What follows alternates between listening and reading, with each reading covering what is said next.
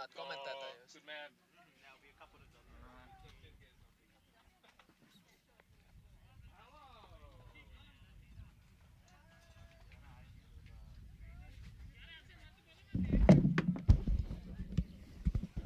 Halo, halo, halo. Es tevi dzirdu? Et kā? Jā. Yes, yes, yes. 1, 2, 3, 4, 5, 6, 7, 8, 9, 10, 11, 12, 13, 14, 15, 16, 17, 18, 19, 20, 21, 22, 23, 24, 25, 26, 27, 28, 29, 30, 31, 32, 33, 34, 35, 36, 37, 38, 39, 40, 41, 42, 43.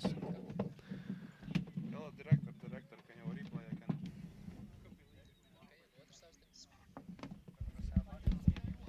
What? Is that what I sound like? Get it from down there. Yeah, I got it. Alright, yeah.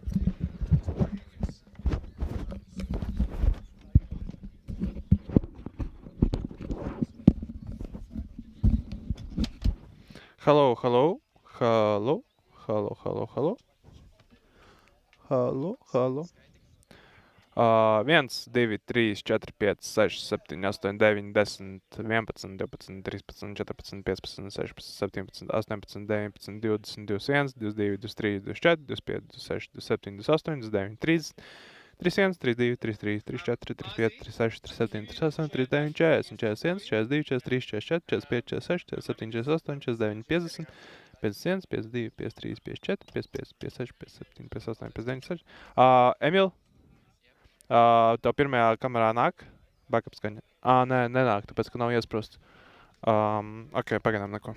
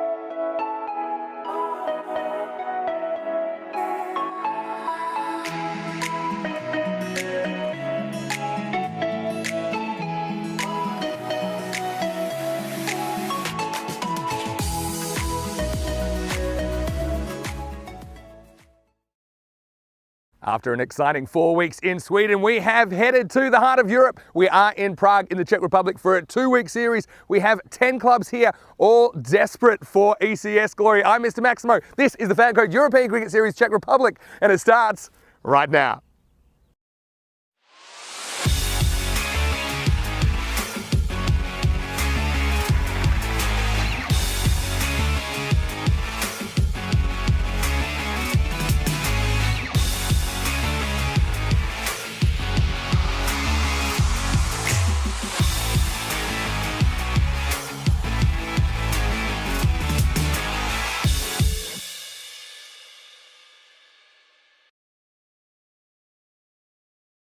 Good morning to you wherever you're watching from around the world. Welcome to another big day in European cricket. Always an exciting day when we hit a new location. We are back in Prague, the capital of the Czech Republic, for a 2-week European cricket series. We were here back in May 2021, so just over a year since we were here in this Vinož ground. It's looking beautiful today, pretty as a picture. We have 4 matches coming your way today on the opening day of action. We're starting with a huge clash really between Bohemian Cricket Club and Prague Cricket Club. Well, these two teams, they've both got some superstars in their lineups. Let's see what happens at the coin toss. The two captains are with the tournament referee, Charles Croucher.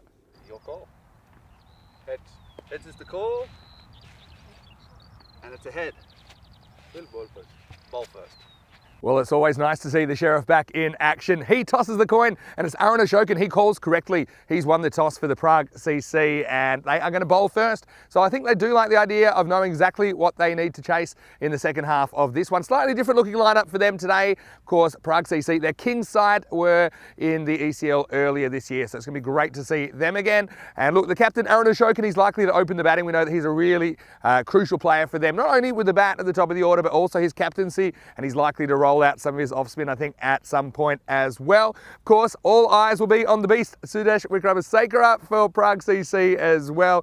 We know that he was very dominant last year. Look, domestically, he does get piles of runs. I think he's going to enjoy these boundaries. They have been brought in a little bit since last year, probably closer to that 50-metre standard that we have in the FanCode European Cricket Series.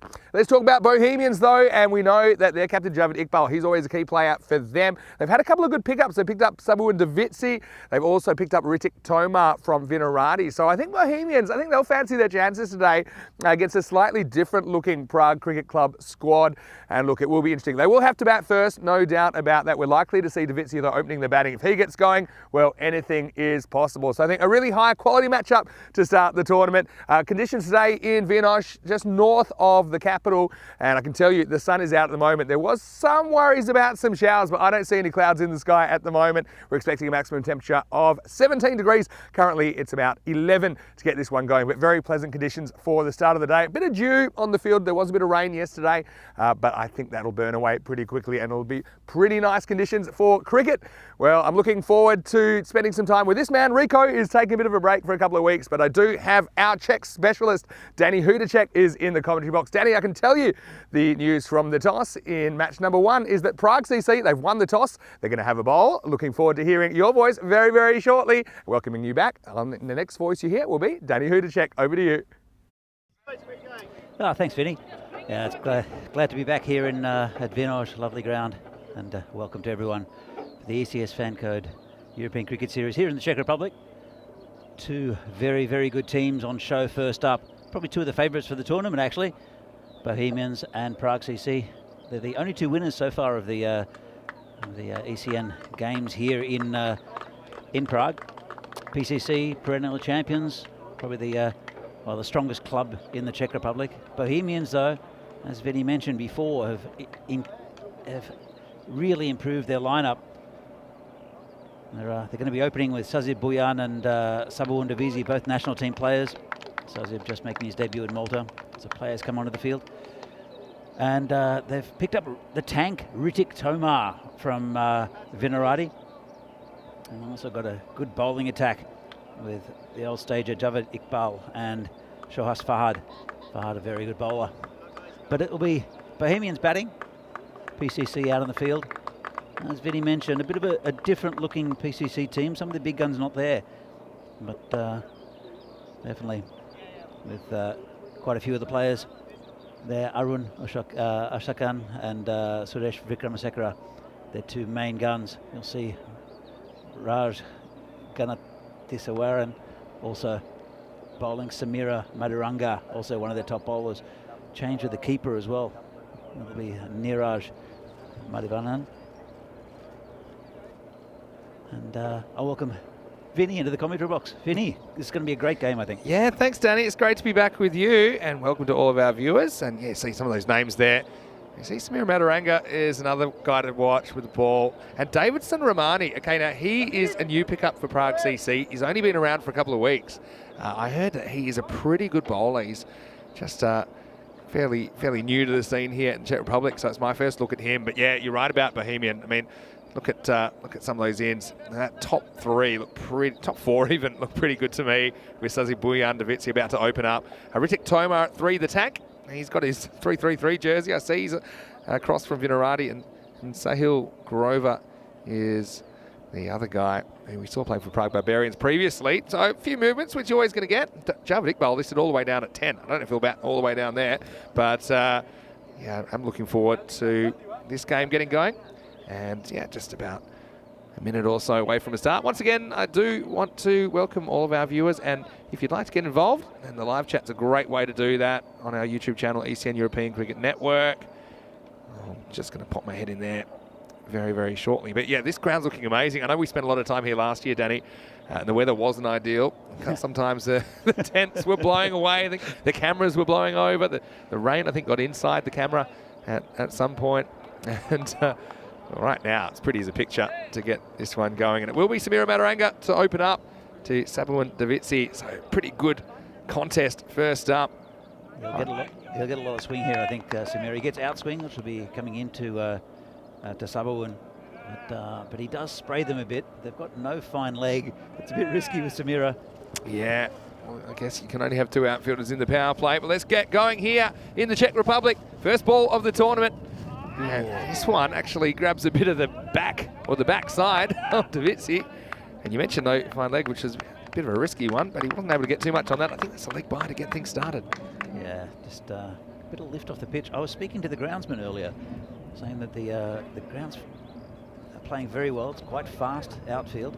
They've got a new mower here, which cuts the grass a little bit shorter. Looks a bit like a bowling green. Yeah, it looks really nice. Looks fast, doesn't it? It does. And the other thing is the boundary's a bit more at the ECS standard now. I think they've come in a fair bit from last year. So we're about 50 metres all the way around. That'll suit some players, and probably mostly batters. But it does also create more chances because batters just have a license to be more aggressive. Sazi Buyan is going to face up now for the first time. Here he is facing Maduranga. Will be called a wide. And just how have you been, Danny? Because I know it's been a while since we've had you on ECN. I think you were in Germany last year with us, but how's everything going in your world? Oh, look, everything's fine. I've got the dogs here. Oki, the commentary dog, who's taken up a spot just near your legs here, looking up at me. Yeah. She knows I'm talking about It's it. nice to have a bit of company in the box. Here's the next ball. Down leg side. It's actually pretty well handled behind the stumps. Yeah, Tali is here as well. Tali, the security dog, she caused a bit of havoc last year, as you remember. Yeah, that's true. But she's calmed down a lot. She's an import from Dubai, and she's getting much better with the European conditions. That's good to hear. They're very friendly dogs. Always looking forward to seeing them. Here's the next ball. Not too much damage on the scoreboard yet. And now there might be, because this one is launched. And well, that might have been 6 last year. Definitely a 6 this year. Maximo time. It's the first one of the Czech Republic, and it comes off the bat of Bojan. Yeah, look, he's been in good form, Sazib. He's just been called up to the national team, had a good tournament in Malta, especially with the ball. But he is a very powerful batsman. And he doesn't die wondering either. He will have a go from ball 1. Yeah, and that's, I think, what we're going to see. Especially in this game, because, I mean, yeah, you've got a lot of good bats, but you also got a lot of good bowlers. I mean, that's a good challenge for them as well to try and find a way. They won't necessarily be able to protect the boundaries as easily as normal on this ground of Minoj. Don't think Samira enjoyed that too much. It's a pretty good ball, though. It's full, it's wide. Just kind of bunted out for 1. So, I mean, PCC, normally they carry the favourites tag. What do you think in this tournament? I mean, they're going to have some challenges along the way, especially it's a pretty strong group, Group A. Yeah, look, I think Bohemians, I think, have got to be one of the favourites with the pickups they've had over this year. Comes in again, just straight back to the bowler. Yeah, look, definitely Bohemians have strengthened. They were strong. They won the first tournament here that we had, which was way back. I think the first actually ECN tournament. It was the ECN Czech Super Series back in 2020, which was took place over 4 weekends. This is straight down the ground. Fielder is coming around. He's not going to get this. It's going to be 6 more. Maximo Bouyan gets a couple away in the first over. And that one takes the score up to 15. Yeah, look, you can see where PCC know where he's going to hit because there's Sudesh here straight. And another man around. I think it could be Smith Patel. Both on the boundary. One at cow corner, one straight. So they know exactly where he's going to hit, but he's just hitting over them. Yeah, well, you can back yourself to do that a bit more. Now the boundary's been probably, say, 5 metres or so. This is on a length and turned away. It'll be the last ball of the first over. So a pretty good one for Bohemians. They are 16 without loss. Yeah, but yeah, you go all the way back to 2020. And it was a bit of a surprise win at that stage, wasn't it? Bohemians getting up. That was a series, like I say, I think there were 12 teams that took part for every weekend and then a final series. But yeah, they do look a good outfit here. Yeah, look, they've, I think, as I said, PCC are not really at full strength. That might change if, during the week. I'm not sure if it's just to do with availability. They have got a strong squad. Yeah. But I'd say Bohemians, look, on paper at least, have to be one of the favourites. I think Brno will be very strong. As well next week. But they're the three. I think they're the 3 top runners in this tournament. Vinarati again will be there or thereabouts. They're a very well-drilled outfit. And there are a couple of new teams to see. Also, United are here. Yeah, so United, the Golden Ball specialists. And going back to last year, they were involved in 2 Golden Balls. That was very, very memorable. We haven't actually had one in a while, Danny. We go all the way back to the 31st of March when we had our last Golden Balls. I've been waiting a while. Second over is going to be bowled by Sudesh, the Beast, Wickramasekara. It's a player we know very well on ECN. And I'm sure he'll enjoy being out there once again. So yeah, PCC probably missing a couple, but they're not missing the Beast. He is there and he's ready for action on the second over. He is almost going to take a wicket first ball. Oh, and that's Dhanathi Swaran, who actually does pretty well to get a hand to that. He had to kind of back and go to his right quickly. And would have been an outstanding catch to be the first one of the tournament. Absolutely. Yeah, Raj, he's a good player, Raj. He's been around for a long time. He was a part of the national setup for a long time. Good fast bowler until he did his knee.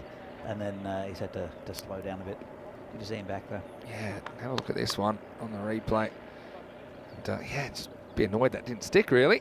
So Davitsi on strike after the single, and he punches this one square of the wicket. Fielder is coming around, and pretty good effort, but he's not going to be able to cut this off.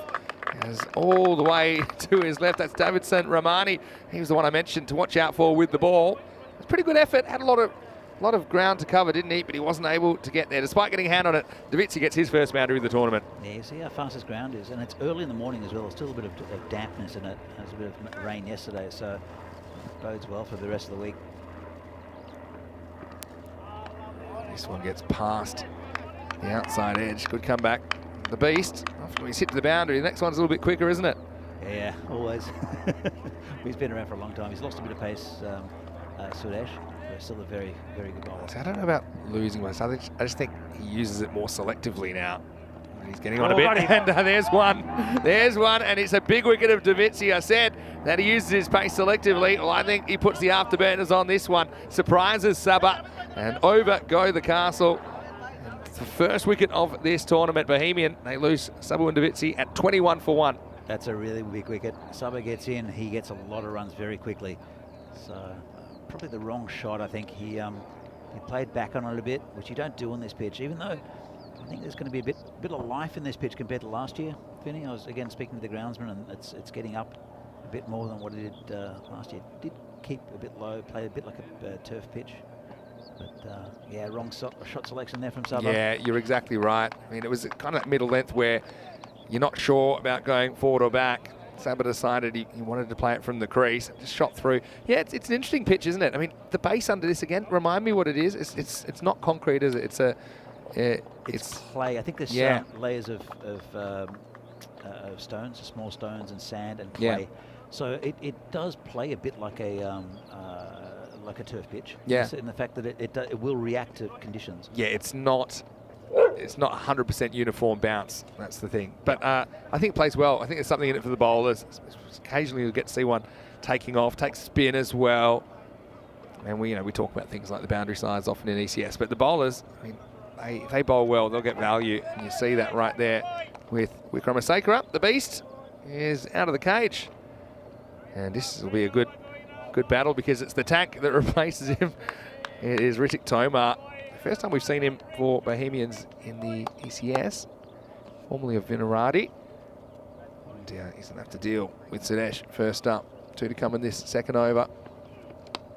Pretty good ball. It's on the stumps, decides to turn it away, and it jumps over it. Don't know about this.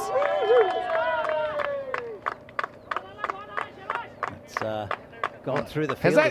It's gone for 5, has it? Has gone I for didn't 5. even realise that it had gone for 5. I was wondering what all the commotion was about. And it would tell you what, it was a supersonic throw, wasn't it? So that'll be the first runs of the series for the tank. You have a look here. I was concerned, thinking, was it going to be out or not? Because the batter made the decision to try and jump over the ball. And yeah, it'll be 5 runs. That's one way to get off the mark. I'll tell you what, I don't think the skipper will be very happy with Ahmad there, number 100. He just didn't get down to the ball. It was rolling to him, and just didn't get down to it. Must admit, I completely missed that. I was already thinking about whether it would have been out or not. I didn't realise the ball had left the arena. So it will be the end of the over. The score at the end of 2 is 27 for 1. So, I mean, the format here in the Czech Republic, we have 5 teams playing Group A. They'll play Monday, Tuesday, Wednesday, Thursday, and Friday. Have Group B teams playing Saturday.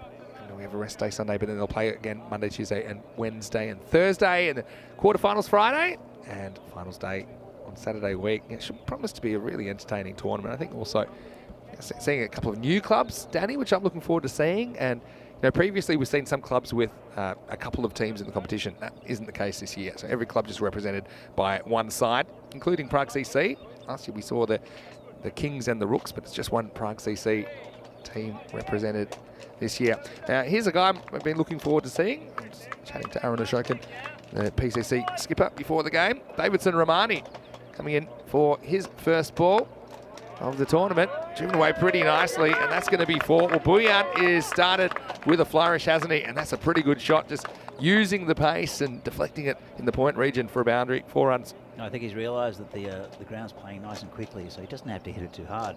He'll still have a man back there for his shot over long on. But yeah, the ground's looking lovely. There's going to be a lot of runs in this tournament. Yeah, I think so. High scoring. Also means anything's possible. This one's a bit quicker, I think. A bit straighter. It's knocked away, no run. So, is this your first look at Romani with the ball? It is. There are going to be quite a few players this next 2 weeks that I haven't seen live that just come to the country or studying or come here for work. So it'll be very interesting. A lot of players I know, of course. A lot of players I've coached, but yeah, it's good to see.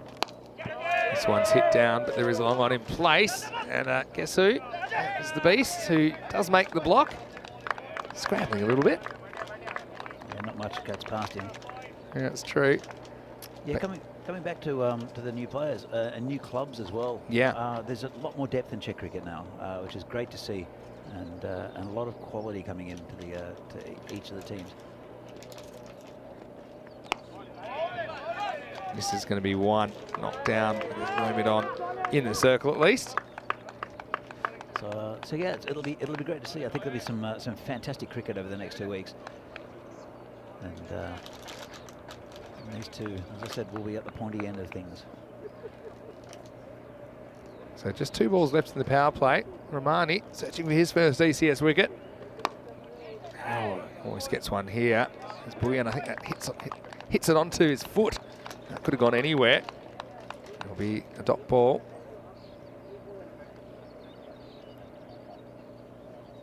I've been impressed so far with the Romani. Right on the spot. Good pace too. Yeah, it's bustling through the crease, isn't it? So just 1 more ball in the power play now. Nice. Driven but no run. So pretty good over from Romani. Went for a boundary first ball, but not too much given away after that. 6 come off it at the end of the power play. It is 33 for 1. Vinny Sandu here, Mr. Maximo, alongside Danny Hudacek, and I hope you're enjoying the action. I'm just popping my head into the live chat to see that Ivan is watching, I think, from the UK. Said fairly quick bowling from Romani. Good over. Yeah, it was good over, I think. I got told to watch out for him. And also, I'm going to say hello to James Stewart and to Neville as well. He has to work on a few things Monday mornings. But, yeah, it's great to have you with us. And, yeah, looking forward to this tournament. Czech Republic was the first cricket we had after the lockdown. Was among the first cricket we had after the lockdown in June. So always, I think for our ECN viewers, it's nice to come back here and check out this ground. I noticed that the flowers in the background, they're not yellow this time. Is it because it's a bit later in the year? No, I think they Is it just the weather? I think they rotate the crops, so I don't think we're getting yellow flowers. I don't know what colour they're going to be this year. Yeah, I was going to say. Anyway, new over begins, and it's Lakshmi Narayanan Selvan. This one really doesn't take off, and this is what we were talking about. This pitch, there is a bit of variable bounce. This one doesn't bounce really at all. No, I think you play back at your own peril with this pitch. You've got to get on the front foot, but then the odd one will kick. Yeah. So you've got to be very watchful. But as I said, it plays like a bit like a turf pitch. Yeah, I like that. Oh, this is on the leg stump, and it's going to go the journey. That's a big hit. Maximo! 6 runs, and that's what's going to happen if you bowl badly, if you bowl a bad ball, I should say. And most of them are going to disappear. And the Tank, oh, he loves to hit 6s, doesn't he? Yeah, the Tank was in good form in Malta for that T20I games, and it's good to see because when he's in full flight, he's very, very dangerous. Yeah, it was really well timed. And that's the thing, you can kind of time the ball out of the ground. I think conditions pretty friendly for batting. One does bounce a bit more, gets past the Tank. He's moved to 12 in pretty quick time. Hasn't had a lot of the strikes since he's been out there. There's no great pace on it, but he dug it in a bit and it did get up.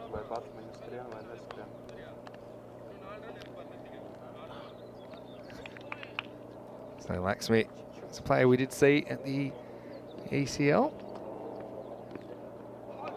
ECL, of course, Champions League of European Cricket, where just the champion club of a country takes part. PCC were represented. Played pretty well, even though they didn't make it all the way through to the finals day. They certainly had some good performances. A good win over Switzerland along the way. Switzerland's champion club, Alton.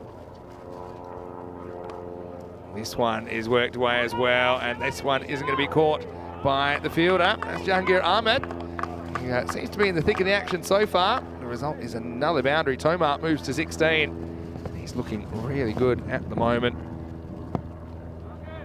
So PCC chasing a bit of leather so far. Just a big wicket of Davitsi, but I mentioned it's a fairly strong top 4. So it's not just Davitsi, which is the threat for them, as you're seeing right now. This one could be close. Well, it's a matter of height. Also be the end of the over. And the score at the end of it is 43 for 1. And so 4 overs have elapsed. I mean, who do you think's ahead at the moment? I think it's pretty even, if you ask me. Because, yeah, 10.75 and over. I feel like with these two teams, 100's not safe. You know, I think probably 120 plus will take some chasing. At the moment, they're on 107 pace. But yeah, I think it's all about taking these key wickets. If you get through Buyan and Tomar, and probably Sahil Grover's the other one that's a real threat. It's a matter of which team I think can actually remove the dangerous players quicker in this game, because they are two strong teams. I think you're very right, Vinny. Look, Sabu and Divisi can get anything on this ground, and they got him early, but these two are key now. Sazib, Buyan looking very, very good, as is Riddick Tomar, the tank. But Sahil Grover's a good batsman as well. Going to bowl out Romani here in the 5th. Coming around the wicket now. Wraps him on the pad. No chance for an LBW. Yeah, both his batters going a pretty good strike rate.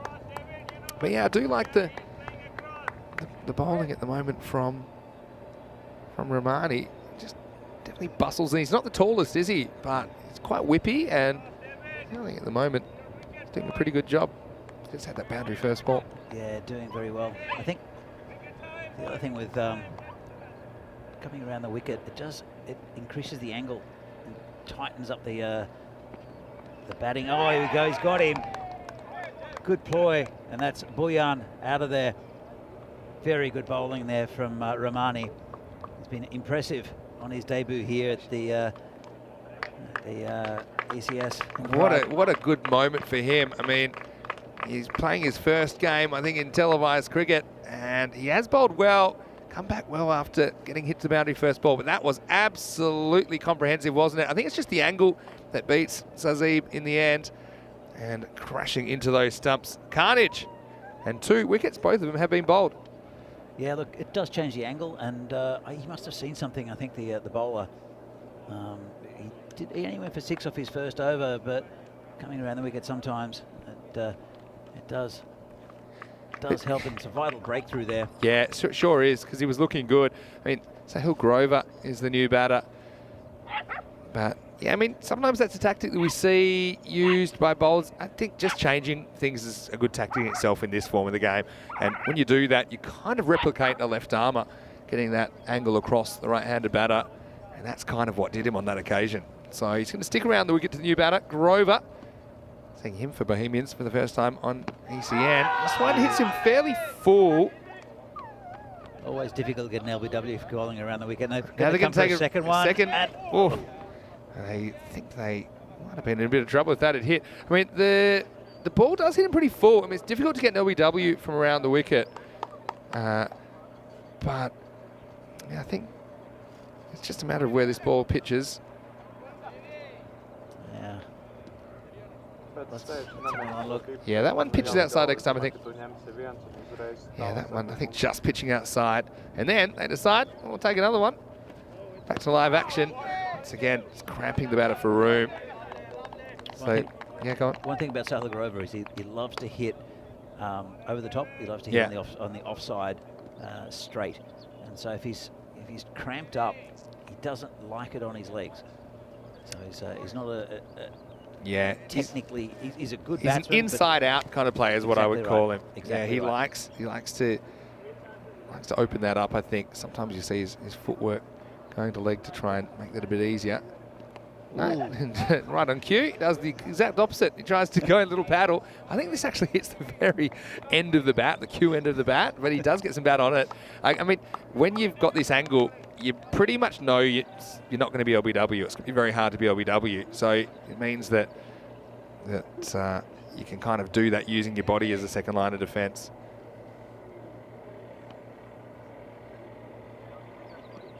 Here comes Romani again. This one is pretty full. Got the fine leg in the circle. Clean up. And this will be the end of another over. So Bohemians just quietened slightly with that wicket. It was a successful over for Romani. Fantastic way to get his first wicket as well, as he cleaned up Buyan. Davidson Romani. He ends up with a pretty good over there in the end. I mean, there were 2 leg byes plus 2 runs off it, so 4 in total. Does pick up the wicket. Halfway through the first innings of this tournament, it's 47 for 2. Yeah, it's very evenly poised. You asked me who was ahead, and I think now PCC with that big wicket just edged ahead, but it's very well balanced. And as I mentioned before, I don't think PCC are at full strength. but they're a club that forever have eked out results. So this is going to be a very, very tight game, and it has been so far.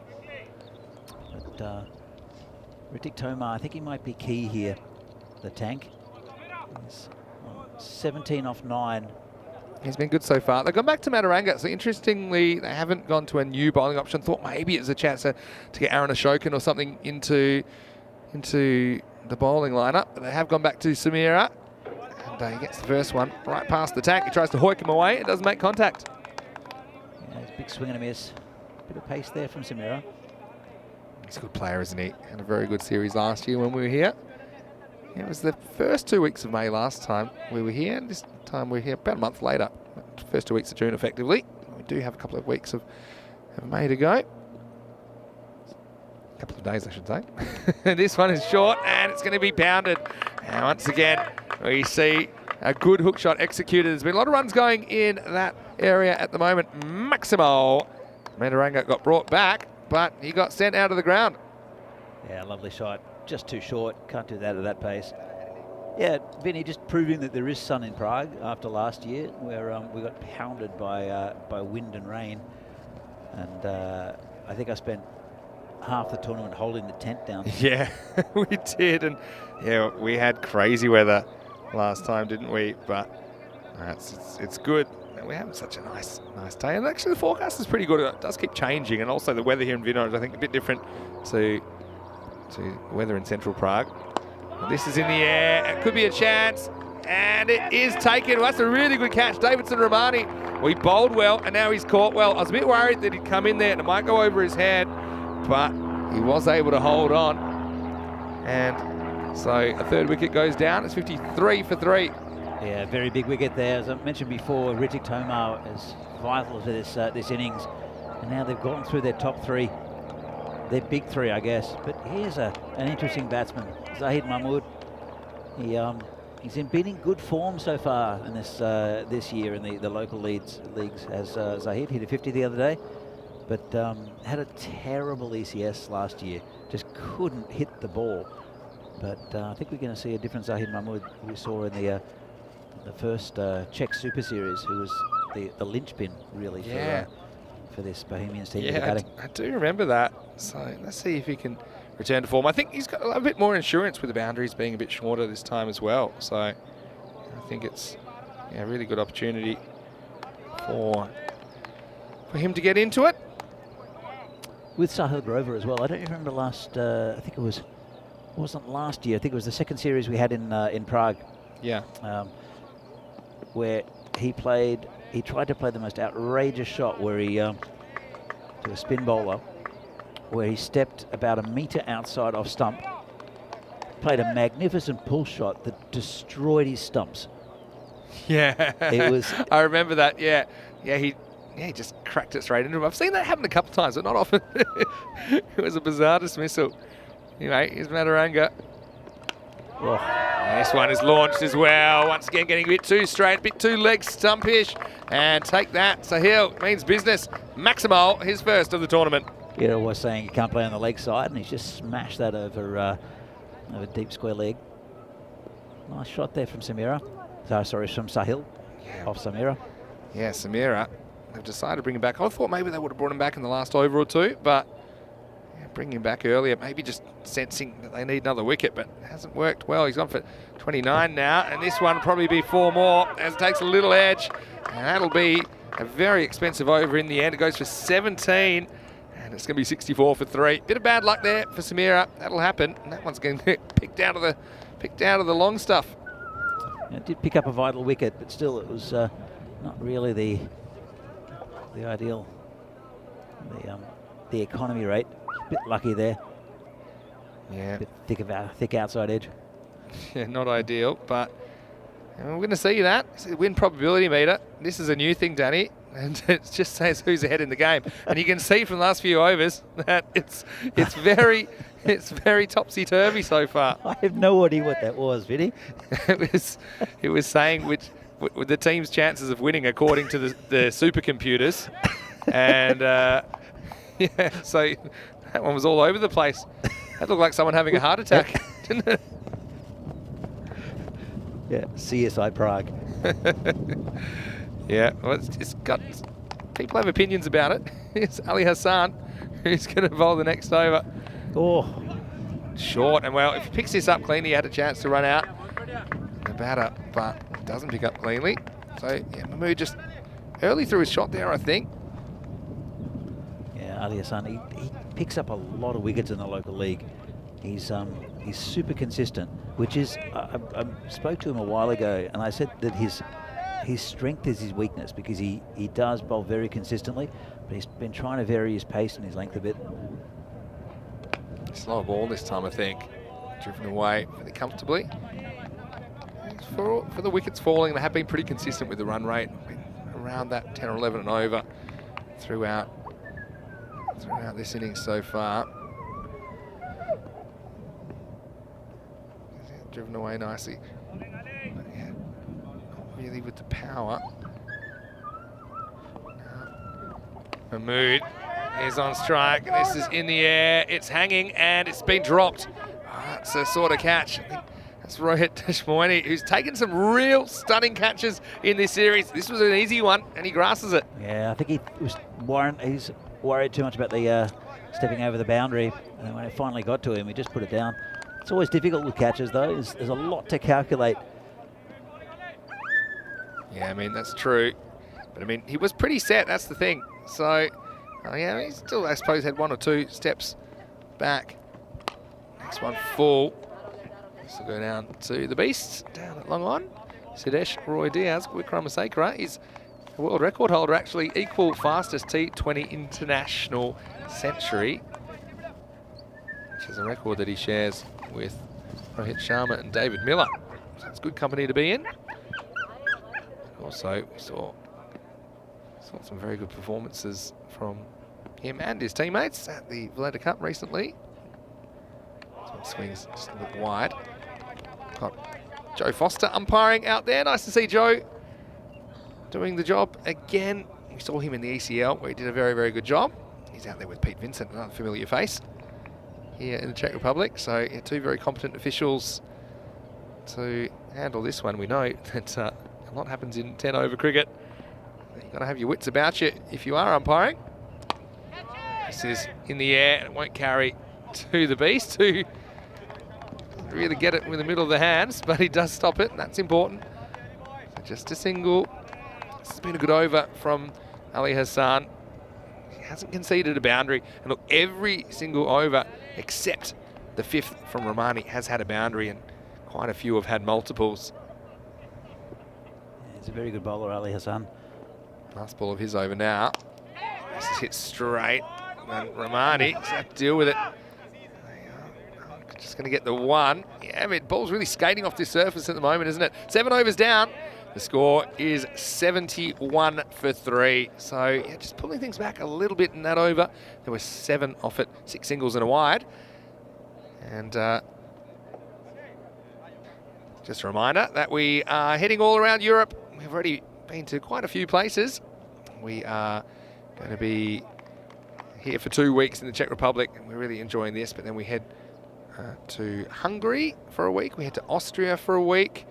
And then something I'm looking forward to, the Italy leg of things, and that's going to be really exciting. It's 5 weeks in Italy, a bit like last year with different locations, but we'll have the Super Series at the end of it this time, and the winner of the Super Series actually is going to be the ECL club for Italy. So it's going to be a real adventure through the Italian summer before we head to Germany in August. Here's the Beast coming back.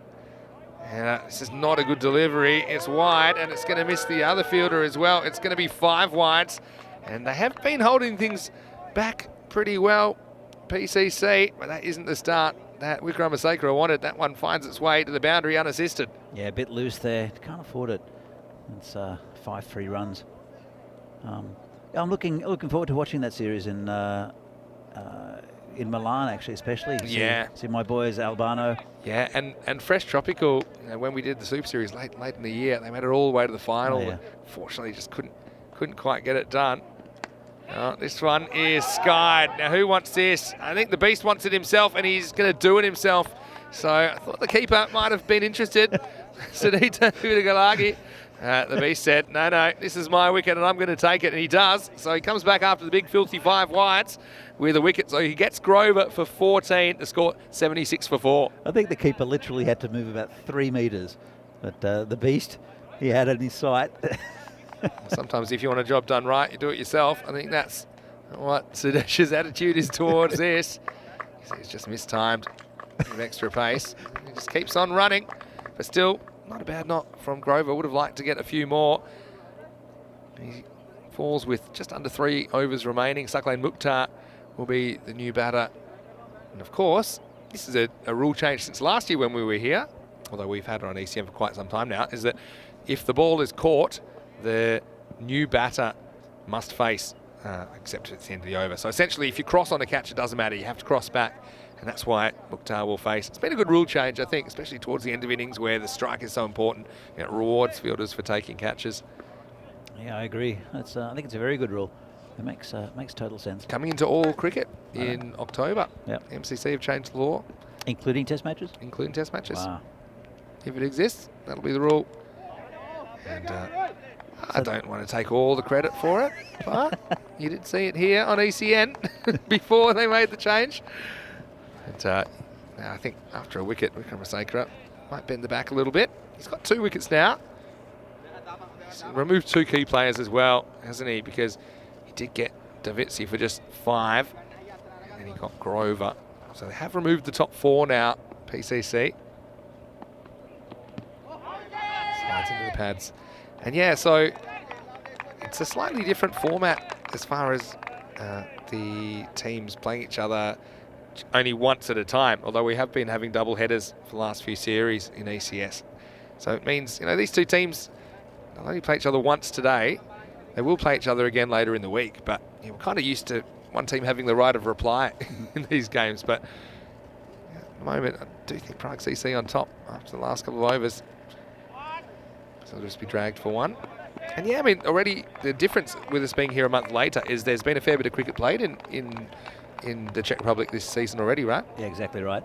And there have been some good performances as well.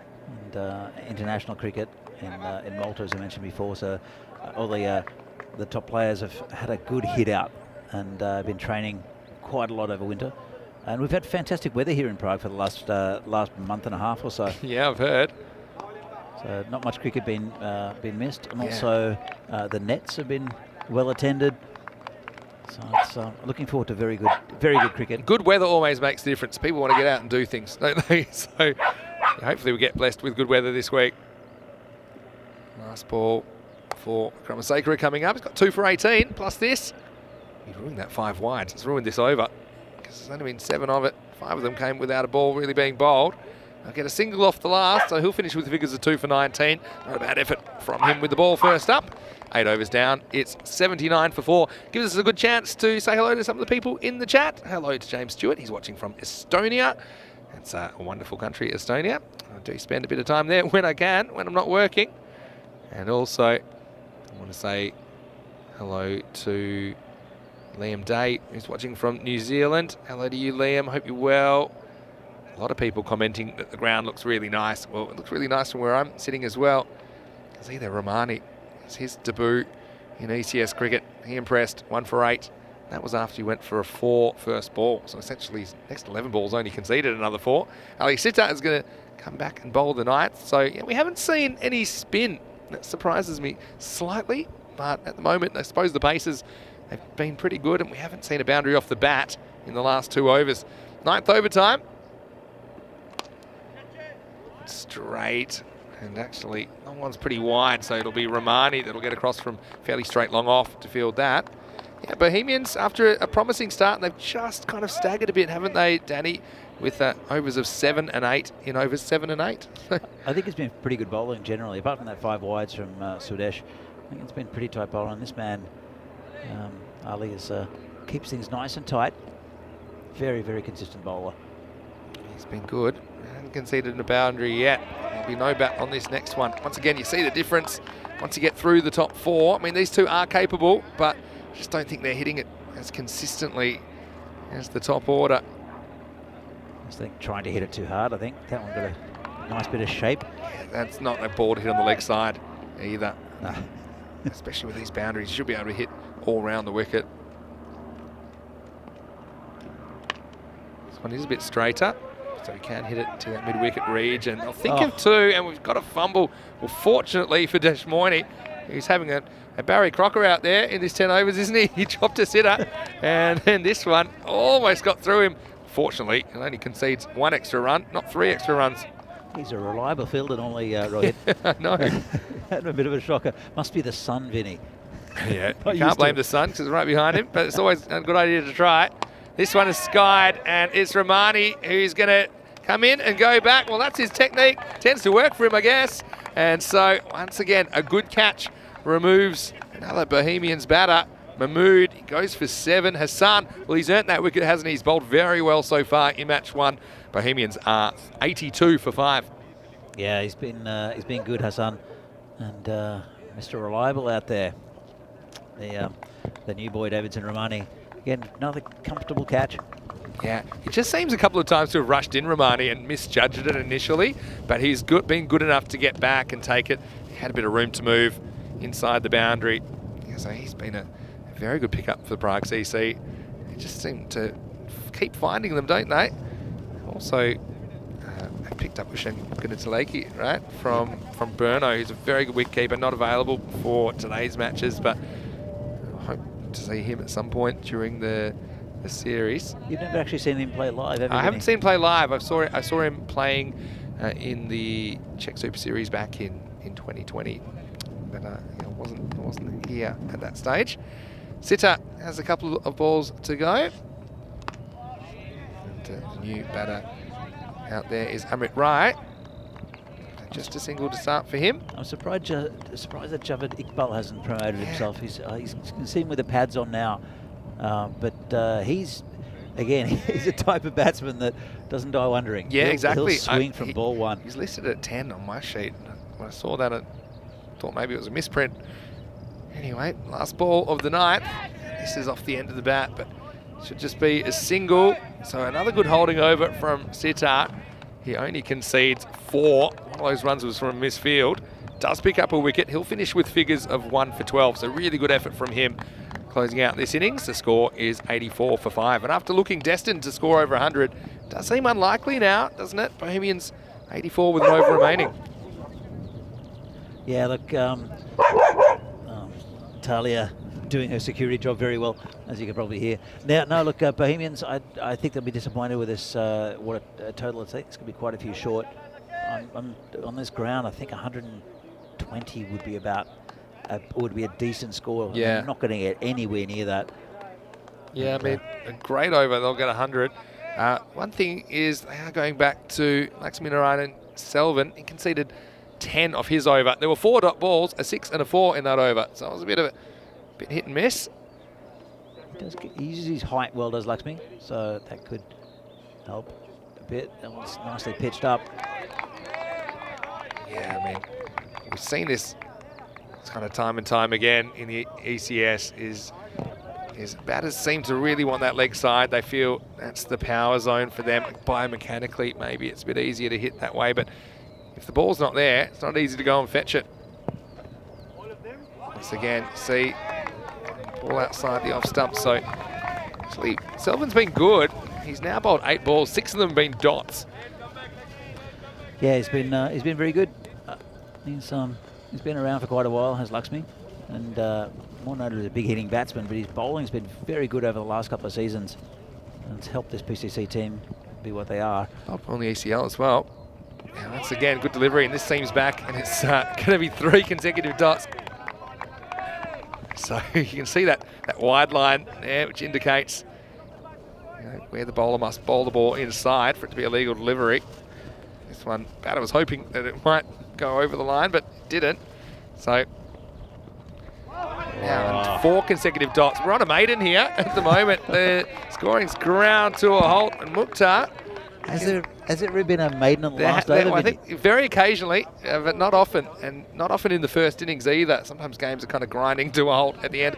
But what I would say is he's kind of committed to this plan, Mukhtar, now, so he's got to keep swinging. 5th chance. It needs to be a wide now, so he's ruined it. But still, we haven't had bat meet ball in the 10th. It's Pete Vincent. getting it absolutely right. But it just shows you, though, I mean, especially the middle and lower order, bowling a good line outside the off stump is key. On the walk, we'll have our 5th swing and a miss of the over. Well, I guess they weren't all swung at, but still, we haven't heard leather on Willow as yet. Really done a good job of holding. After Mataranga's over in the 6th, they were 64 for 3 off 6, and so it seemed like they're getting over 100 since then. We've had 7, 8, 5, and just one in this over. It was a wide, and here's the last ball. It's going to be another swing and a miss. They might as well run a by, and they're going to get away with it. And they might try for a second. Again, just a bit of inexperience there to not go straight away, but they do get away with it. So just a wide and a by off the last over, as Matt doesn't meet ball, and they're going to finish with a score of 86 for 5 off their 10 overs. That's a really good holding job, I think, by Prague CC. They did what they needed to do. They got rid of the top 4, and the batters below that just struggled to get going. I think they'll fancy their chances of chasing this score of 87. Yeah, I think you're right there, Vinny. It's just not enough runs. As I mentioned before, I think these are the 2 of the best teams in the competition. And really, Bohemians, first team out batting, just not really up to scratch.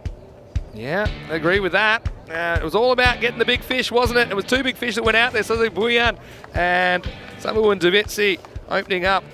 And, well, early on, we saw a little bit of carnage, didn't we? 2 sixes in the first over. Buyan, his bat was hot from the get-go. And, well, they needed someone to step up after his first over. And, well, yeah, Sudesh Wickramasinghe, not a bad choice to bowl the second, but there was all sorts going on. This is a nice shot by Davitsi. It went to the boundary, and then he knew the beast. He didn't like that, so he had something in store, and this was it as he went straight through Saba, who just kind of rolled his eyes at that one. He had to go. Just 5. I'm sure we'll see him put up some big scores at some point in this tournament, but not on that occasion. And this was an interesting one, wasn't it? That went for 1, and in the end, we saw something a bit unusual with a 5 in this over as well. But I got to say, this guy Ramani was pretty good, wasn't he? Went for a boundary first ball, but bowled really tightly after that. Yeah, I think he really changed the emphasis of his innings, did Ramani, and some good bowling at the end of the innings. A couple of big wickets there for Sudesh, but and Ali Hassan as well. Yeah, keeping things nice and tight. Lakshmi Sullivan in his last over as well, but it's just didn't really work out at all for Bohemians. Here's coming around the wicket, taking the big wicket of Sazid Buyan, is Davidson Ramani. Yeah, because Buyan seemed to be on. I mean, of all the batters, I think he's the one that hit the ball most consistently well. So that was a big one. And then Ramani stepping up in the field as well with a couple of good catches. And yeah, I think, we had the odd moment where they burst out. But I think when it comes down to it, they might rue the fact that they weren't actually able to score a boundary from the 7th over onwards. So that was a big deal, if you like, as we saw Wickramasinghe doing his own work there, the court and bowled. And ultimately, there wasn't too much on the scoreboard after that, as they staggered along to 86 for 5, and gives us a chance to look at the scorecards. And Buyan 20 off 14 opening up. Saba went early after hitting 1 nice boundary. 23 for Ritik Tomar turned out to be the top score for the Bohemians in this innings. 14 for Grover.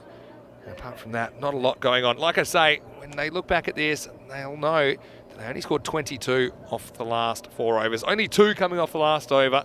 I think that's put the PCC guys in a better position. Matarang was a little bit expensive, wasn't he? 1 for 33, 2 for 19 for Wickramasinghe was amongst the wickets. For me, Ramani is probably the best of the bowlers, only conceding 8. And also, don't take anything away from Hassan, that only went for 12. And Selvin, after a little bit of an expensive first over, went for 10.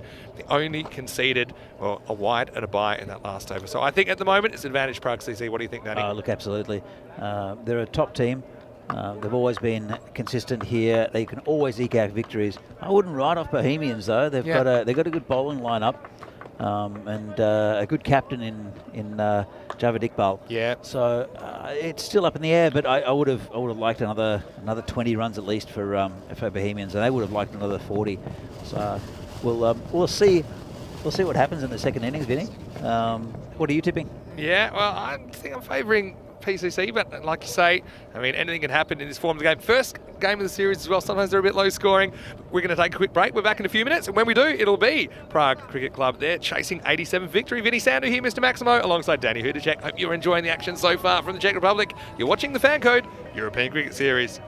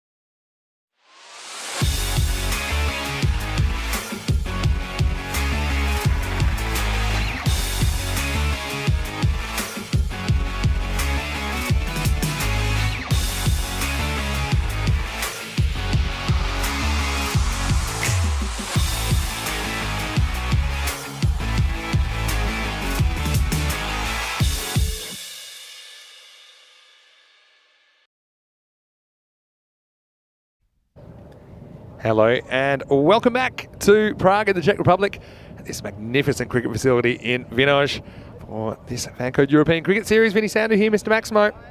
Alongside me is Danny Hudacek. And Danny, we've seen the first innings of the tournament, haven't we? It was Prague CC in this one against Bohemians, and Prague CC winning the toss, electing to bowl. Bohemians have 86 runs on the board. Looks a bit light on to me, but of course they do have the runs on the board. Anything can happen. We're about to see some of the players we really enjoy watching on ECN for Prague CC. It does look like they're going to open up with the beast, Sudesh Wickramasinghe. I do think they've sent Raj out there, Nanatheswaran, who's facing up. Oh, this one shoots close through. I think there's a bit of bat in this one, but yeah, it should be an interesting chase. Yeah, I think so. It's business as usual, I think, for PCC. They're the top club in the country, and they've done very well in the first innings. Good start there for Javad Iqbal, though. He's been a good bowler. I think if there was no bat in that, I think he was plumb, Yeah, Vinny. kind of kept down a little bit, but I think there was a little under edge on that. It's just what it seemed like. Want to say hello to Mandrake, who's joined us in the chat. Hello to you. Hope you're well.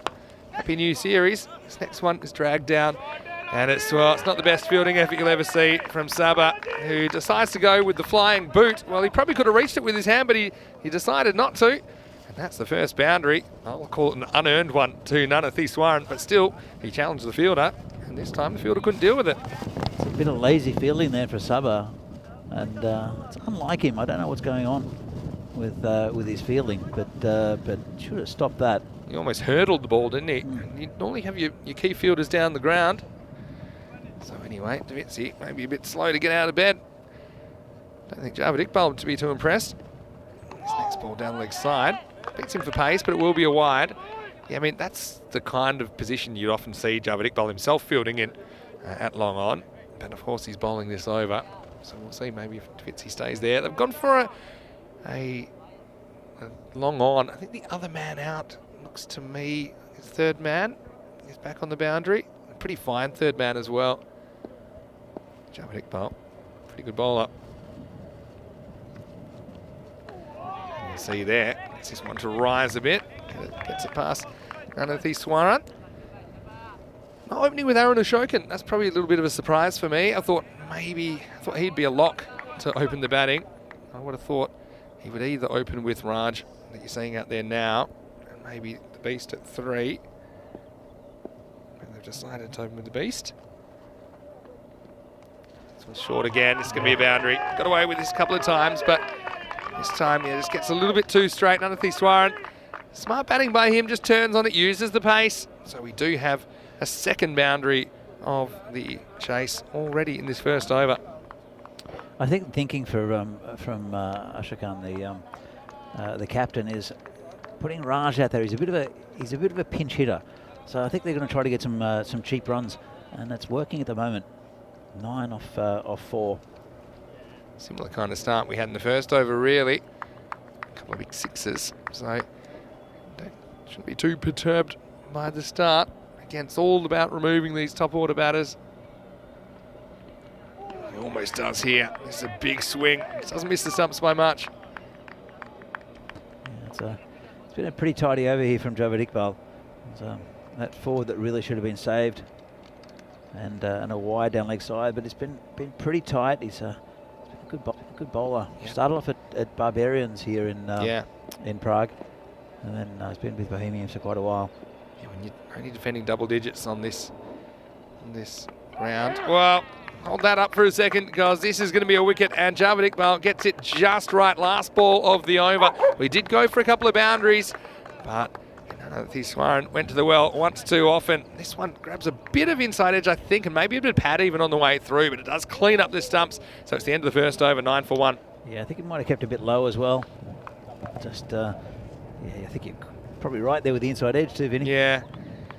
I think it's just straight inside edge onto stumps in the end. I thought maybe it flicked the pad on the way through, possibly, but yeah, I was going to say, you don't want to give away too many runs in the field when you're only defending double digits. I don't think defending sub 100 scores is going to be particularly easy in this series compared to last time where we saw kind of 80, kind of held up a bit better. But if you are going to do it, you do need to get the big wickets. This will bring Aaron Ashokan, the captain, to the crease. He'll go to the non-striker's end because it's the end of the over. And we're going to have the tank, Ritik Tomar. I do like that he's new to the Bohemians club, but he does have the tank top. Already. It is a tank top. And his famous number 333 on there. That'll be a good contest between these two. As Vinny, I'm a big fan of proper batting, even in this format. When we've got a pitch that's a little bit uneven, it'll bounce a bit, it'll keep a little bit low. You need good technique, and that's not what Raj showed with that last big swing and a miss. So we'll get to see Wickramasinghe for the first time. We've got the tank versus the beast. It's the reverse matchup. We saw it in the first innings. But, yeah, I mean, this is the key partnership. Normally is, isn't it, for PCC with these two, especially in this form of the game. Yeah, it has been for years, Vinny. It's one of these two guys that always saves them. Here comes the tank to the beast, who smashes it towards us, and that's just bounced inside the line. It's going to hit my dog. I think it's actually gone all the way. It's come towards us, but I actually think this is 6, and it's been called, so it is Maximo time. And what a way for Siddhesh Wickramasinghe to get off the mark. See, this off the bat was absolutely tattooed. They had the mid-off up in the circle. And so, yeah, it's a pretty authoritative way to get off the mark. As he must have brought the anti-tank artillery. He's he can bowl a bit straight, can Tanky. So we've got 2 men back on the boundary. It's gone square. Chance for a run out. Not It's out. okay, I think. Yeah, he went straight away there, I think, Ashokan, and that's why he gets there. Yeah, often if you do go straight away, it's pretty hard to run you out, even from the circle, if you're backing up and sliding in. So, He's a big man, Arun, but he runs very well between wickets. He's actually pretty quick. And these two, they know each other's batting inside out. yeah, see, just gets there in the end. Next ball is the first for Ashokan. Oh, is this gone? It certainly went a long way. In fact, he's walked. So Aaron Ashokan gets a real peach from the tank first up, grabs a little outside edge, and well taken behind the stumps as well by Sahil Grover. That was motoring. And Ashokan, well, credit to him as well. He didn't wait for the umpire's decision. He knew he nicked it. He went straight away. So a big wicket. Ashokan goes first ball. It's 16 for 2. That's a huge wicket. I think, as I mentioned, Raj is coming as a pinch hitter in the opening, but Aaron Ashokan, he would have liked to have stayed there for most of the innings. It's going to make it a lot more difficult now for PCC with one of their top guns out. Yeah, you see it, definite edge on it, and Ashokan, he trots off. Yeah, good on him as well. You don't see too much of that in the modern game. And so, that's another big fish gone. And within the power play, we'll get to see Jahangir Ahmad, who is going to come out at number 4. So, I mean, they do have a long batting line, we know that, but again, the pressure of the chase, and again, the first game of the series as well. The beast makes it even more important now that he stays around. He's just faced the 3 balls so far. He's sent one of them out of the ground. Here's Ahmad up there for the first time, and he gets a similar kind of delivery. He's not good enough to nick this one. It's good bowling here from Ritik Tomar. I think Javed Iqbal had a bit of a chat to him after he got hit for the straight down the ground for 6 from the beast, and he's picked his bowling up very nice, just short of a length, bit of shape. But I think now if they can get the beast out sometime in the next couple of overs, yeah, I think Bohemians are dead certs for this game. Well, big call. Big wicket though. Ooh. He's really getting the ball to swing, but he's doing it with some accuracy. Ritik Tomar at the moment. That's a really good first over from him. Concedes 7, but picks up a big wicket. Ashokan, who went first ball after 2 overs. The score is 16 for 2. Yeah, I'd probably go as far as to say if they can get Siddhesh before the halfway point in this chase, so let's say before 45 are on the board, and I think they'll be in pretty good shape. That's what makes this game so exciting. I mean, people talking a lot about the boundaries, they have been brought in a lot. I don't think we've ever seen them this short here, but You just look at the score on the board. I mean, 86 on the board right now. We see 2 early wickets. So I think it also encourages batters to be hyper-attacking. It does create wickets, so it can be counterintuitive, but sometimes you can get lower scores when the boundaries are brought in as well. All right, it's going to be Shahas Farhad to bowl the next over. There's been some really accurate bowling in the last couple of overs. We in the first Super Series here, Bohemians won on their bowling, and this man and also Sazid Bhuyan were their 2 key bowlers. Yeah, he is fantastic. So let's beat the beast that one. I think it angled it in and shot away from the bat. Yeah. See, this one another just ball. comes in this time. But yeah, last over the power play as well. So this is also important, isn't it? Because only the 2 outfielders guarding the boundary. Yes, Sazid Bhuyan, another very good bowler. We haven't seen him yet in this innings. He'll keep things nice and tight. Nothing spectacular. Sometimes comes around the wicket. But Sazid Bhuyan, he'll tighten things up a bit like what David Sidramani did for PCC. Good contest here. Next one goes past the bat. So pretty good bowling. I wonder how they'll approach this as well. I mean, do they try and go very aggressively in the first half of the innings and do most of the work there, or maybe they're a bit more conservative? Are they just happy to go at the kind of 9 and over rate?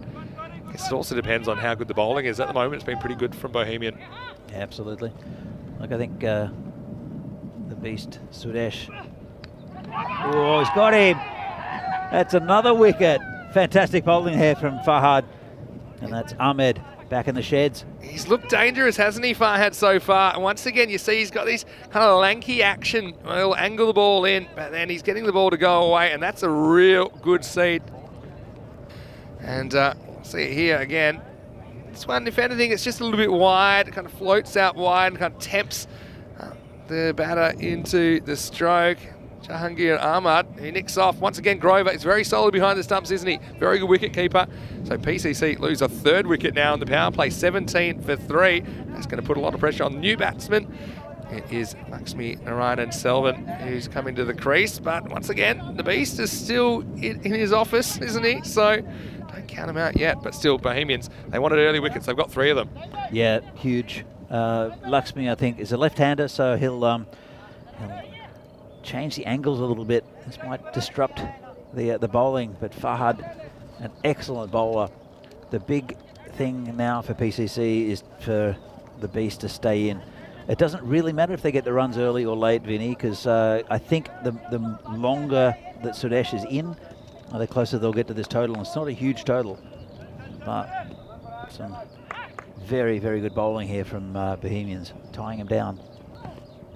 Oh, left-hander now. He's out there in Selvin. He nicks his first one and it's fielded, but he had no idea where this went after it hit him. Have a look at this. And this is a very interesting bit of fielding. It was, I mean, what you can say is at least he did stop it. But what happened next? I don't think the fielder had any idea at all. Whoop, there it is. No, it's gone. Yeah. That's Saleh Mukhtar, who he just had a bit of the ring of rosies about that. And still, very good power play. Not just the 3 wickets, but the fact they've kept it so quiet. 18 on the board with the ball to go. This is only going to be the 6th ball that Wickramasinghe faces in the power play, so he hasn't had much of the strike at all. He's going to just deflect this away. Slight misfield. Might come back for 2 on the misfield, and they will. I wouldn't have been rushing back because it means that it will be Selvin who's on strike to start the 4th over. As it is, it's 20 for 3 after 3 overs. Pretty good over that, wasn't it, from Farhad? He bowled some testing deliveries. He only went for 4 in that over. Yeah, good over. And as I said, they're a very strong bowling team, I think, Bohemians. Not sure who else they'll use. They'll definitely use Sazid Bhuyan. Sabu Undivizi might have a bowl as well. Yeah, I mean, they definitely got options. And here you go. This is actually one of the strangest ones of these we've ever seen. But the PCC chances of winning the game is that gold line there. At the moment, it's down to 31%, according to the supercomputers.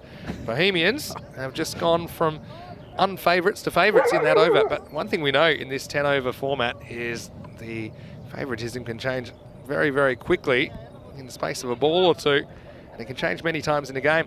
Tomar is going to bowl the 4th over, so they've decided to bowl him out. I probably think that's a good decision. I think you've got options to bowl later anyway. In this innings so far, we've had overs of 9, 7 and 4. Ritik Tomar bowled the 2nd over, they went for 7. I think it's a very good move from the skipper. He captains his team very well, does Javed Iqbal, and definitely the right move after the last over. And he's getting a bit of movement as well. Yeah, as long as it's working, I'd stick with the bowlers that are on at the moment. So, assuming this over goes okay, you've got Farhad, I think, to come back in the 5th, and then maybe look for some other options, like a Sabu Ndavitsi, for example. So, see Buyan, they're the 2 obvious ones. And then you've always got Iqbal to come back for his 2nd over at some point. So, yeah, very consistent bowling lineup. Well, this is not a good ball, though, from the tag, and they're going to take an extra, so it will be 2 runs. He's decided to go around the wicket straight away to the left-hander, Selvin. I'm not so sure about that. I think he does get movement in anyway, so I'd rather see him push him across it and try and bring it back, but losing that first one down the leg side is always a risk to the left-hander. Yeah, it does. These pesky left-handers, they always come in the middle of the innings and change bowlers' lines, but didn't adjust there all the tank. As bowling to the beast, this should be interesting. This will be a big wicket if you can get him. Oh, takes a nice ball outside off stump.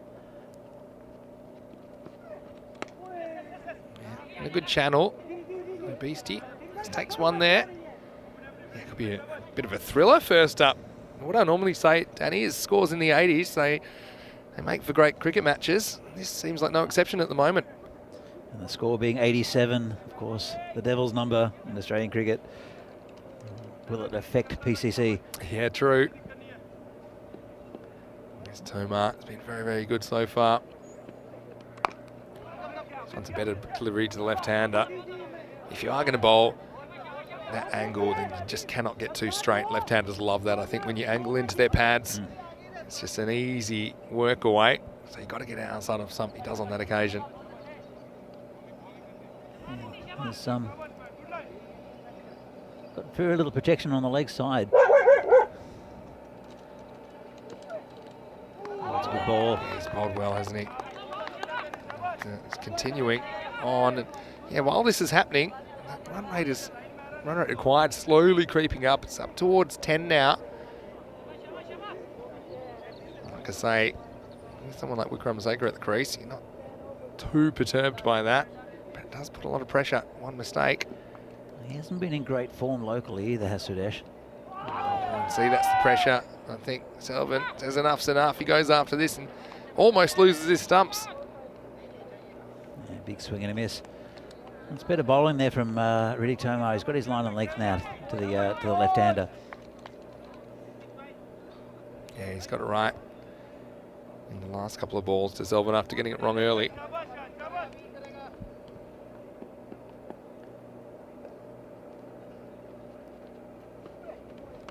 Gone, and this is a really good ball. Well, the tank knew what he was doing. He found the angle of attack, and Selvin, after almost losing his stumps the ball before, he does this time. It's a slippery ball from Ritik Tomar. And now another wicket has fallen, 23 for 4. Selvin has to go, and he's gone to a peach. Selvin dismissed for 1 of 5 deliveries. Still reckon the tank looks better in a Vinarati shirt, but that's fantastic bowling. And it's just cut in a bit. Yeah. We saw it with a ball before. It's just exactly the same ball, just a bit straighter. There's a bit of seam on this. I think this actually hits the seam and kind of leaves Lakshmi a little bit. It's a really good spot. And so over goes the castle. 23 for 4. Not even out of the 4th over yet. It's always that's with the left-handers. You mentioned angling into the left-handers is bread and butter, but really, to me, there's always a bit of a gap for the in that space for a left-hander. I love finding that gap, especially if you can get the ball to cut in a little bit. Yeah, for sure. So last ball coming up, and it's Rahmani that's going to face it. Well, he's had to do everything else in this game, hasn't he? Bowled really well, caught well. Davidson Rahmani. And now we'll have to see what he's got with the bat. Coming out number 6, probably coming out a bit early than he thought he would. Anyway, here's Tomar with the last ball of his match. And he gets one past Romani. It'll be the end of the over. The score is 23 for 4. An excellent over. Started with 2 wides. After that, just a single. So 3 off that over. And hope you are well wherever you're watching from around the world. It's Vinny Sandu here, Mr. Maximo. And I am here with our Czech specialist on the ground, Danny Hudacek. Danny, it's great to have you back in the commentary box. A bit of a makeover since last time you were here. We've now got the inflatable ice cube. What do you think of it so far? Oh, I love it. I love it. And, I think I'm going to jump on the top and use it as a bouncy castle later on. Don't think it'll hold my weight, though. The cubes have been going all over Europe, yeah, and so, yeah, it's great to have your company as well, once again, no matter where you're watching from. And, yeah, Danny, I mean, I've always enjoyed your commentary here, all the way back from 2020 when I first listened to you. And you do know these players really well, and you were saying that you think that Tomar looks better in a Vinarati shirt. Well, no doubt, if he's bowling like that, you'd certainly be missing him, but I think it's going to be a really interesting series. I think already kind of we're seeing a few more boundaries early on, but then they've dried up as well. I think what we've seen is if bowlers bowl well, then they can get good results on this pitch. Exactly right. I think as Javid Iqbal comes in for the second over. Yeah, so by doing this, whoa, that's almost taken Sava's head off. And it will be just a single. Does well, handle that. Well, that's one that you shouldn't be kicking away. Yeah, so by doing this, we haven't gone to another bowling option yet. So they're still yet to go to a 4th and 5th bowler. So I'm a bit surprised they didn't go back to Shohaz Farhad, who bowled a very good 3rd over. Instead, captain has brought himself back in the 5th. Maybe we'll see Farhad in the 6th. So it keeps down a little bit. So at the moment, CC making hard work of this. That run rate's crept up to about 11 and over required now. I don't think they'll bring Farhad back. I think they'll keep him for the death over. I think they'll put Sazib Buyan and maybe Sabu Undivizi. I'm not sure who else they'll bring in, but definitely Sazib will have a bowl, and I think they'll keep Farhad for the final over. Yeah. This one gets on about a bit quicker than he thought. Romani has to work pretty hard for his first run in ECS cricket. And I think he gets it off the middle finger in the end. Yeah, it's interesting with Farhad not coming back. I know you're saying they might bring him back at the end, but I think he bowls that kind of length where he looked like he might take another wicket. At the end, the way you have to bowl is a bit different. Normally you have to bowl a bit fuller, a bit straighter. But yeah, you can see that one cracked into the gloves of Davidson Romani. And so the Beast says enough's enough. He goes up and he goes over and he goes all the way. Maximo hasn't had too much to the strike at all. He's only faced 8 out of the first 27 deliveries. But when he has had the strike, he's looked okay. And that one not quite off the middle, but the Beast still carries the boundary for 6. Yeah, it didn't really time it. It was high up on the bat. But, with these short boundaries and the power he has, it's a very good contest. Yeah, so Iqbal doesn't look too impressed with that. Vikramasekara fairly deep in the crease. He's looking for that. Now they're going to put the deep mid-wicket back. They'll bring the deep cover up. So we've got all 4 of their infielders in the circle on the offside. This one goes to one of them. Beast goes straight away, gets 1, moves to 19. Yeah, the win predictor not giving PCC much hope, only 19%, but I mean, you got to know who's at the crease at the moment.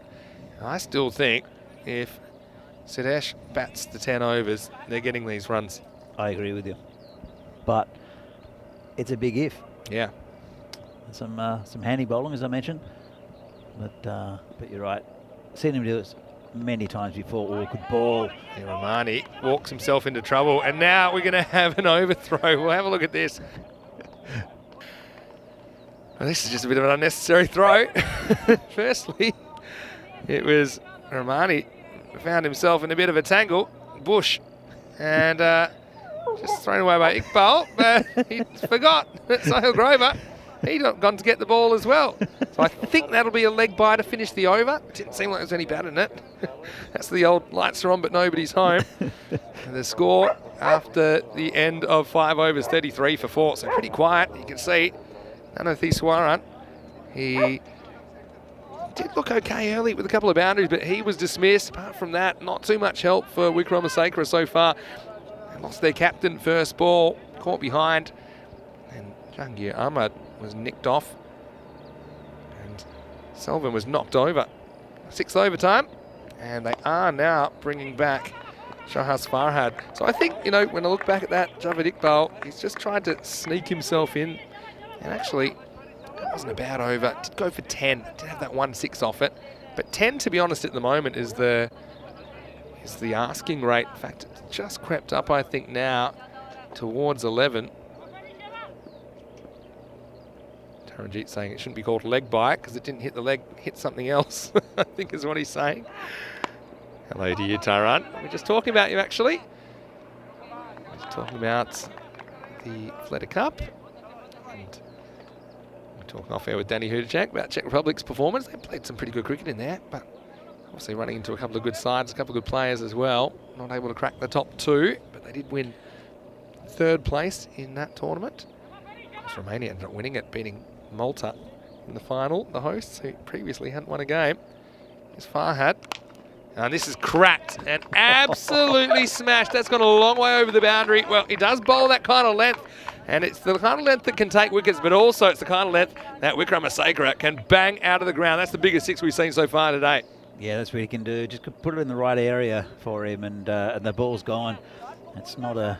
You saw him miss-hit one for 6 just before. So much power. That wasn't a miss-hit though, was it? I mean, that one, that Kartama, that's flying over our commentary box.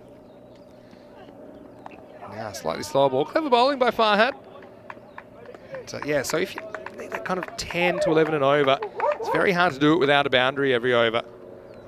And so that one was a pretty authoritative one. Now it's over to Romani. He's got his role to play here as well. I think at a minimum he needs to get a single and get Wickramasacre back on strike. Obviously he'd like to play a couple of aggressive shots of his own, I'm sure. 2 to come. Pins his ears back on this. Gets the inside half of the bat. Out to deep mid wicket for 1. Yeah, it's a good single, I think. Tried to hit it a bit further. Mistimed it, but gets the beast back on strike. Yeah, I want to say hello to Liam as well. He's watching from New Zealand. Mandrake was also saying congratulations to Albies Army for winning the Stockholm series. Yeah, it was a very exciting series. Albies Army ended up going through undefeated. Certainly a team that captures the hearts of many of our viewers. Last ball here for Farhad. Gets hit pretty hard. Tank will clean this up. It will be the end of the over.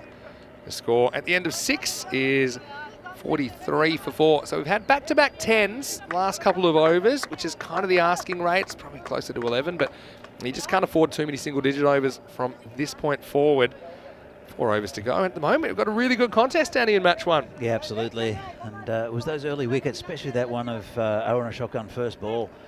It's put a lot of pressure on the beast, but he's been here before. And as long as he stays there, I think you're right. What you said before, that the PCC will win this game. Yeah, it's a big if though, as you said, because you know, one false shot and it can all change. And now we are seeing Sazi Bhuyan, who's going to bowl. He had a good series in the Veleta Cup, didn't he?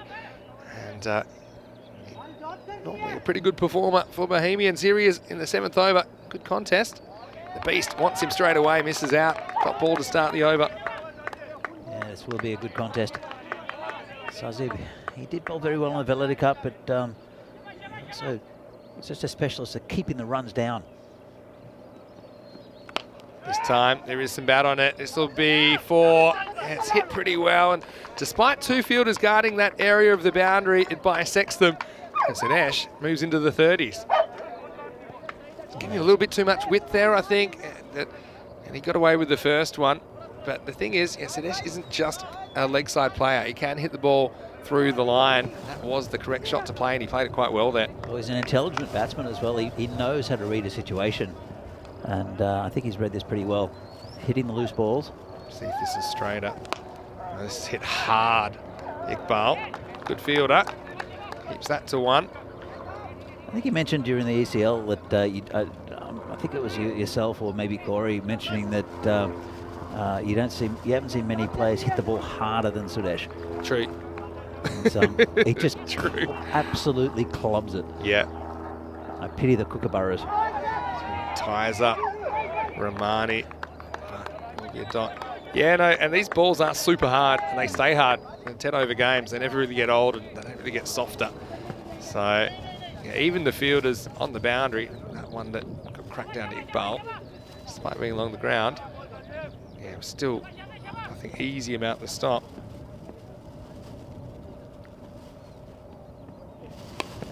Good block hole delivery, turns into a low full toss, just one. Gotta say, one of the things I like about coming back to Prague, every time I come back, there seems to be some new kits. I like the Bohemian one. That's it's pretty fancy, and obviously the PCC has got a bit of more of their traditional look, but yeah, we're looking very, very, very schmick. Oh, little edge, and it's going to be 4, is it? No, he's stopped this. Wow, I thought this was 4 for all money, but they must have had a second man. He's too fine to be a third man, but he's put the boot out and he stopped it, but I don't really think the keeper, Sahil Grover, has too much of a chance to stop this. It went so hard and low to his right. Yeah, it was, got him a little bit wrong-footed. Oh, it's very quick. Yeah, it's a tough one because it's not just wide of him, it's low as well. It will be the end of another over. So, yeah, game still in the balance. Azerbaijan does go for a boundary, but only goes for 7 all up. That's a really important stop, actually, last ball of the over. It does bring up the 50, though, for PCC. They're 50 for 4 after 7. They need 37 off the last 18 balls. And this is where the boundaries, I think, make a difference, because 37 off 18 with the boundaries last year, probably 10 metres longer, not happening very often. But with this field dynamic, I do think it's possible, especially when you've got one of the biggest hitters in European cricket at the crease. Exactly right. All right, so it's going to be Saba to bowl over number 8. Saba Wundavitsi starts with a wide. Look, there's obviously the tactic there to try and to get the ball away from Wickramasinghe, because he is so strong when you angle in. If you get too straight, he can whack over the leg side. I mean, that's the cost of doing business. Occasionally you'll push one too wide and it'll be called. Well, these two know each other very well, so I know Saba wants to put it outside our stump. So it's not in, that's a good ball, not in the Beast's hitting zone. That's just about the right area. Yeah, and he hasn't missed all of them, but he's missed a few of them out there. It's just one where he doesn't move his feet so much, and yeah, not able to get bat on ball this time. He doesn't really move his feet. Yeah. He just waits for the ball in his arc, and then he destroys it. This time he drives, but he doesn't beat cover, so another dot ball. That rate creeping up. Bohemian's looking good for this game. Question from Liam in the chat. Do you think that Farhad and the Tank are the quickest bowlers in the country, or are they quicker? What do you think? There's a few options. I think Farhad's pretty quick. Davidson Romani seemed pretty nippy as well. Oh, it's 4 runs, cut shot, waited on it, beautiful shot there, and that's a very timely 4 runs. Yeah, it is, and the difference here is the length, isn't it? This one is a little bit shorter, and it allows Wickramasinghe to try and hit it behind point. The others, he was kind of trying to drive through the covers and missing out. This one goes to boundary real quick. This field, I don't think I've ever seen it so quick. I mean, it's really going across the surface like lightning. As I mentioned, we've had about a month and a half of sunshine, and with a little bit of rain, so the pitch is nice and active. So it's really perfect conditions with the field. A bit in it for the bowlers and a bit in it for the batters. I think it's a really good facility at the moment. This one's a slower ball. It's a bit wide and gets away from Grover to try and take it on the second bounce. So yeah, just that boundary can change the momentum, can't it? They need essentially about 12 and over from the start of this over. So far off this over, we've had 7. We're only halfway through it. So a pretty good start for PCC. But now Romani, he's got to do something, doesn't he? He's 4 off 9. Steps across. I don't think he'll get a wide for this. I mean, this is the issue. If you make a big movement outside, a significant movement before the ball's bowled, then that wide line kind of moves with you. So see here, he does move. Oh, yeah. So that's why, that's the thinking. I think it's good umpiring. Yeah, I think you're right. Yeah, he just swings wildly. Yeah, that line's just an indicator, but Yeah. but if you take a step towards the line, then the line has to move a step. If I'm completely honest, I mean, that was very good umpiring under our current conditions. But the more I've seen of this, I like the line just being the line, and then if you want to bat outside of stump, you're giving up your stumps. Because the thing is, it's very hard to work out how much to move the line, because how big is a step? You know, it just makes things a bit harder for the umpires, I think. Another swing and a miss from Romani. It's a pretty spicy delivery. Da Vinci, he might want to be in the conversation for quickest bowlers in the country as well when he gets it right. Anyway, he goes for 7 here in the 8th. He's bowled pretty good over there. At the end of 8, it's 57 for 4. And they've left themselves a lot, haven't they? 30 will be required off the last 2 overs. Yeah, I'm surprised that they've struggled with runs. It's obviously this pitch is causing problems. It's a little bit active. Don't think Romani would have batted in T10 before either. No. And I think a couple of times here he's taken the bait, trying to hit big shots, when I think that with Wickramasacre at the other end, his role should just be to try and give Sudesh as much of the strike as possible. So, well, it's now or never, isn't it? It all happens in the 9th, as Rico would say. Rico does say hello, by the way. Wanted to pass on his regards. And thank you, Rico. Yeah, Rico, I hope you're enjoying your time back in Spain. I think it would have arrived already. All right, first one. Is this out? I don't think so. I think he might have hit the ground. Yeah, I mean, it's a funny one. The keeper seemed fairly confident, but yeah, live I wasn't convinced. To be fair, though, these boys are pretty excitable, especially when they've got a sniff of winning. They're buzzing, Bohemians. And this is a good result. Now I think is the time you had to be looking for 2 there earlier. Didn't really run the first one hard there with Wickramasacre. Because now I think for them to win, he has to face almost all the balls left. Agreed. And yet Romani, like I say, he just has had too many dot balls, and a lot of those dot balls have been playing expansive strokes. Well, he's faced 2 overs. Yeah. That's 20% of the innings. Well, this may help, because this is launched this high in the sky, and well, this is what we needed. Well, maybe he was just warming up. 13th ball's the lucky one for Romani. Maximal as he swings PCC back into the contest. He just hit straight through the ball. Yeah, where did that come from, Vinny? Well, I mean, to be honest, he's been swinging so hard. If he did hit one, it was going to go a long way. That one almost brought the rain on a sunny day. He seems a good cricketer here, Davidson Romani.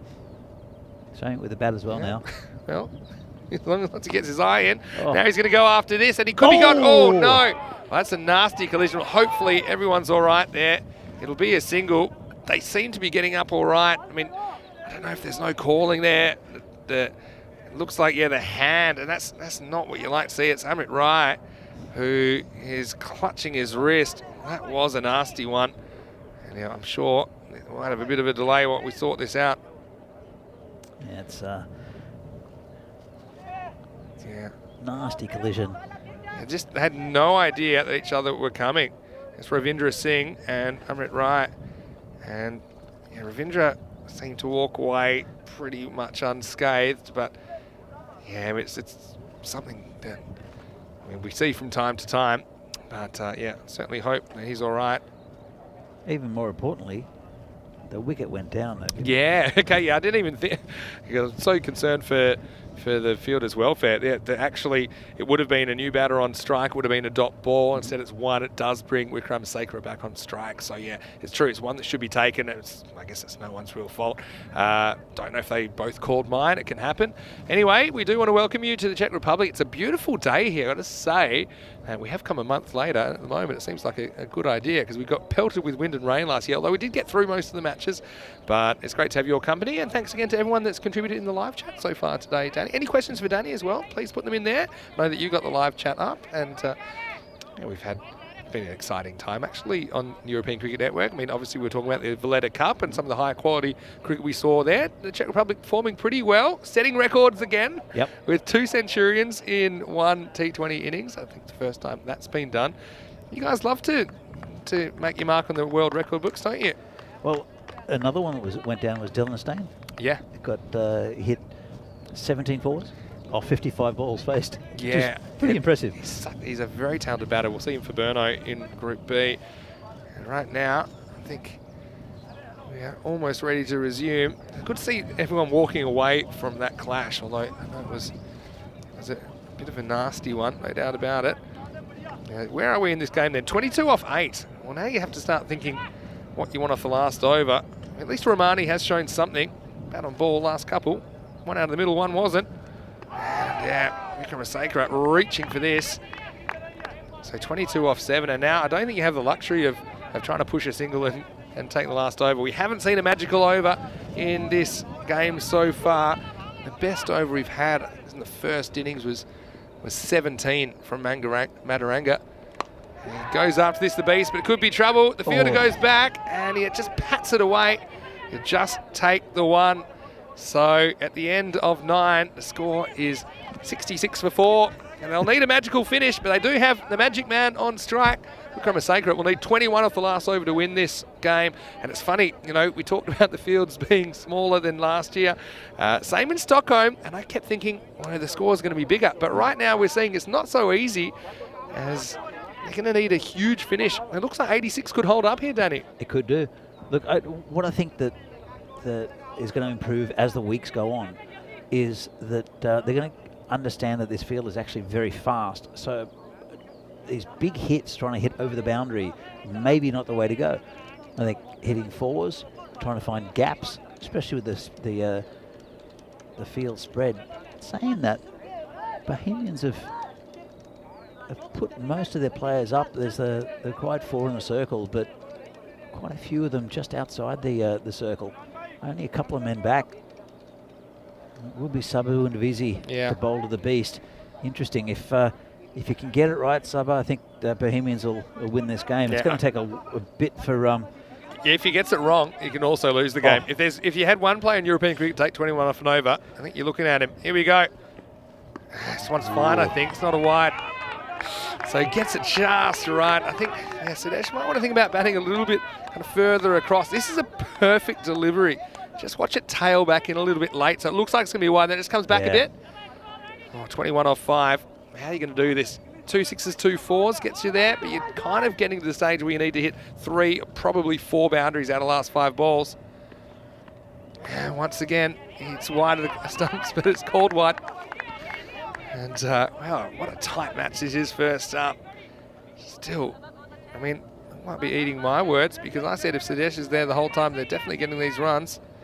Saba, good accurate bowling. Even though that one just misses, you only give away 1. If you can sneak another dot, it's pretty much game over. 20 off 5 now. He goes, and he goes long, and he goes straight, bang. It is Maximo time. 6, and keeping him in the game. And Vikramasakara, the beast doing what the beast does. Nice bit of feeling there from the commentary box, Vinny. One-handed pick up and throw. One hand, one bounce. Well, that would be out in the backyard. 14 off 4. It's all right. You still need 2 more of those, I think. 4 chances. Goes again, and this time he's going to be gone. And what a good catch that is. This is something else. And that's the 12th man that's come on. Imran ul Haq, he came on for Amrit Rai.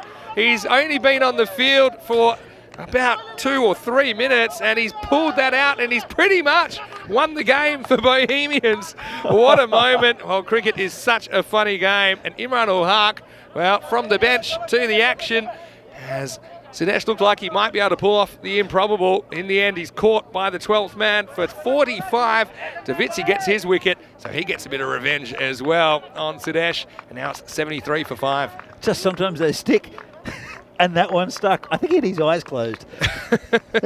Well, I mean, it was the most important thing was that he stopped it. The fact that he caught it's just a bonus, really. And so it'll be Sadita Udugalagi who's going to come out and... Is it possible? I mean, it is possible. 14 off 3. But how about that? I mean, the 12th man is only because of that collision we had last over. But he was in the right spot at the right time. I thought that was 4 off the bat. I thought it was over him. So, yeah, turning back the clock a bit, Imran ul Haq. It's a really strange fielding position as well, because he's just out. I think he's just outside the circle. I think he's in the circle when the ball's bowled. I think he's walking in. Maybe. But, jeez, what a catch. I almost didn't believe my eyes. I don't think Imran ul Haq believe what he felt either. Hitagalagi needs a boundary. He needs one badly, and he's going to get knocked over instead. So Davitzi's on a hat-trick, and Bohemians, I think they're going to do this at the moment, because with that, it means even 2 sixes will be not enough for Prague CC. The defending champions look like they're going to start with a loss, and Bohemians, the 2020 Czech Super Series champions, they are certainly showing off some of their wares. They've got Davitzi, they've got Tomar at the moment. Looks like they've got the win first up here in match 1. This will definitely definitely improve their spirits as well. I think they were disappointed with the 86 they got with the first innings, considering their batting lineup as well. But they've been dominant with the ball. Here's the thing: if you're Samira Mataranga here, you can't really win the game. Do you swing anyway? Because Davitzi's on a hat-trick. You don't even want to hand him a hat-trick. I think it's different. If they needed 12 off 2, then you're definitely swinging. I just think if I was Mataranga, as a bowler himself, probably doesn't want to. He's going to have a swing, Vinny. You think he's going to have a swing? Of course he's going to have a swing. Well, Davitzi will certainly hope he does, because if he gets it right like that last ball, we could have our first hat-trick of the Czech Republic. We saw one in Sweden, only one in the whole month, actually. There was one last year with Arshad Hayat. Yeah, that's right. All right, hat-trick delivery. 2 to come. You're right, he does swing, and he swings the ball, kind of fouls it onto his foot. That could have gone back onto the stumps pretty easily. I don't think they'll be too upset. And Bohemian's going to have a good win first up against probably the tournament favourites, PCC. Yeah, a lot of people saying they're impressed by the defensive display from Bohemians, and no doubt about it. They've been very, very good. Javid Iqbal's handled his bowl as well. They've all bowled well, that's the thing. So here's the last ball of match 1. Mataranga gets a bit on this. It's going, and it's going to go out of the park. Maximo. Consolation Maximo for Samira Mataranga. So he'll finish on 6. And there's not too much in it in the end. The result will be Bohemians 86, Prague CC 79. So just 7 runs in it. So not too much between these two teams. Ultimately, it was the fact that Bohemians were able to take those key wickets, even though Wickramasinghe was there, he probably wasn't at his best. You think they got Ashokan first ball. I mean, that was a huge wicket as well. I think they needed to do that. They got Jahangir Ahmed for a duck. They got Rajnanathi Swaran after he looked good in the first over, a couple of boundaries. But yeah, highly entertaining, slightly low scoring first game. But I mean, these two teams, they'll meet again later in the week. I'm certainly looking forward to the return matchup. Yeah, likewise, Vinny. I think Bohemians, they know that they're a good team. They've recruited very well in the off-season, as have PCC. But a top win there for Bohemians. Yeah, they'll be really buoyed by that as well. Let's go back to some of the highlights, and you can see early on, Rajnanathi Swaran went 4-4 and out as Javid Iqbal got the early wicket. The Beast was in business, and you know that he's such a dangerous player. This is one where Ashokan was tested early, but he actually wouldn't last too much longer, because the very first ball he faced, he was gone, nicked behind. Credit to Aaron, he walked. That was a big moment, wasn't it? And it just had the Bohemians zinging as Ritik Tomar, and he gets another one. And look, good keeping by Grover was important. You see, they all bowled well, really. They just took the key wickets, put a lot of pressure on the Beast. Ultimately, he wouldn't quite get the PCC guys over the line. Exactly right. But there is a reliance on Sudesh with the batting with PCC. There's always contributions, and I don't think those contributions were there today. So it was really on his shoulders, and he almost got there. It was just that catch that really dragged it away. And so you can see a big 6 there. Yeah, I mean, they were still in the game despite the...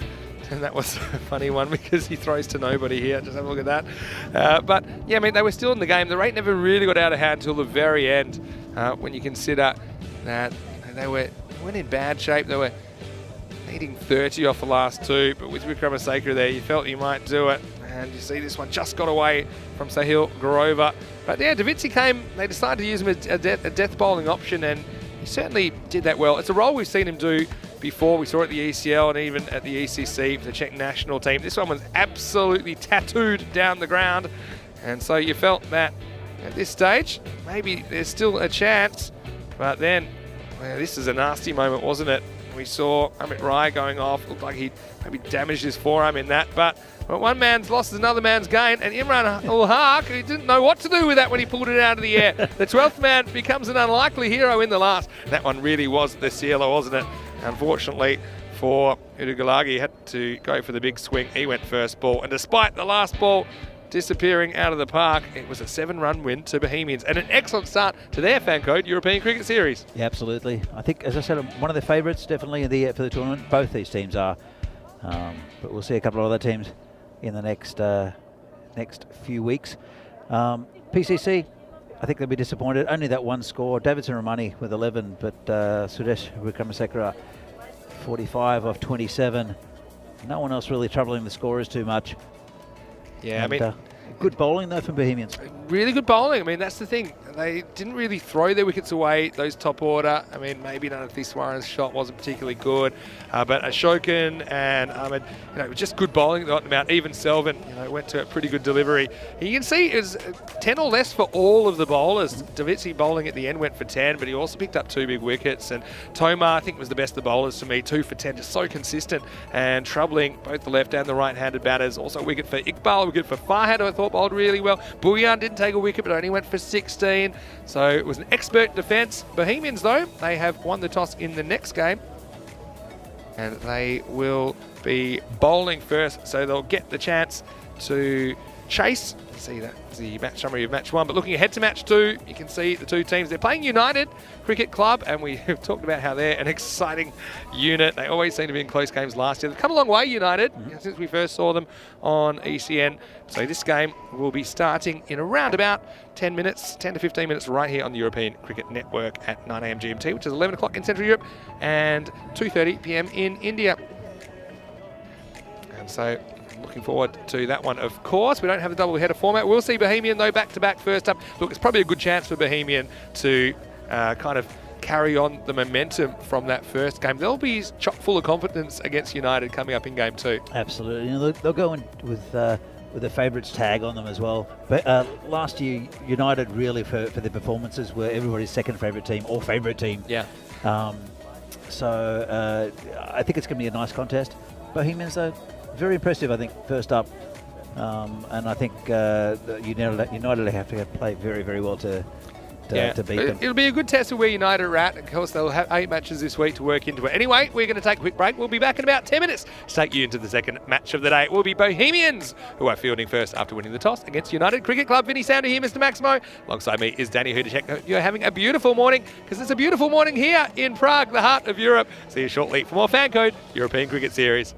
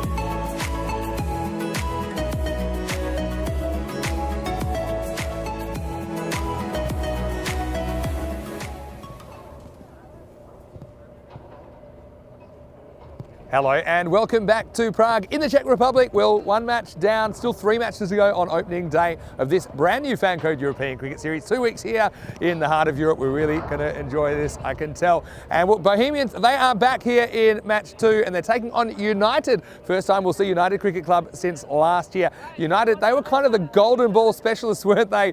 They were in 2 matches that were tied and went to golden balls. Bohemians, well, they'll want to keep rocking along. They'll want these 2 points. It's their last game of opening day. Let's go to the tournament referee. Charles Croucher, the Sheriff, is with 2 captains for match 2, coin toss. Okay, your call. Heads is the call. And it's a tail. What would you like to do? We will ball first. So it is Javed Iqbal that has won the toss, and this time he decides that he wants to bowl first. So after they batted for the first game, they do get the chance to chase this time. That is what they are choosing. I do think they could have batted a little bit better, Bohemians, in the first game, no doubt about that. They are heavily reliant on their top 4. That's what I would take away from that. But also another chance for their middle and lower order. You know, if they're required, hopefully they can push the score on a little bit more. United, though, you know, we always like to see them. They are a bit of an excitement machine. And look, they've got some players from last year that I'm sure we'll see again. And they will want to get the wins first up. They had an awful start to their ECS career, United, but once they started winning, they certainly gained some confidence last year, and let's see how they go. It's a tough group, Group A, but remember, 4 of these 5 teams will go through to the quarterfinals, and United certainly would want to be one of those teams. Let's go over to Danny Hudacek, who is in the commentary Ice Cube, and Danny, the news from the toss. Bohemians have won the toss here in match 2. They're going to field first. Thanks, Vinny. Yeah, I think good decision. They'll have another good bowl. They're a bowling side, the Bohemians, and they had a good win over PCC. They'll want to make a 2 for 2 for a perfect start for them for today. They're going to be playing United. As I mentioned, everyone's favourite team from last year.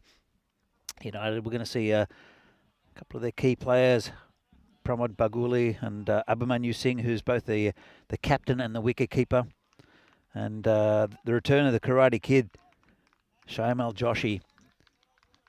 So it's the Bohemians coming out onto the field with the umpires. And the 2 batsmen for United are coming up as well. So it'll be an interesting game. United will have to play well to beat Bohemians. As you see, you saw Bohemians, one of the top teams in the country, defeating PCC in the first game. And defending a meagre total too. So we'll have to see what they come up with, United.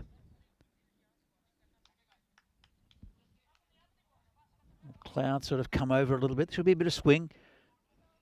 I mentioned before I had a chat to the groundsman, and the conditions good for swing early in the morning, but the ground is playing lovely. It's nice and quick, and 50-metre boundaries. So we'll see the bowling attack. I think things wouldn't have changed too much.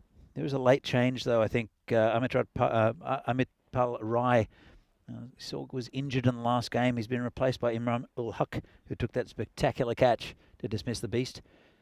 So that's a little bit of a change for an enforced change for Bohemians. Imran has been with the club for many years, a bit of an old stager. And it will be the skipper, Javed Iqbal, who'll be taking the ball as per usual. I don't think they'll change too much, Bohemians. They're on a real high after that victory. United, they'll want a good start in this tournament. They're a fairly new club, only been around for a few years, have United. And we'll see quite a few new teams here in this tournament that viewers around the world may not have seen before. Just having a chat to the tank, number 333. There is Iqbal. Going to get underway very shortly. Umpire Pete Vincent is there, checks his watch.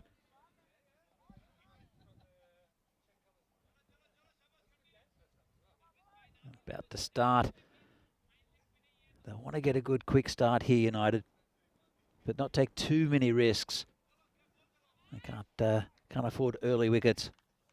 That's Pramod Baguli and Piyush Singh Baghel.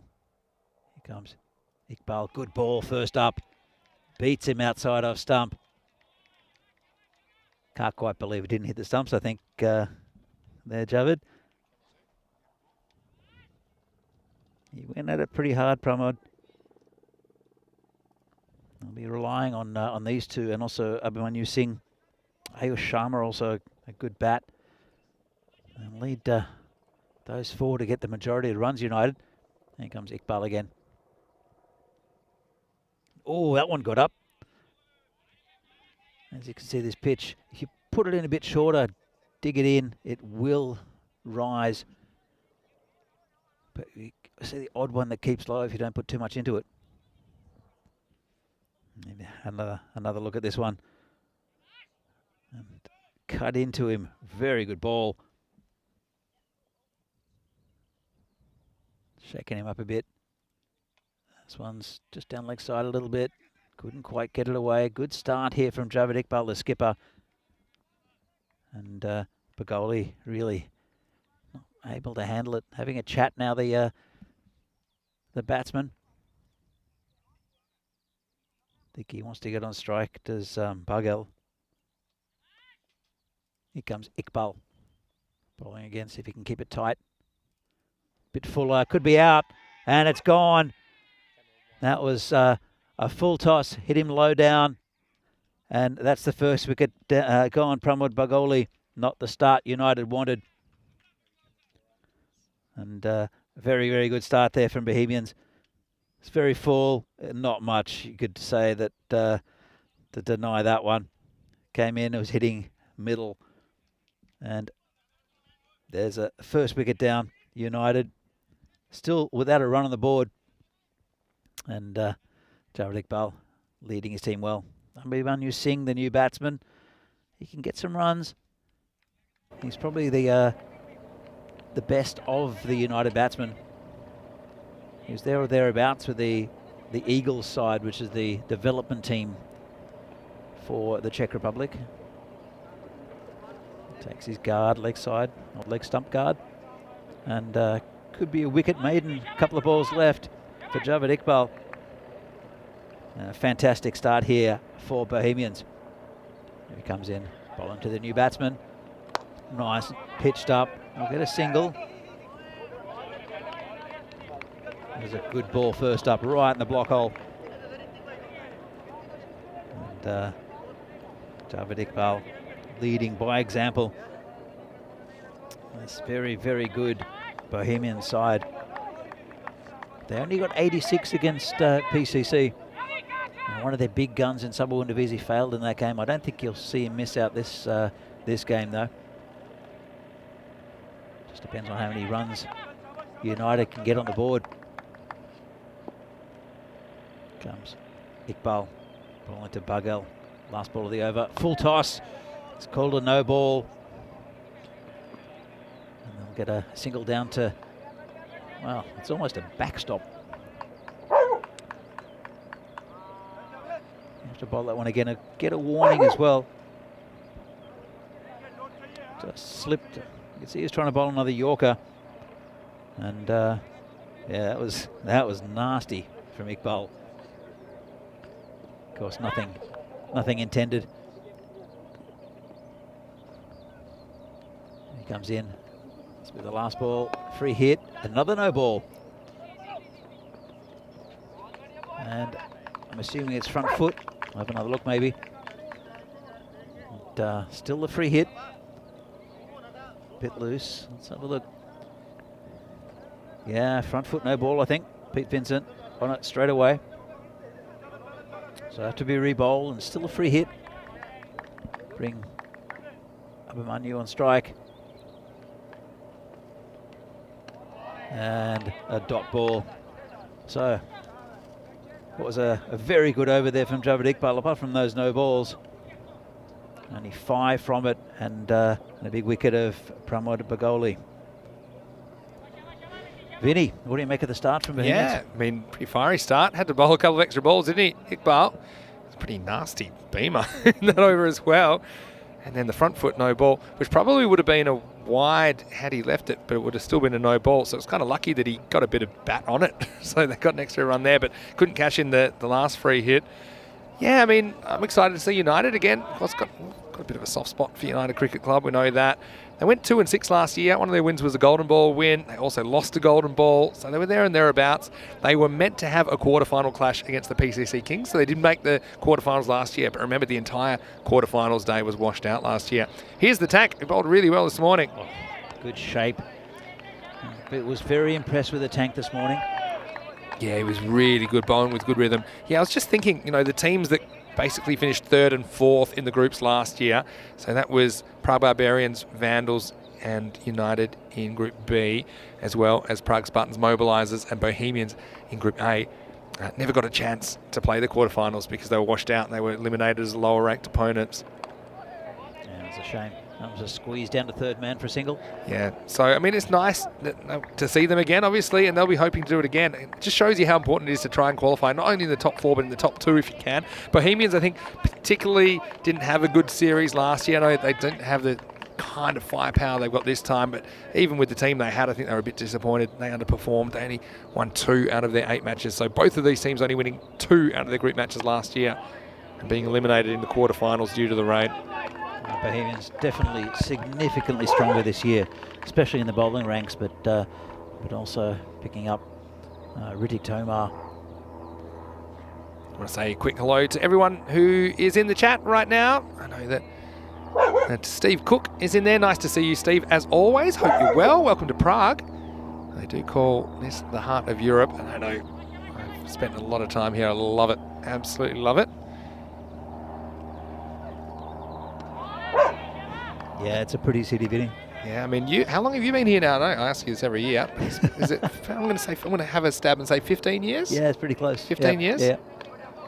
It's no, it's a great city. I've definitely adopted it, and got some good friends here. Had them over for a barbecue yesterday. Oh, is that so right? That was nice.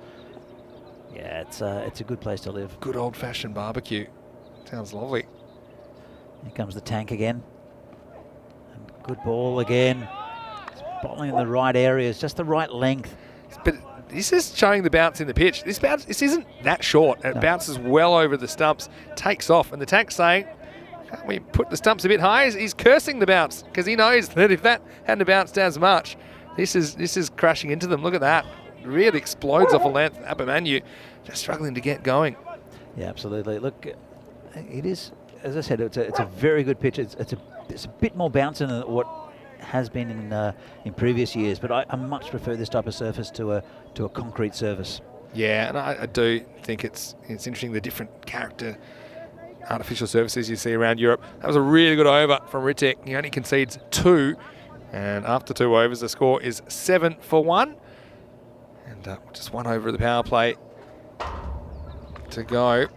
And yeah, I mean, let's have a look at Group A. It's early days, of course. We haven't seen Burner yet. We haven't seen Bulls and Guardians, and we haven't seen United until now. But we will see Burner, I think, tomorrow for the first time. I'm looking forward to seeing them, and they've got a really strong squad. I think they've been building, haven't they, in Burno?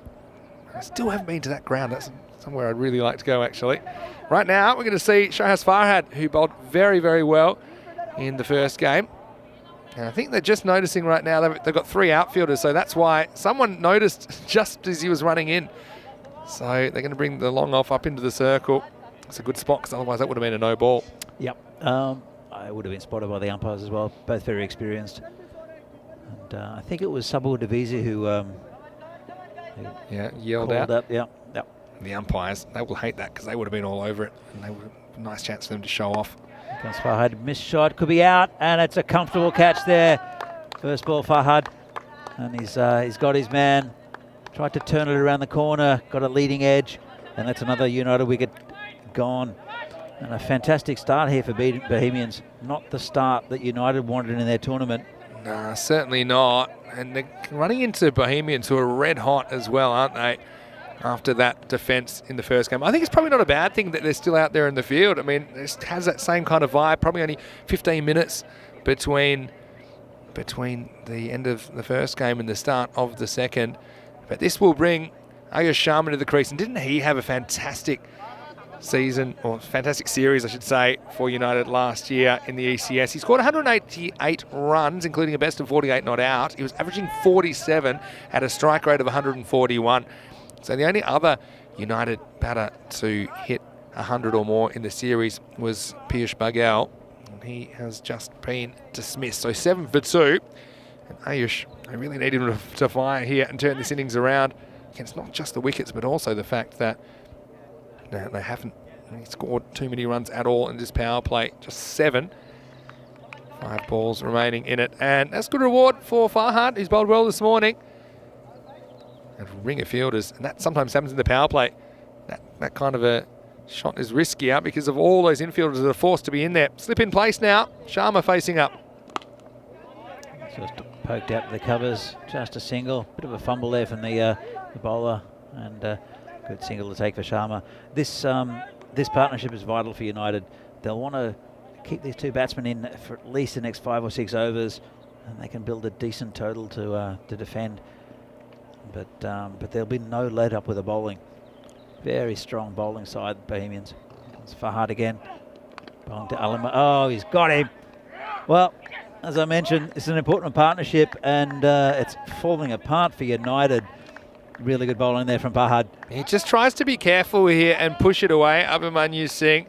You see, the feet go away, but he's just trying to knock it for 1, but he gets a little bottom edge, and that's always the risk if you're going to play away from your body. And so Farhad on fire here, and United, well, they are stone cold at the moment. They lose a 3rd wicket in the power play, still in single digits. It's 8 for 3. Yeah, look, all sorts of trouble here for United. New batsman out of the crease. It's Ghanshyam Kumar, and I don't think he would have expected to be in there in the 2nd over, or 3rd over, I should say. Yeah, I don't think so. So Ayush Sharma often did the rescue job last year for United, but it's a big task here to get him out of this hole. I also want to say very big hello to Venkatesh Margashayam, who's in the chat. Hello, Venkatesh. Hope you're well. Thanks for all of your comments so far in the chat. And hello to Raja, who I think is watching from Canada. So I know we've got viewers all around the world, Danny, and yeah, a lot of people saying nice things about how good this ground looks. I'm one of them because it is pretty as a picture. I must say I do miss the kind of canola yellow flowers in the background, but I mean, I'll appreciate them more next year when we're here, I guess. That's it. Crop rotation. Here comes Farhad, bowling to the new batsman, and it's in the air, just falling short of the fielder out there at 3rd man. This is Ghanshyam Kumar, who's come out at number 5. You might hear a light plane going overhead. There's actually 3 airports around here, Vinny. Yeah, I remember that. But they're little ones, aren't they, normally? One's a military airport, yeah, and the other 2 are smaller airports. Yeah. No real jets. Yeah, We do on weekends, we occasionally see Spitfires and all sorts of random planes. we saw a few last year. Comes Farhad again. Good ball. Bit of an inside edge. Lucky he did, I think. This was hunting the stumps. So, yeah, really good over. And Bohemians, yeah, they're just not giving anything away at the moment, are they? Ayush Sharma, I think it's a little bit about in that. I like the way Farhad uses his angle. He does try to go wide of the crease and duck it in. Very difficult to face. He's got a bit of pace about him though, Farhad, doesn't he? He's got a good rhythm at the moment. He's got that kind of lanky kind of action. That's a good ball again. This one just outside that channel. Single digit power play in the end then. 9 for 3. So all to do for United Cricket Club. And look, Bohemians, if they can sweep aside United here and do it comprehensively, they'll be in really good shape. 2 games into their 8-game group campaign. You can see not a lot going on in the power play so far. Just 5-2 and 2. No boundaries as yet in this innings. So now, I mean, I'd be tempted to go back to Ritik while he's hot.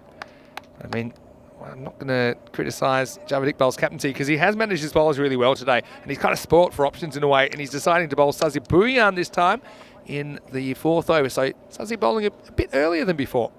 Yeah, look, he keeps things very tight, does Sazib. And talking about keeping it tight, he's done the right thing here, Javed Iqbal. The bowler comes in. This one's hit just over the top. Could be a boundary, and it is. That's a nice shot. Just squeezed it out. I know what you're going to say. You're going to say he's kept the field up, even though he can have some more outfielders. Yeah. And I agree. I think there's no reason to put the field back straight away just because it's the end of the power play when you're all over the batters like a rash. But of course, the first thing we see is the ball blasted over the top and a very, very welcome boundary. The first of the series for United Cricket Club. Yeah, it's a good shot that. Kumar. Here comes Sazib. See what he can reply with. Puts it down leg side. It's gone past the fielder. Catch up to it. They'll come back for a bit of indecision. They were going to come back for 2. They don't want to run out at this stage, do they? But, it was a nice shot by Ghanshyam Kumar.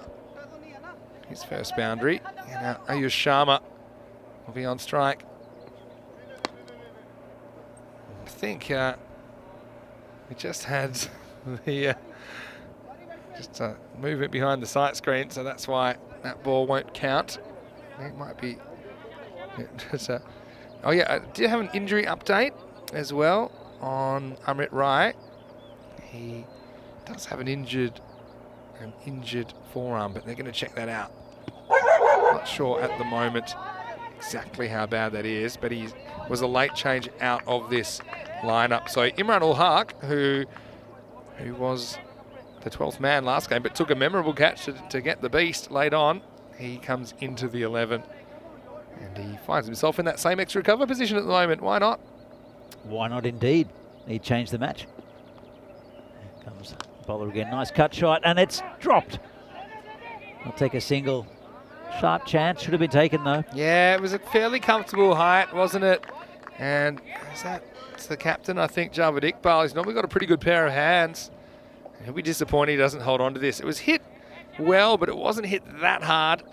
And then he can't pick it up. Back to live action. And this one will be a single to the same fielder. Yeah, it's interesting with catches. I think we appreciate how difficult it is physics-wise to take a catch. I mean, you've got to judge the velocity of the ball, the angle. It'll dip in the air. It'll do all sorts of things. But in saying that, that was a bit of a sitter. Yeah, I mean, that's true. And European catching conditions are not easy. Came from typically playing in 30 degrees or hotter all the time. Very comfortable with something slightly softer ball, longer games as well. But yeah, these balls are super hard. Right now, though, I think there's not too many excuses on that. It's the end of the over, and the score is 18 for 3. Vinny Sandhu here, Mr. Maximo. Alongside me is Danny Hudacek. And we are having a great time here in Czech Republic. We've got, I don't think we can see it right now, but we've got Oki and we've got Talia, who are our commentary dogs here, and it's always nice to see them. That, got to say, they've been pretty well behaved in the tent so far. Well, Oki has.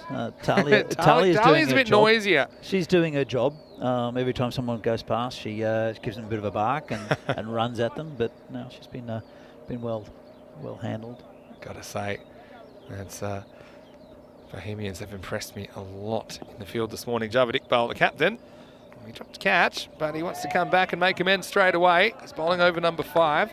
This is kind of what he did last time, isn't it? He bowled the first over and then came back in the 5th. That's what they've done today, or in the second game, I should say. The only difference so far is instead of bowling Tomar out, they've bowled Bhuyan in the 4th.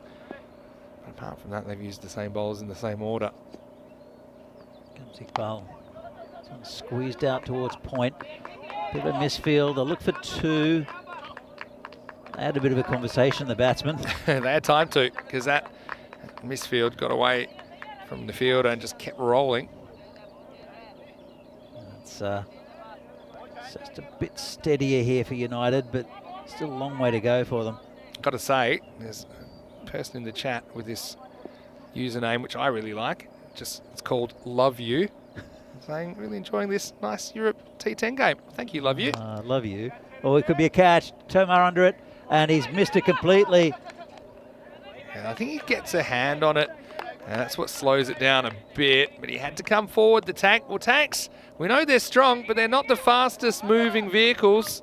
Still, he made a good effort there. Never easy coming forward. You see, brace for impact. But he does get something on that. Saves the boundary. It'll be 2 runs. Here comes Javed Iqbal again. Cut away. Nice stop there. Backward point, just a single. He's having a very good morning though, isn't he, Tomar, particularly with the ball, and he still has 1 over left to spend. We'll have to see exactly when we see him. Maybe they want to try him out a bit later in the innings. Again, it's quite clever to use your bowlers that way to give them experience at the beginning and the end, because these guys are really versatile. I think this bowling lineup from Bohemians. Yeah, interesting though, we haven't seen any spin yet today. This one's down leg side and just tucked around the corner for a single. We haven't seen any spin today. Yeah, not at all. There are options, but just not used. I think there's something in this for the pace bowlers though. I think maybe the captain's not trusting the spinners with the boundaries as they are, but as we saw in Sweden, taking the pace off the ball can be really effective to force mishits. Batters, their eyes light up, I think, in the European Cricket Series. 2 to come in this over. It's just squeezed out for a single. Easily picked up there by Fahad. So United just building a little partnership. They'll need to get up to some sort of defendable total. Yeah. Even if it's 60 or 70. Yeah, or an ugly 75. If you get 10 and over from here, that's where you can get. As you see, Sharma hasn't really gotten going either. 3 off 6. You see, 0-2-3, the top 3. Not doing too much on the scoreboard at all. Between them, they scored 5 runs off 16 balls. If you throw Sharma into that at the moment, it's 8 off 22. So struggling to deal with Bohemians, who look, they probably have a bit of an advantage by having already played. I think they've just warmed up. They've got a lot of confidence with their bowling. And you mentioned we haven't seen spin yet, but their pace bowlers have been excellent. And there's been a bit in the pitch for them as well. Looks like the tank is going to get the next over. It seems like a bit of a pattern. If you drop a catch, you get the next over. Iqbal got into 5th. He didn't concede a boundary though. Went for 7. Here is Ritik Tomar to bowl the next over. Miss hit. Oh, he thought about launching there, did Tomar. Sabur Davisi having a go at him. Well, if you throw this, I doubt there's an overthrow. I think Davisi's anticipating it, and maybe you got a chance for a run out, but I think he just thinks he'll be 20% more careful. That one's thudding into the gloves, I think, of the batter. The sun's come out again. Oki has decided to just move herself into the sun. Had a question in the chat about that, by the way. I think it was Mandrake in the chat, if I'm not mistaken, that was asking what breed are the dogs? Because they're the same breed, right? No, they're different? they're Bitzers. Oh, okay. So Oki I got as a puppy. Her mum is short and long and black. Both these dogs are white, by the way. Yeah. and I can assume that her dad is also white. Yeah. Because it doesn't take after a mum at all. Do they like getting picked up or not really? I'm not a huge fan. Picked up? Not Yeah, really. Get them on the camera? Oh yeah, we can get them on the camera. We'll get 'em on the camera. Yeah, we can get them. We'll make sure we get some footage of the dogs. We might shoot it between games even. Yeah. Get them in their natural habitat. They like running around. I've got the frisbee actually. So. You got the frisbee? Oh yeah, Oki loves the That's frisbee. Good to know. Yeah, Talia looks a lot like Oki, but she's from Dubai. She's only been in the country about a year and a half, and she's settling in quite nicely. She does takes her job very seriously as a security dog. As Ritik Tomar. Does seem to have levelled it off a little bit this year compared to last year. Maybe I think the short boundary's working a bit better because the fields are a bit further from our commentary position. She did run at a fielder last year. Luckily, it didn't affect the game too much. That's true. It scared the bejesus out of the fielder, though. Not just the fielder, everyone around. I'm going to say hello to Nad K as well in the chat. Hello to you. Hope you're well, and thanks for enjoying European cricket. Again, good to see some new viewers in the chat, as we have all the time, picking up new viewers all around the world. Different type of cricket. You won't find any more entertaining cricket in the world. Oh, an inside edge almost got him. Nice stop by the keeper. Yeah, nice stop. Sahil Grove up behind the stumps, who's a very accomplished wicket keeper. And yeah, still, you look at this run rate at the moment, despite slightly better couple of overs. 9 came off the 4th, 7 came off the 5th, but still not quite 5 and over pace. And anyway, these two, I'd be relying on them to score the bulk of the runs from here, United, but not able to get going. To be fair, not being given a lot by the Bohemian bowlers. Wander down the pitch, gets an inside edge. They'll look for 2. Well, they won't get it. Yeah, I mean, it's good to see them trying something. Kumar just kind of walking at Tomar that time, just trying to upset his length slightly, getting some bat on it. But yeah, Sharma's the man who needs to kick into gear and do it pretty quickly, I think. Yes, it will take us to the end of another over. So 28 for 3 after 6 overs. And just spotted Liam Day in the chat. He's watching from New Zealand, Danny. He's got another question for Danny. He said he thought the Czechs played really well in Malta. Was that the core squad you think that we'll see this year at the qualifiers and other events, or were there any players missing from that squad? Look, Question by Liam. I agree. I thought they were very impressive. It's a bit of a rebuild with part of the squad, and I thought they were very, very impressive. And unlucky, I think Taranjit Singh for Romania took that game away that they played in the group stage, and then with Malta, there was a bit of a fault in the middle of the innings. Apart from that, I thought they were fantastic. Yeah. So yeah, there are a couple of players, including this man Farhad, will hopefully come in for the qualifiers. Just speaking to him early, and he's been approved for qualification. Yeah, well, he brings a lot to the table. I think he's a sort of bowler that can get good batters out, and that's what you need. I think at the international level, you know, does have kind of good angles about him. I think angles in naturally just because he kind of leans back, kind of bends his back in his action. But then shown he can move the ball away off the deck. And this one, if anything, just kind of flies through. And he's unpredictable, is what I'd say. When he pitches the ball just outside the off stump, you're never quite sure as a batter what it's going to do. So I think he's bowled very well this morning. I like the look of him. He's a wicket taker as well. So I think the Czechs lacked a little bit of firepower with the bowling. They've got good bowling, but I think Farhad will add to that and add a missing element. Here he comes in again. And this is in the air, and the keeper calls for it, Sahil, and he's taken it, and that's another wicket down. Yeah. And there's Kumar, who's gone 16 off 17, and trouble continuing here for United, even though they've made a few vital runs to get to a total. Yeah, but just the single boundary in this inning so far, just nothing happening. You see that Farhad, he bowled a third, took 2 wickets and only conceded 2 runs, but they haven't brought him back now till the 7th, but he hasn't cooled down at all. He started dot wicket. In fact, his last 5 balls haven't been scored off, and it does result in a wicket, so it will be the end of Kumar, but a respectable 16 from him, as the score now is 28 for 4. This will bring a man that I'm always excited to see, Shaimal Joshi, coming out, and we called him the Karate Kid last year because of his headband. Yeah. Let's see if he can put something together. He certainly likes to have a crack with the bat, doesn't he? Yeah, he does. He can get the ball quite nicely. Can Joshi? I remember him taking a fantastic catch in the field last year as well. That was unlikely. Let's see what he can do with the bat. And this year, it's Farhad again, bowling to Joshi. Good ball straight up. How did that miss everything? It's come between the body and the stumps. Going back to Liam's question before, there is another man who'll come in to the Czech side, and even though I thought Devendra Singh did really well as a keeper for the Czech Republic in Malta, Ushan will hopefully come into that team as well.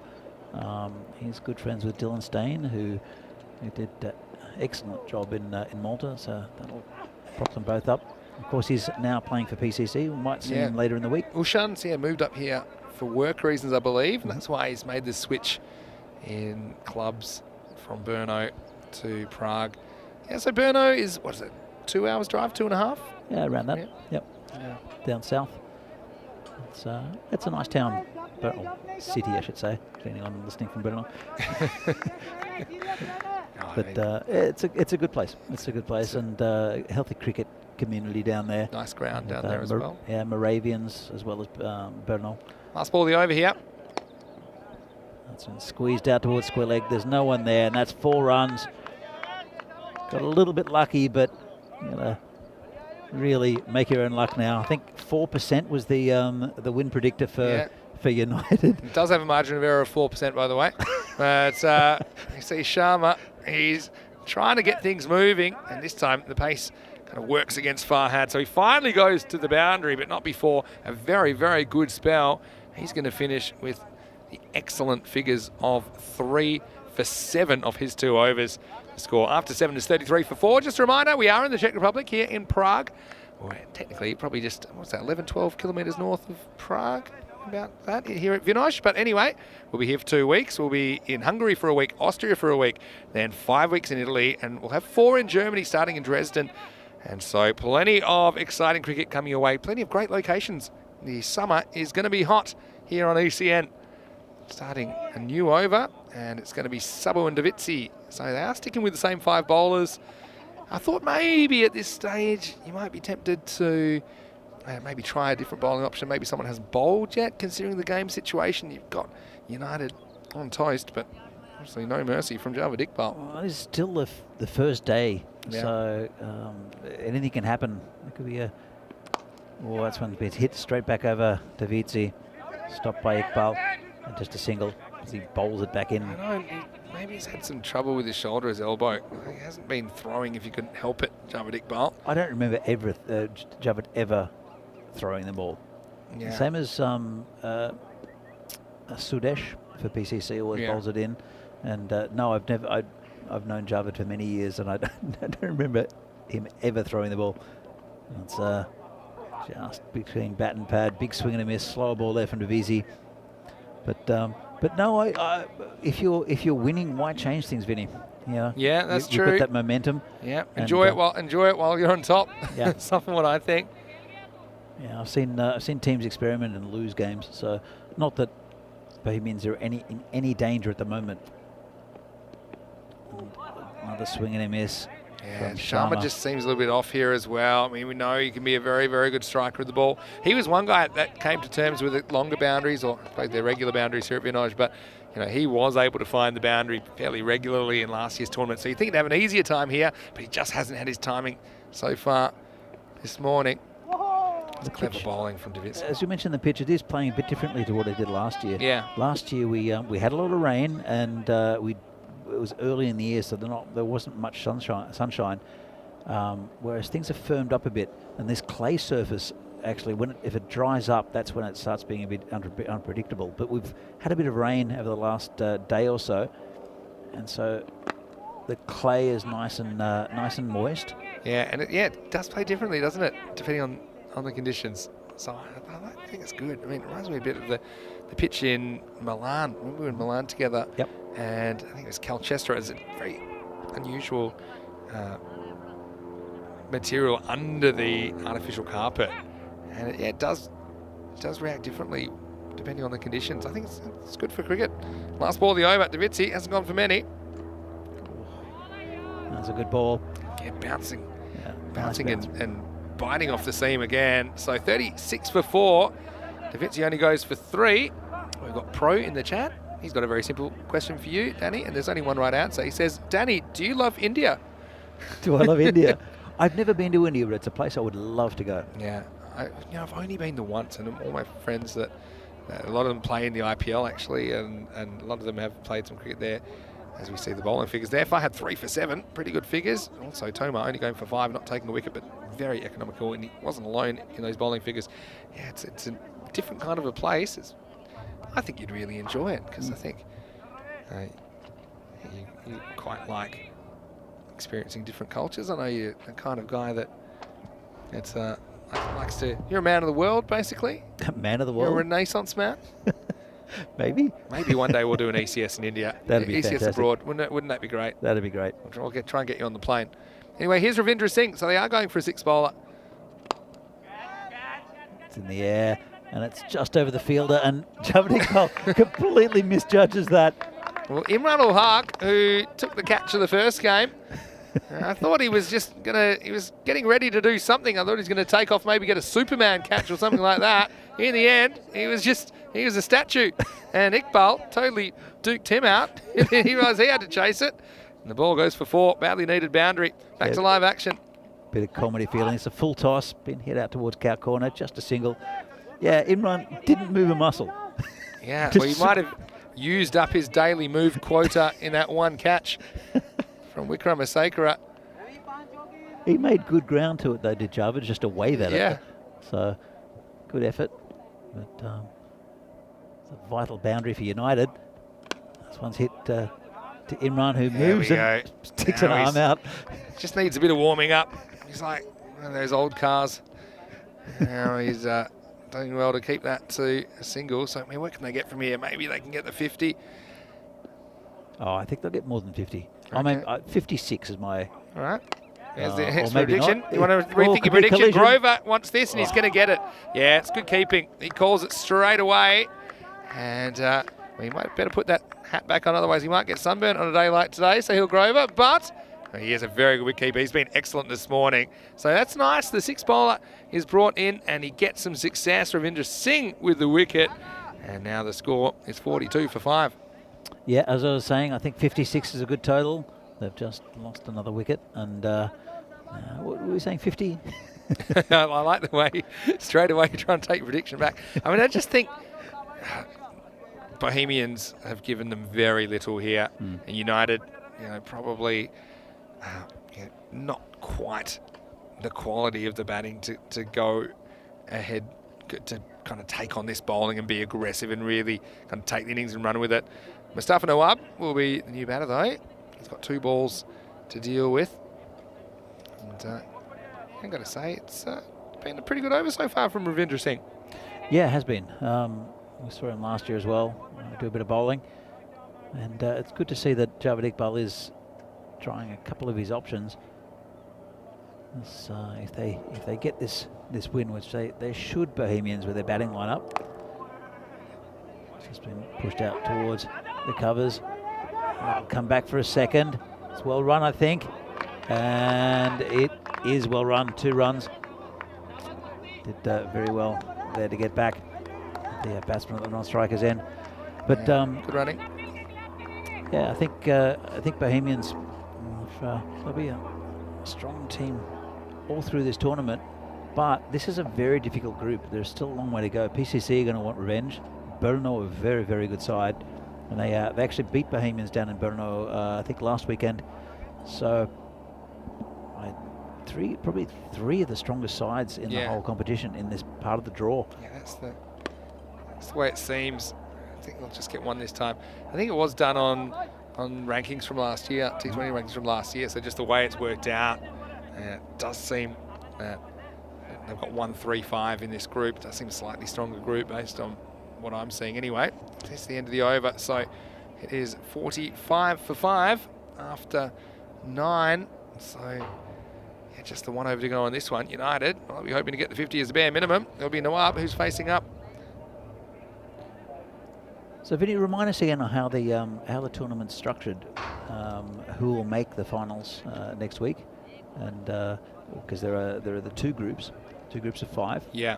So basically, each of the groups, they will play 8 matches, or each of the teams will play 8 matches. So you play the 4 opponents in your group, and you play them twice during the week. So you'll have 8 matches. After that, the bottom team is eliminated from the tournament. And the top 4 teams will qualify for the quarterfinals. Just a quick look before I go back to that at the run rates. Back in 2020 in the ECS, it was 9.4 on this ground, 8.4 last year. So fairly low scoring for an ECS. I think it'll be a bit more than that this year. As we see the first ball, it's worked away for 1. Leg by, they'll get that.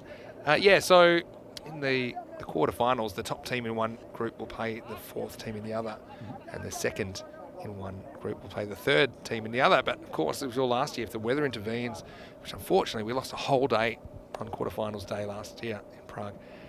Essentially, the top ranked teams went through, so the top 2 from each group went into the finals last year. This is going to be over the top. It's going to be 4. So they have put another bowler into the attack, and it's Imran Ul-Haq who is getting a bowl. So, I mean, he's getting rewarded for some good work. Brought into the 11. Not the worst type of action, but this one's ill-directed, and Shamil Joshi catches in 4 runs. Yeah, I'm surprised that Imran's getting a bowl, but I'm quite happy about it. Obviously, Javed Iqbal is confident about his team's chances. Now they have got the 50. Oh, my 56 is looking pretty good there, Vinny. Yeah, well, if you told me Imran Ul-Haq was going to get an over, might have going to make an adjustment. No, but let's see if Imran can come up with another highlight. I mean, 10th over is the time to bowl if you want to pick up some wickets. But this one is not directed well, and that one's going to go even further. Maximo! Joshi, he's enjoying it. I don't know whether Javid Iqbal said, well, maybe we want to chase a few more than this and get our eyes in. But yeah, Imran, it's not a bad bowling action at all, but he's just got to get it outside that off stump, give himself a chance. Yeah, it's bouncing a little bit. I think with the spinners here, that extra bounce will help them, but I don't really know if Imran's getting any turn on the ball. They look pretty nude to me, nothing on them. So people ask about lower scores this year. They're well past that. I think we had 22 Zayn Murtazafa in the ECL. So at the moment, they could even get 60 here. He's been hit out towards cow corner. We had a record broken just a week ago, Danny. We had the lowest total ever defended, and it was done by the Stockholm Tigers. The previous record was 63. The Tigers defended 62 against the Stockholm Mumbai Indians. So that was nice to see that record go down. That had stood for quite a while. Well, they're not quite to 62 yet. So, and so I was just thinking. Oh, they've gone past my score, Vinny. Yeah, well, it just shows you know what to expect. And I was doubtful they'd get 50. Couple of balls to go now. So it's been hit out towards Javid Iqbal. He won't cut it off. That's another 4. And this has been a good over for United. And not sure if the skipper got this right, putting Imran Al-Haq on for the final over. And as I mentioned, the top 4 teams in this will go into the semi-finals next week. We'll go, yeah, with top 4 going to the quarterfinals. The quarterfinals. So we'll have 8 teams basically still alive in quarterfinals Friday, just in a week and a half from now. So I mean, I don't think this is going to be. So let's just hit that out towards short cover, deflected to Iqbal, and they'll get another one. Yeah. That's poor. It's the last ball of the inning, so you might as well go. Just quickly, your point, yeah. So yeah. So run rate might come into effect. Yeah, 100%. 100%, and it does all the time. It can affect, whether you qualify at all, or where you qualify, your position. And as you see, last ball you always got to be going for 2. They do eventually, and so they are going to finish with 63 for 5 off their 10 overs. If they defend it, well, it won't be a record anymore because we had a couple of teams defend 63, but still United, they'll be happy at least that they were able to bring some respectability to the scorecard. They had 9 off the 9th, had 18 off that 10th over. It still seems a bit light on against the Bohemian side that's impressed on the opening morning. Yeah, absolutely. Look, it was a fantastic start for Bohemians. It's nice and sharp there from Javid Iqbal. But, very, very good start as Rizik Tama getting a little bit more out of the pitch as what he expected. Then Farhad comes in, gets an early wicket, played on there, did Baguli. And then it really went pear-shaped for United early on. The power play only going for 9 and losing 3 wickets. Sajid Bhuyan comes in. Tucked around the corner there, but it was all too slow there for United, and they really put the pressure on early. It did Bohemians. That's where Javid, the skipper, put one down. Sharp chance, probably should have been taken, but really a good performance early on by Bohemians. That's the catch that went up. Nice easy catch there for Sahil Grover. This is the one that Javid Iqbal had a wave at, going for 4. In the end though, 62, 63, my apologies. I don't think it will be enough for United to defend against a very good Bohemian side. Bohemians probably scored a few less than what they'd wanted in the match against PCC. They've got 20 runs less now to chase. So 64 for victory. 5 wickets down for United. I think they took their foot off the accelerator a bit with the bowling. It did Bohemians. Good contributions there in the middle orders. Ayush Sharma, and then Kumar and Joshi. Also Mustafa Nawab all helping with some runs. But not enough, I don't think, for United. Of course, they've got a lot of fans around the world, mainly due to their efforts last year with the Golden Ball victory off over one of the PCC teams. As you see the bowling figures. Javed Iqbal, good up top, taking a wicket. Only 12 runs, but Shohas Fahad with 3 wickets for 7, and the last ball went for 4 as well. Fantastic bowling performance. And we'll be back with a few minutes' time for the second innings of this game between United and Bohemians. Make sure you tune in, find out if Bohemians can get this total of 64 for victory. See you soon.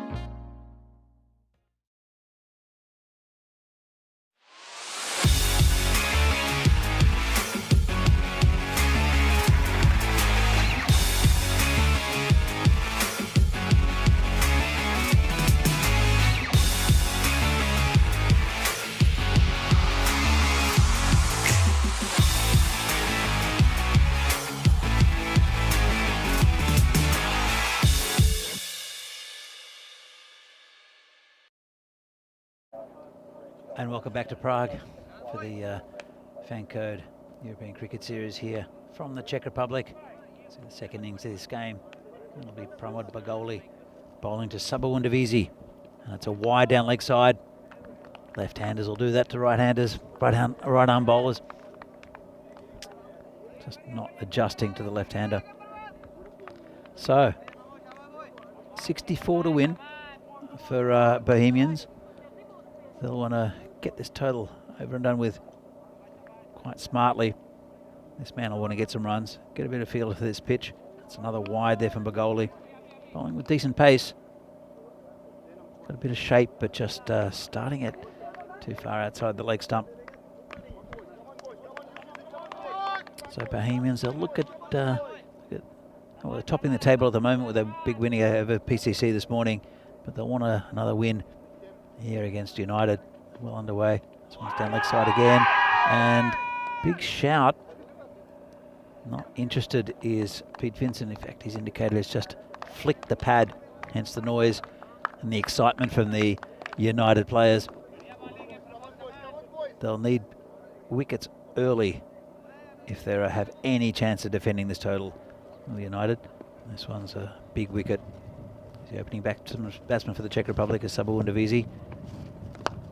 And it's a good ball. Squeeze it out. And just a single. It'll bring Sahil Grover on strike. Interesting ploy to put Grover in. He does hit the ball very cleanly to Sahil Grover, especially down the ground. So he's shuffling his pack a bit. The skipper Javed Iqbal, you can see looking at the dugout there for the for Bohemians. The tank seems to be coming in next. Plenty of firepower here for Bohemians. This one's hit the pad for no run.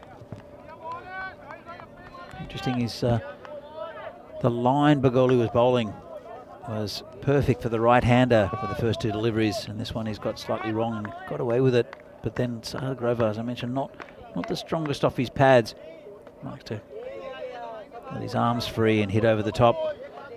And those players are in that 30-metre circle. No one's back straight for him. They've been dangerously United. This one's reaches and cuts it. Just a single. Did well to get a bat on that. Conditions, I think, perfect here for cricket. Not too warm, nice and sunny. Bit of swing in the air for the bowlers. Ground playing nice and quickly too. Goes Bagoli again. To Sabawundavisi. Nice ball right in the block hole. Frustrating the batsman. He's patient now. It's Sabah. It's a very unusual batting style to Sabawundavisi. He often really opens up his stance. He can hit the ball a long way. Goes the bowler again for the final ball of the first over. It's a good one for United. Oh, big swing and a miss. Unlucky there, the bowler, not to get the prime scalp of Sabawundavisi, who's not looking at all good today. So, good start there for United. No wickets, but apart from those couple of little wides, only 4 off the over. So, Vinny, what do you make of the start from United? Bagoli's a really good bowler. And I actually kept to him in a game last year when I was here and had a Sunday off. And yeah, he surprised me how much he did with the ball, particularly the balls that we're using. And it does tend to bowl a lot of balls in the right areas. Unlucky not to take a wicket there, Pramod. And so now we are going to start the second over. And yeah, I mean, obviously it's going to be pretty tough to defend this 63, but you need to try and make a good fist of it and also try and make the game go as long as possible. It's Amandeep Bindra that will bowl the second over. Yeah, because you talked about net run rate and how important that is as well. So even if you don't get the win here, you need to try and push Bohemians. Whoa, bit of rubbish first up there from the bowler. Got away with it though. Did he? Well, he did, I suppose, in the end. Pretty good chase down there. Well, thought it was good. It's Kancham Kumar who will keep it to, I think, 2. Yeah, it will be 2. Yeah, I mean, that would have been a short ball that sat up and asked to be hit, but the batter charges at it, Sahil Grover, and that's why he kind of gets himself in a bit of a muddle in the end. Yeah, he does that. As I said, he likes to hit straight. So anything pitched up will be sent. Oh, that's a good ball down leg side, and they'll take a leg by. Better. He pitches it up. Yeah, Davitsi missed out the first game, didn't he? Hit a really nice shot off the beast, but then got castled. He'll be hoping to make light work of this target. But yeah, once again, fairly cautious start from the left-hander. You wouldn't want to pitch short to him, though, because that's going to end up in the golf course. Yeah, true. So we'll get to really cash in on these boundaries. Oh, that's a lovely shot. It's just bounced inside the rope before. Didn't overplay it, just timed it beautifully. Bounced about a metre in from the boundary, and that's 4 runs for Davisi. Yeah, and that's what he can do. He doesn't need to try and hit the ball too hard here, Saba. He just hits through the line of the ball. That one travels. So, yeah, Bindra finding out the hard way. There's no easy kind of place to bowl to Davitsi. If you get too short, it will swing you away over the leg side. But you pitch up, he hits through the line so well as well. That's why he's such a dangerous player. Let's see what he can reply with the bowler. Well, he's made it to 5, which is what he scored in the first game. He went 4 and out then. Let's see if he can go on with it this time. Oh, good ball, good response. Really good ball. Bowlers have been moving these kookaburras around. It seems like you've got a good batch here, actually, in the Czech Republic, because these balls have been doing everything this morning. The pitch is helping out as well. Then again, charges, hits it down the ground. Fielder gets behind it. That's Ayush Sharma. And he's a good fielder, isn't he? He is a good fielder. So got ready, liked that shot. Same class all over the shot. Yeah, it was. Liam Day thinking Sabu and Davitsi had to be the best bat with Ashokan. That's his opinion. Yeah, we haven't seen the best of Ashokan yet, but he did have a win at the toss in match 3 against the Bulls and Guardians on debut. So it will be Prague CC batting first. Oh, he's squeezed that down towards deep fine leg for 4, does Sahil Grover. As I mentioned, he's not very strong on the leg side, but that one he managed to get a bat onto, and an easy 4 runs. Yeah, and when you bowl it there as well, I think he's a lot more comfortable. It's outside his kind of front hip, so he can just kind of swing with immunity, and he gets a fair bit of bat on that. It is the end of the over as well. Bohemian cruising in the chase at 16 for no loss.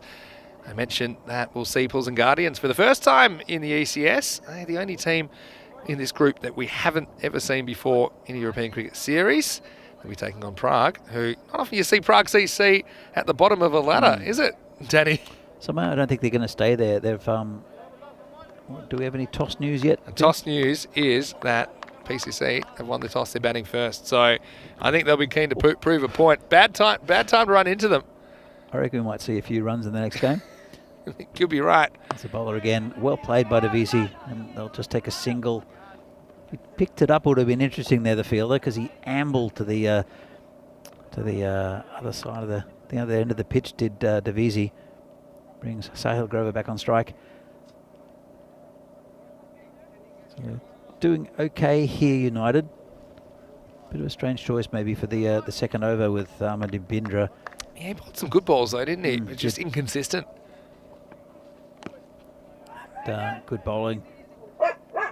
Yeah, it was good because he missed it. It was a full toss, but I mean, it does kind of cramp him. And you mentioned it can be a bit of a blind spot for Grover, who does like to kind of stay leg side and try and hit the ball offside. From Odby hunting for United's first wicket of this series. Hits straight down the ground. Do well to cut this off. He does very well, does Ayush Sharma. Excellent fielding. Really excellent fielding. It's a good ball first up. I mean, it does straighten down the line. It was pretty well played by Grover. I mentioned Bagoli does things with the ball. And, well, in the end they do just get the one. You see, this was very, very well done. Ayush Sharma knew where the boundary was, tapped it back to his teammate Bindra. That's a bowler again. Davisi just squeezes it out to the leg side, just a single. Got exciting news, Vinny. Go on. The pies have been delivered. Wow. I was looking forward to this as well. We always have our lunches from the Down Under, which is a bar. Well, now I've been to the Down Under because it was closed when we were here for this series last year. But on my travels, I have sampled the place, and got to say I liked it. You'll have to come down to my quiz on Thursday night as well. I always love getting involved in your quizzes. Oh, good ball there. Put that in. I've got Thursday night. I've got a commitment Thursday night, but I'll definitely be there the second Thursday if you're doing it. Yeah, I'll be there every Thursday for the rest of my life. It is fun. You're pretty good at teasing the brain just the right amount, so it's not annoying. Because no one likes feeling dumb. No, that's a great thing that you do. All right. So here comes Bagoli again, bowling to Taylor Grover. Well enough to take a wicket. He has. And again, good ball. This is the thing, though. They can afford to be a bit careful to him, can't they? Because they know he's only got one more ball. In fact, that was it. So he'll finish with figures of none for 7. Pretty well bowled by Pramod. It's the batters that couldn't really get too much on the board in the first innings. After 3 overs, it's 19 for no loss.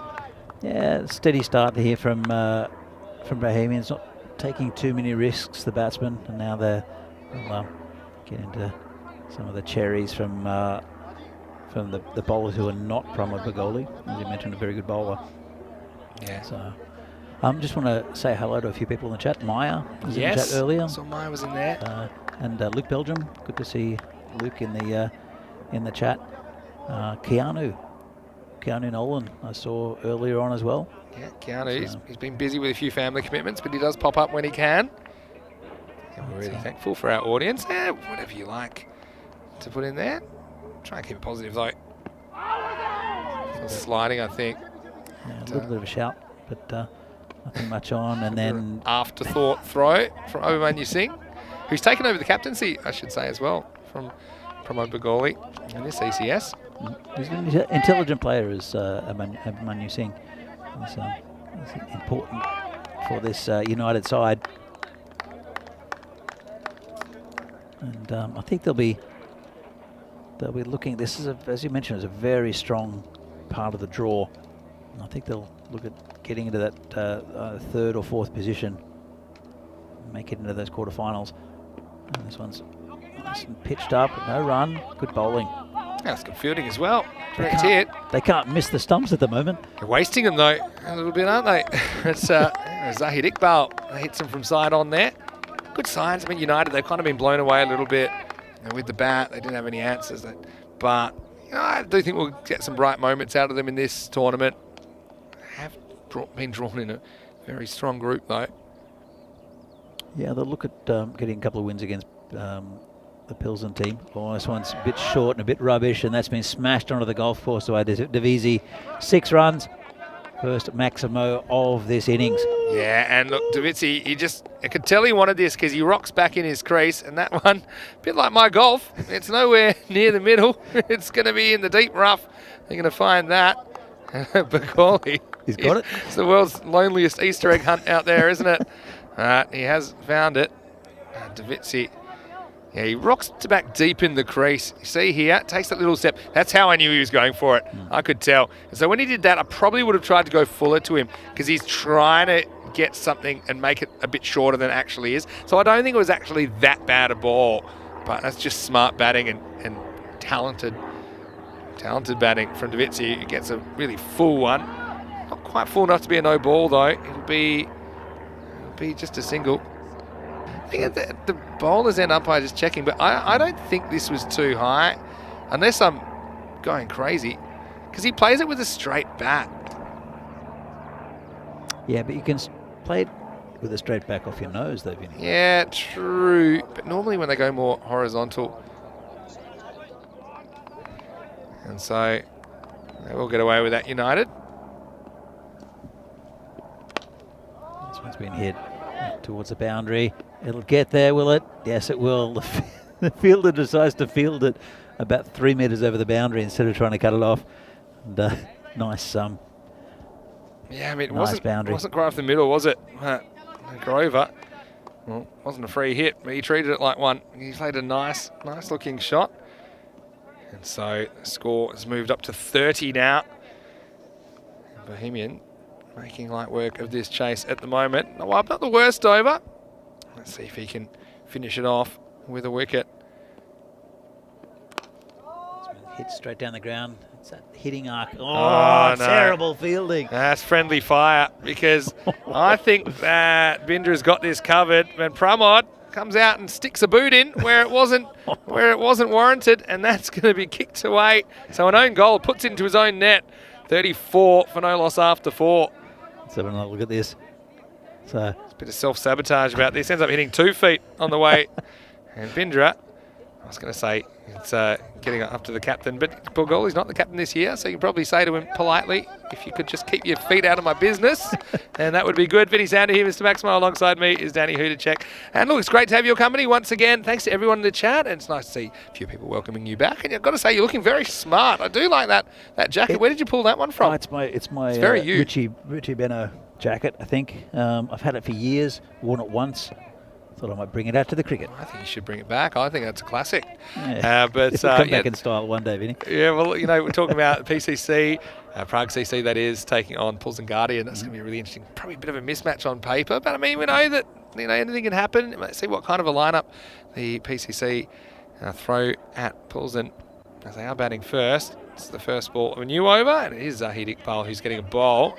But he hasn't really hit his strides. He's hit a couple of good shots, but there's been a few in between where he's been a bit on the careful side. Does get one away to start the over. Over to Sahil, who I think will be keen to put his foot down, as only under 30 now required for victory. Yeah, look, they don't need to take any risks. I think Sabah's not the type of batsman who'll take things easy either, and neither will Sahil. It's a beautiful cut shot for 4 runs from Sahil Grover. He's really playing into this innings now.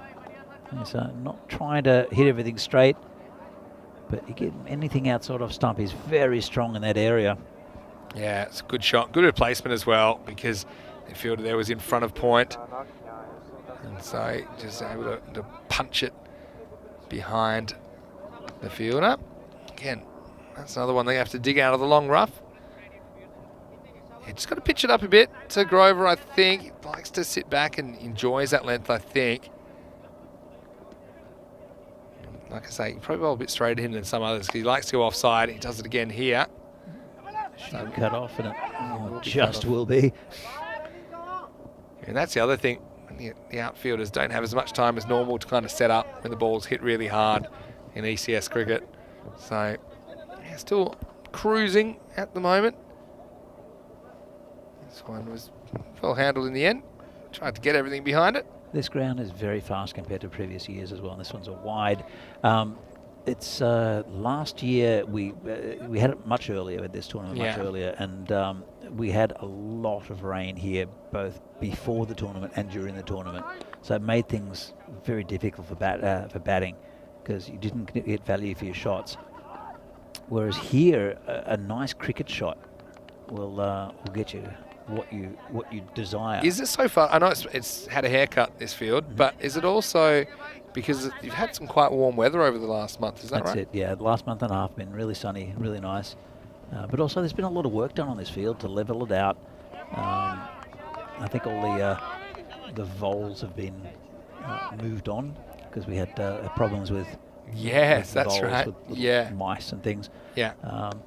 So, as I said, there's been a lot of work done on this ground, and it's a good investment. It's kind of the home of Czech cricket now. There'll be a couple of international tournaments here, I think, coming up in the Central European Cup. Yeah, CE Cup's always an entertaining one. 42 for no loss at the halfway point of the innings.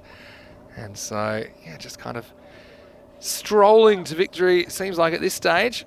This is only the second match of 4 today, though. Don't forget, I've got to say, the ground, even over the last couple of years since I've seen it, I think it's been heading in the right direction for sure. And yeah, it's always exciting to see things improving in real time, and that's exactly what we've seen across all aspects of European cricket, really. Certainly since the ECN has been in existence the past 2 or 3 years or so. Okay, so we are going to have a change of bowling. Up and Shukla is going to bowl over number 6. See if he can break through. Bowling to Sabu and Davitsi. Comes in. It's been hit nicely down the ground. Sharma's behind it. Just a single. Yeah, it's a good point, Vinny. I think everything's improved with European cricket. I think that the European Cricket Network has a lot to do with that. There's a lot more support also from ICC Europe. But the ECN really has improved the level of cricket throughout Europe. We're getting exposure, which is great. Bowler comes in again. I can smell those pies. Yeah, not bowling pies, Arpan, by the way. We're just smelling the pies, which have just turned up. Yeah, I mean, one thing I just love is the enthusiasm for the game, which, you know, wherever I go, I'm really lucky. Everyone seems really happy to see me. They're really happy to take part, even though it does come with a lot of sacrifices, obviously, work, family, travel, expense, these kind of things to be a European cricketer. But still, it's nice that they get their moment to shine. As Rico always says, you know, it's making players' dreams come true. We've seen some amazing cricket. Cricket like we've never seen it before, really, on ECN. So that's something that I obviously never forget. I'm always quite enthusiastic to travel to these places. Comes the bowler again. He gives himself a bit of room. Don't think he needed to do that. He's just not quite in touch at the moment. He'll the rest of the week to improve that. Yeah, look, one thing I love about watching European cricket, I mean, the 10-over format's fantastic because it's just condensed into this nice little nugget of cricket.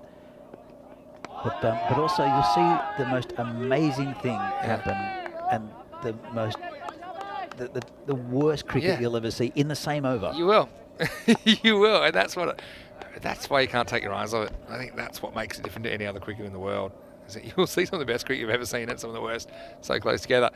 Been pretty good to Davitsi here. It's just been struggling a bit to make contact this time. Oh, he just kind of caresses this one, doesn't he, off the back foot. So he missed out a couple of times. Shukla had been pretty good so far. He'd only gone for 2 in the over, but Davitsi was able to play a back foot drive, and that shows you how fast this field is, Danny.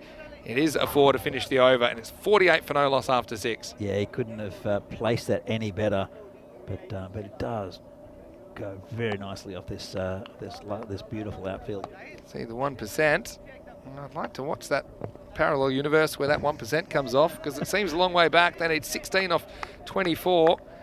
I suppose that's if you take a bunch of quick wickets, then they've only got 10 wickets in hand, though, Vinny. Yeah, but I mean, the new guys coming in will be nervous. They'll be like, well, surely we're not going to lose this. That's maybe where that 1% comes from. But, it's going to be Mustafa Nawab to bowl the next over. Pair of 22s out there, so they're sharing the runs equally. That's nice. And so, let's see what Grover can do. Will they be able to finish it off this over, perhaps? The bowler, Sahil has hit it down the ground, and good work there from the fielder there, Ayush Sharma. It's a comment from Luke Belgium. And Davisi getting very frustrated. I think we can all sense it. But I think getting a few runs here, getting a not out would be handy for him. But he's not hitting the ball as cleanly as what he normally does. Still early in this tournament. I like Underground Bodega saying they still have a chance. So if you look at that as United, they look at that graphic and go, so you're telling me there's a chance? 1%. I love the optimism. That's why I like the win predictor. I mean, sometimes it seems nonsensical, but it certainly gets us talking, and it gets us thinking. I mean, is it meshing with what we're thinking? And yeah. Yes. 1%. Should it be 0.1% or 1%? You decide. Anyway, Mustafa Nawab ready to continue. An unusual shot there from Sabah. He's unorthodox. Yes, difficult to bowl. That's the one where he kind of wants to whack it over leg side, but when it wasn't quite there, he was happy just to kind of tap it for one. And that brings up the 50 partnership as well. So it's well batted from these two. What you would say, they haven't had a lot of scoreboard pressure. 50 partnership coming up in 38 balls. Just getting a big smile from Ritik Tomar in the dugout. He wants to get out there. He's a bit frustrated, actually. So he'll hit another single. Yeah, well, we have seen some retired outs lately. I think it's going to come in. But I almost think Rittick might go out there and try and wrestle a batter off because he wants to get out there. But I'm sure he'll have plenty more opportunities during this series. Yeah, we're talking about the retired outs. Normally when a batter is struggling a bit, and exactly how logistics of that would work, live action, this will just be one. I think that's Piyush Singh that will clean up. I came back to it and I eventually thought, I think it's the captain's responsibility if we get one of those situations. Sometimes you see, I think Chris Pearce, for example, last year, kind of retired himself out when he felt, there's someone better that could do the job. I think the batter chooses the bowlers in cricket. So for me, the captain chooses the bowlers. So the captain should also choose the batters. If he thinks that some guy can do a better job, then he's the one that will kind of have to live with the decision. Yeah, true. Weird one. Sometimes it doesn't work for you. Yeah. Yeah, you get days like Summers having. Oh, he's gone. Big edge there, and that's the end of the innings there for Sahil Grover. 24 off 17, and the tank gets his wish. Yeah, he does. And this is well held behind the stumps by Abhimanyu Singh. And good reward for Mustafa Nawab, who he's bowled pretty well in this innings, to be honest. He's taken a bit of tap in this first over. It's been a good second. And so he does take a wicket. Could be the only one they take today, United. So at least they took it one. Of course, we will see them later on in the day. And well held. And Sahil, again, playing that offside shot to a fairly straight delivery. See, he skips out to leg, try and make that easier for him to open up the offside, but doesn't really work out for him. Little feather, and so the tank, well, he comes out with 12 required. He might be thinking he can do it in 2 balls. He just has 1 ball to go in this 7th over. Yeah, I hope he doesn't get too frustrated and just has a big swing at it, because he's better than that as Tanky. I don't think they're any threat of losing this game, but there's no point in throwing a wicket away. Let's see what he's got in mind. Here comes the bowler, Nawab, going to the tank, short, just dabbed away, no run. Yeah, so that's the end of a pretty good over from Mustafa Nawab. It's a successful one, and he concedes 4 singles in it and picks up the wicket. So it is 52 for 1 after 7 overs. And coming up this afternoon, more cricket. And starting with match 3, Bulls and Guardians making their ECS debut against Prague CC, the defending champions. So it'll be a tough one, but some familiar names in there. I see that Yash is in there, Yashwant Salian at the top of the order, and they have kind of borrowed the best of the rest a little bit, the Guardians, in this series. And they're led by Jatin Kumar. Prague CC, though, you see they've got a fairly strong lineup as usual. Fairly similar to what we saw this morning. Just a question of how they shuffle their top order. I have a feeling we'll see Aaron Ashokan opening the batting. Batted himself at 3 in that previous game. And I can tell you the match 3 will be starting in around about 35 minutes time right here on the European Cricket Network. Right now, here's Shukla. This hit straight down the ground, should be cut off quite easily. I think they'll just get the one. Ambling through. It's one thing I think that Sabawan can improve on is running between the wickets, and but his opening partner for the Czech national team at the moment, Dylan Steyn, who we'll see tomorrow, he's is excellent, isn't he? He really gets through quickly. Here's the tank. Good bowling. I want to say hello to Sami Ibrahim Kill, who's watching from the south of Sweden as well. He was participating about a month ago. And hope you're well. Once again, thanks to everyone in the live chat for your contributions. Seems like you might get a little bit of an extended break in the way this one is going. 11 required at the moment. That's down, leg side. Should be a leg by. It's not that far away, actually. And maybe just slipping down leg side, but it's a good shout. Have a look at it on the replay from stump to stump. The tank gets away with this one, I think. Yeah, he's quite far forward. I think it is just missing, but not by much. Yeah, I think the angle as well. Yeah. It's just one of those ones where you, as someone has watched a bit of cricket, oh, it's a good stop again. It's getting frustrated, is Sabah. Yeah, you can tell a lot with LBWs, even watching as a casual viewer and higher levels of the game. Some of them are very close, and you think, oh, that's got to be close. That one just didn't look right. Yeah, it didn't look right, did it? A second look, yeah, it was missing, but not missing by a whole lot. Umpires feel the same as well. Yeah. Sometimes something's just not right. Yeah, exactly right. That extended break between games also fits in nicely with the pie situation. Yeah, the pie. I always tell them just mix up my pies, so I don't know what I'm getting. There's a few favourites. I mean, they're normally named after places, aren't they? There's like the Melbourne, the Canberra, Sydney. Yep. Sydney. Is it Auckland? Yeah, if you're not all Australian. Yep. So the London. Yeah. It's a leek chicken and something. I'll know soon. This one's wide. It chases it. Oh, good effort by the fielder. Might have copped it in the teeth. But, Hope not. Yeah, it was a good effort, wasn't it? He had to really reach for this one. As it is, it's the end of the 8th over, and it's 57 for 1. So we do go into the 9th. I mean, it seems like they've got this game on toast. 7 off 12. I mean, you have a really good over here. Maybe you can push it to the last. They haven't actually scored a boundary for 12 balls. And yeah, I mean, the way things were going, 34 for no loss after 4, 42 after 5. You felt like it was going to be over by now. But well done to United. That's exactly what we said they need to do. Try and push it as long as possible.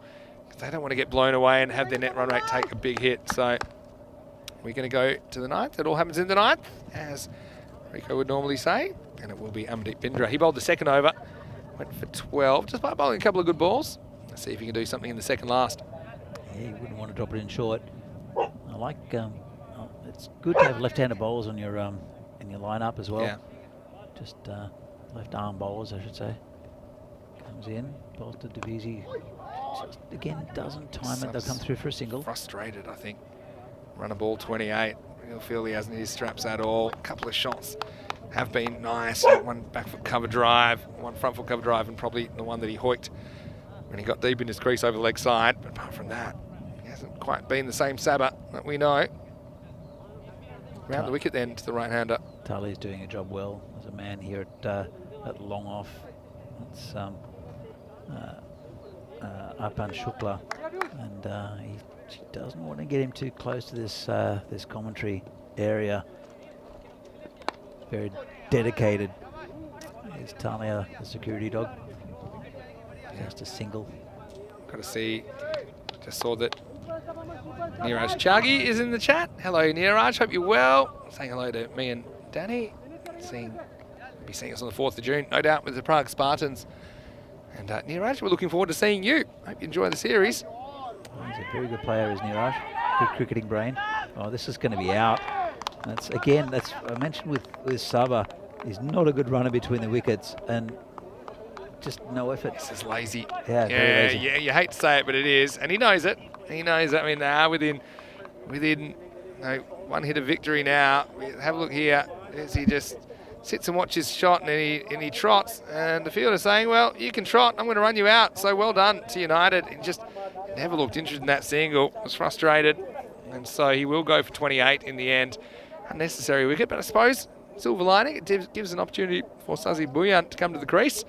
Score is 59 for 2. Yeah, it's a bit silly. I mean, it kind of exposes a new batter in a situation where, look, they should have this under control, 5 off 9. But I mean, if you can dot up a couple more, things suddenly are looking pretty tight. Well, that 1%, I think it might have crept up to 2. Might have tripled. I don't know. I'd love to predict now. So, yeah, just checking, but I think there's some confusion about which batter's on strike, but that non-crossing just applies to catches. So with run-outs, the rules hasn't changed at all. So it will be the tank on strike. Ritik, who's 2 off 5 at the moment. Here's the dot ball. This is what I'm talking about. I mean, if they can take this to last over, you'll probably see a kind of field that's hyper-attacking, but with lots of infielders trying to save singles. So yeah, 5 off 8 suddenly. The tank can win it with one swing of the bat. It's got an inside edge. Just be a single, I think, down to backward square leg. And I don't think Bohemians have taken this game as well as what they should have. Low totals, you shouldn't just go easy on them. You should just blast them. Yeah, it's been a strange one. The wicket of Davitsi sums it up, really. Got to say hello to Jamie Dodger in the chat. I liked your comment, and you're spot on. Here's the last ball of the ninth. Can they take it to a 10th? Can.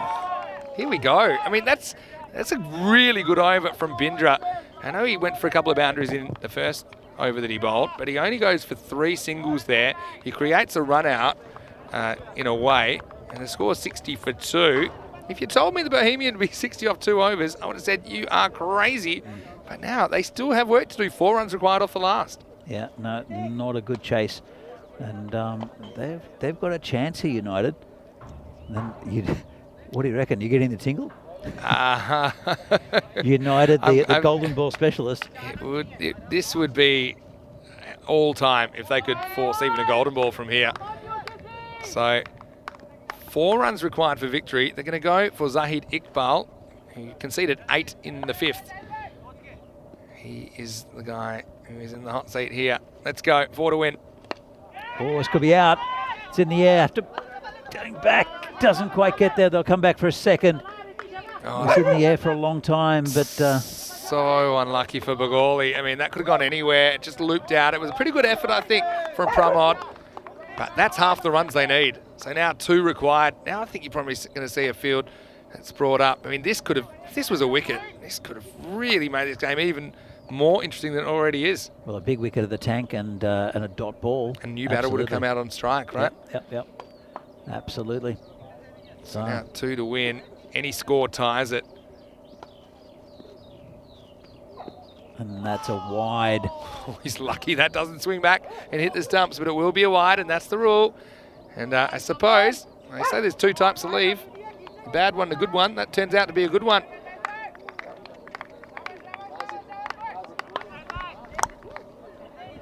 All right, any score wins it now. The bowler in again, bowling the tank. And swing and a miss. Oh, well, 4 more chances to win the game. Yeah, four more chances for another golden ball for United. And that was a good ball right where you want to put it. All right, 4 chances to win the game. What do? Do you swing? I think just bat on ball and run. This has gotten out of hand now, I think, for Bohemians. All right, let's go. Oh, it's down leg side, it's a wide, and that's it. Oh, what an unfortunate way to lose the game. Well, look, some positives for United, even though they won't take any points away. They did fight really well. They showed that they could mix it with Bohemians. As far as their bowling, their fielding was concerned. If they had somehow squeezed another 20 runs, can you imagine that, Danny? I mean, I know Bohemians might have batted slightly differently, but in the end, it's a game which goes right down to the wire, I suppose. 4 balls remain. Just, couldn't get that outswing to take it down the line. Loses a couple down the leg side. Zahid Iqbal, disappointment for him at a last over match in match 2. It will be Bohemians that walk away with the points on the first morning of play. 2 wins from 2 games. In this one, they win 64 off 9.2, defeating United 63. Well, 63, we don't see defended that often. But United gave that a good shout. Good fist at the end of trying to do it. I don't know. I mean, if I was the Bohemians captain now, Javid Iqbal, I'd be pretty upset with that performance. Yeah, and even the fact that got that close. I mean, imagine if they somehow lose that. You look at Sabah, the way he got run out, not really legging it out, and that's not really what you see from champion teams. I'm sure they'll have a bit of a chat about that and think about it as we see some of the highlights. And well, in the first innings, they weren't able to get too much going, were they? United, as they're on the way to 63. I mean, you saw how buoyant they were after the game against PCC, beating PCC with Imran's catch. But I would say that they'd be a bit down now after this game. Even though they got the points, it's not something. There's no momentum going into the games further down the track. Yeah, it's funny because if you had the same games and you change the order. So say they had this kind of sluggish performance in the first game against United, but happened to walk away with a win, but then had the really good win against PCC, I think then they'd be feeling a lot better about themselves. As it is, look, a win's a win when it comes down to it, and I think both teams can learn a lot from this performance.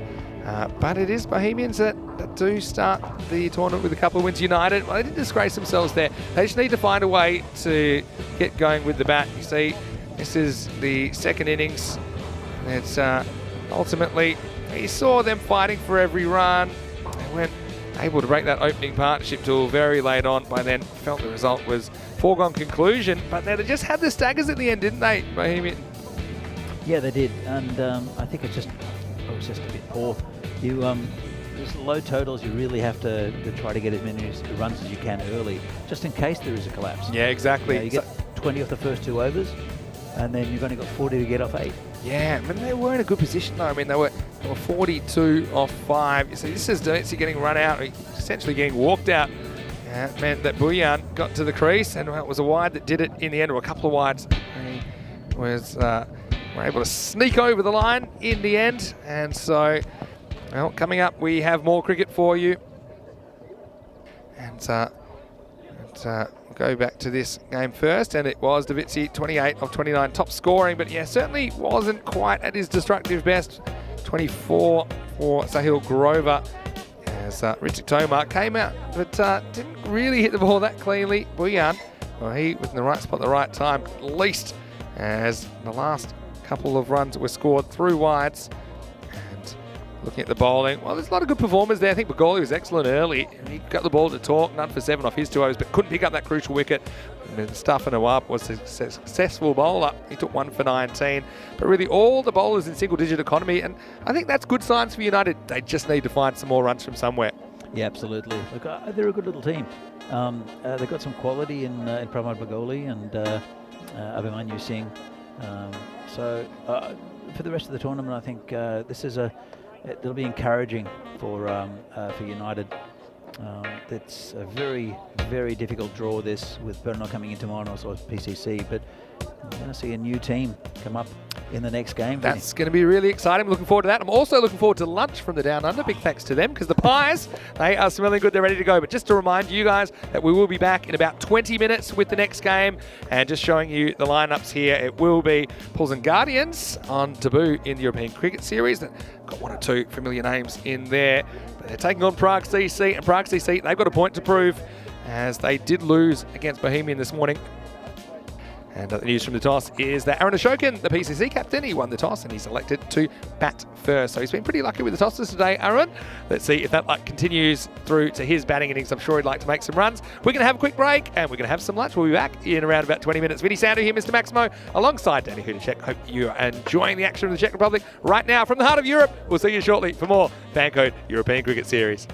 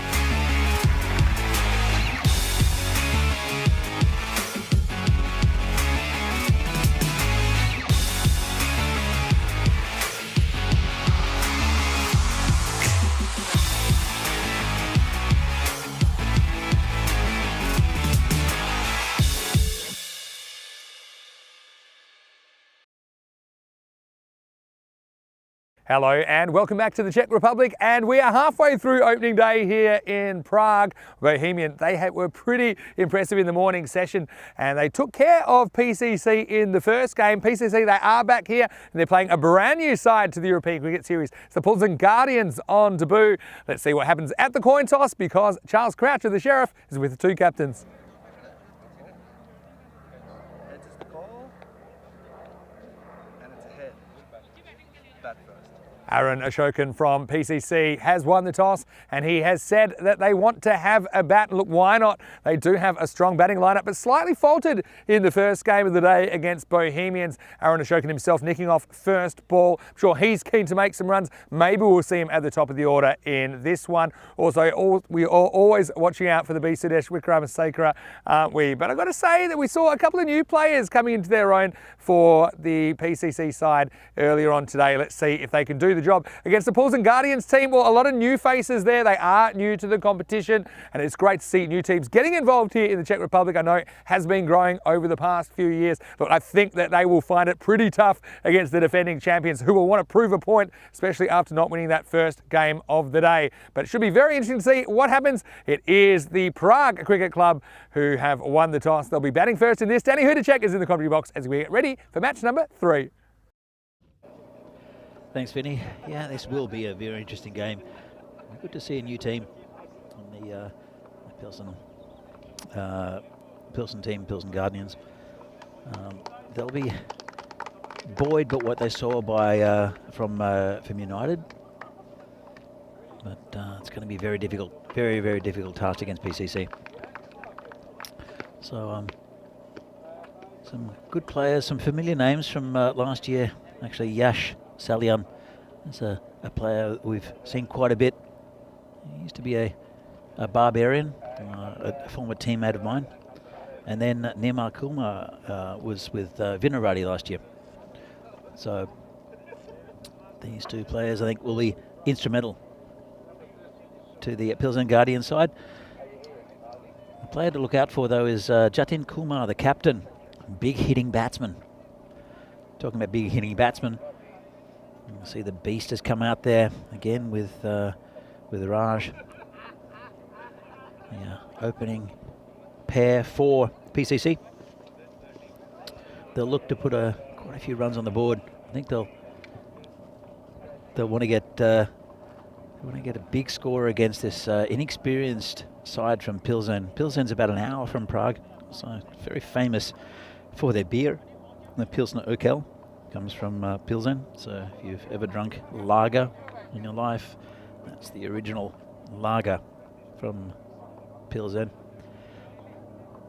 The conditions got a bit chilly, a bit overcast, a couple of little drops of rain, nothing too serious yet. So we're going to go ahead with the this game without delay. A few clouds around, but hopefully it'll be okay. It'll be Raj to face the opening ball, and be Fani Mantada, the opening bowler.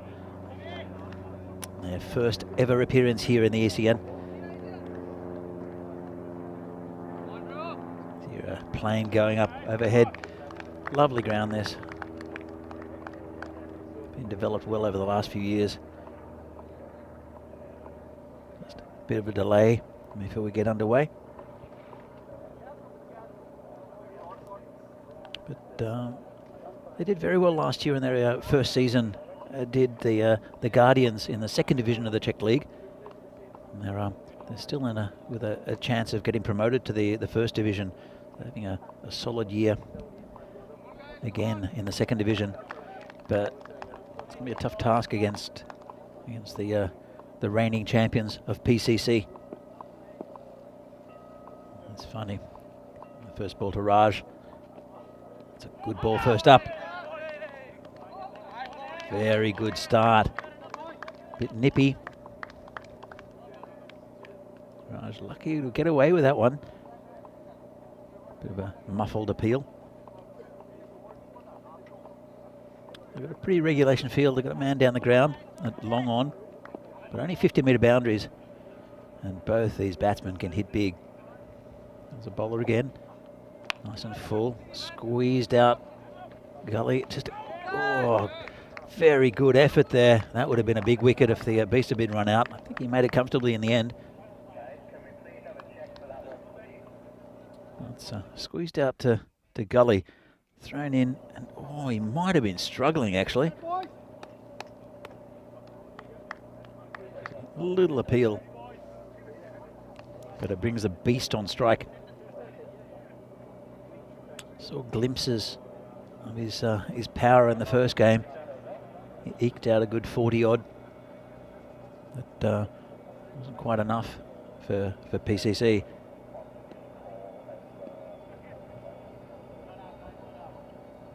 And it'll be Fani Mantada to continue. Bowling to the beast. This one's down leg side. Flicked the pad a little bit. Nice stop by the keeper.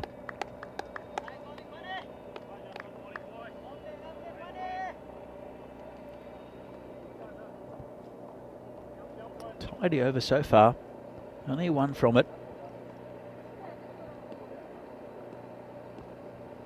Mantada bowling to the beast again. Nice pitched up as well. Well watched onto the bat. Good start here from Pilsen. They'll want to keep that that momentum going into the next over.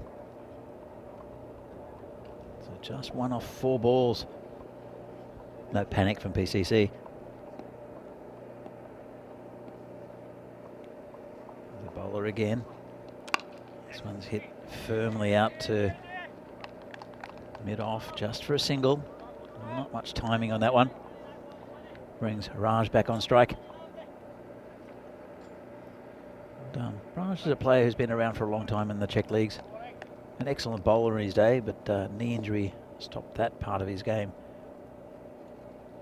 Comes in again, this is full. Doesn't get away with that one, and that's 4 runs.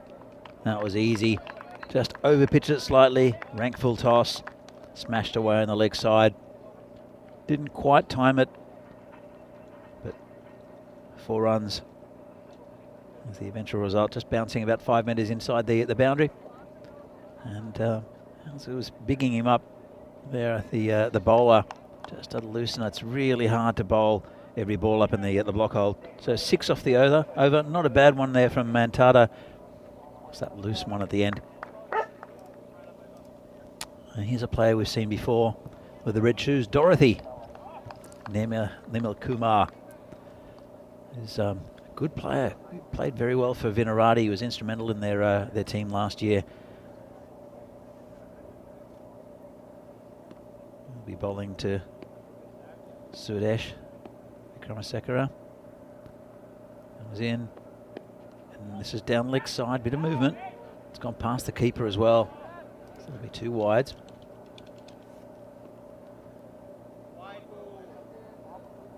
But he's a handy player, is Nirmal. He was instrumental in a hat-trick for Vinarati last year with Arshad Hayat. Comes in again, nice and pitched up, just squeezed out down the short fine leg for a single. He took 2 catches in hat-trick last year for Vinarati. One being very nice at the end, diving catch on the boundary. Good cricketer.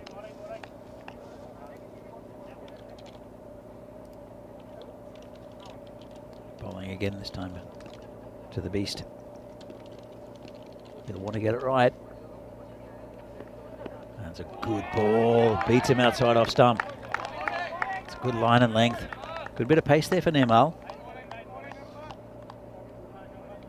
Again, just a regulation field. They know that if the beast hits the ball, no fielder's going to be able to stop it. He smashes the ball hard. And again, this one's on the stumps, and there he goes. Smashes it hard, just put it in the wrong spot. Bit overpitched, and that's the first Maximo of the innings for Sudesh Vikramasekara. Just a little bit overpitched. Flicked it, really. And that's 6 runs. Bit of movement as well. But as you can see, you hit anywhere in his hitting arc, and he's just going to hit you. Oh, nicely pushed out. Have to hurry. There were 4 players backing that up. The bowler was not counting the bowler. There were 4 of them behind that. Very enthusiastic here are the Pilsen side. That was Yash Salyan, we've seen before with Barbarians doing the fielding. Oh, it's another 6. This one's huge. Raj this time just picks it up and launches it. That was about 30 metres over that boundary. So, big over this. And Raj doing well, doing his job well. Come into the side as a bit of a pinch hitter.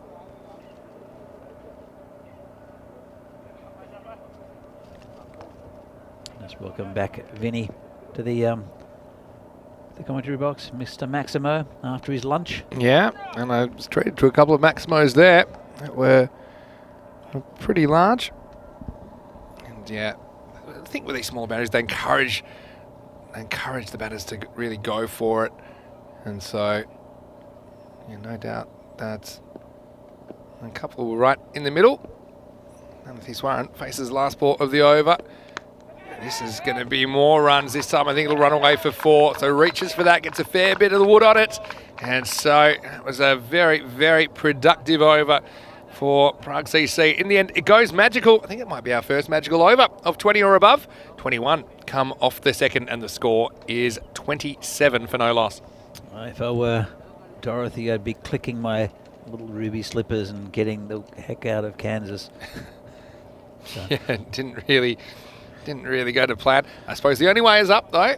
And I know Nirmal Kumar's a pretty handy cricketer. You can see that Bohemian, they are top of the table after winning both of the morning matches. One was against Prague CC, one was against United.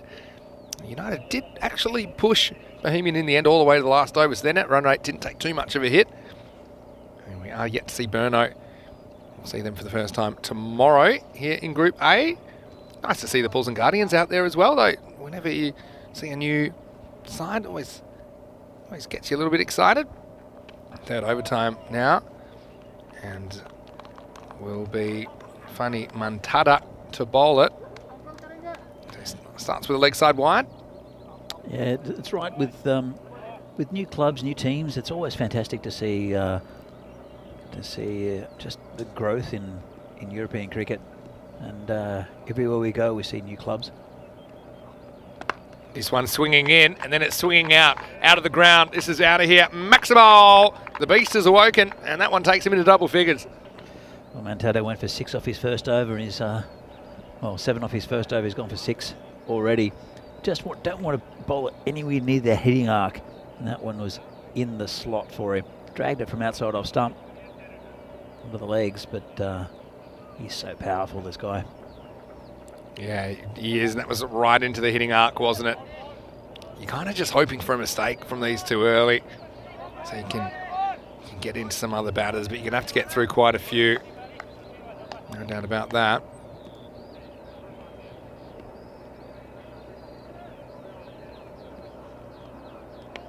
Yeah, just getting some good movement, but just not able to control it at the moment, Mantada. That one swinging down the leg side again. It's getting a bit chilly. Yeah, there's a little couple of spots of rain. I don't think it's going to stick around because there's plenty of blue sky, but yeah, getting a bit of the flashbacks to last year, but not quite. That was really, really quite extreme last year. Down the ground, and eventually be cut off by the second fielder. That's Yashwant Salyan. Throws it all the way back to the keeper. Yeah, Yash has been around the traps here in Prague for many years. He's a good leg spin bowler. Let's see if he, if the skipper for Pilsen will give him a chance to prove it, and he's gone. That was a beautiful delivery right in the block hole, and that's the end of Raj. Yeah, well, Ananthi Swaran, he loses his stumps for the second time for the day, and he was looking dangerous, wasn't he? And I know that we've got Saurabh Zalpuri in the chat was saying that maybe There was some Southey-like vibes going on last over. Well, this one will make any bowler happy. And he was always threatening with that movement. He just had to get it on target. And when he did, he got the reward. So Prague CC lose their first wicket. The opening partnership is broken. It's 36 for 1. Yeah, I'm impressed with Mantada. I mean, that was that one loose one. It was outside of stump that the Beast dragged him for 6 onto the leg side. But I've been very impressed with him. Right, good movement. He's got a good opportunity here against Arun, who's on a king pair. Yeah, well, that's it. And he's one guy that wants to stick around and make some runs. We know how good he can be.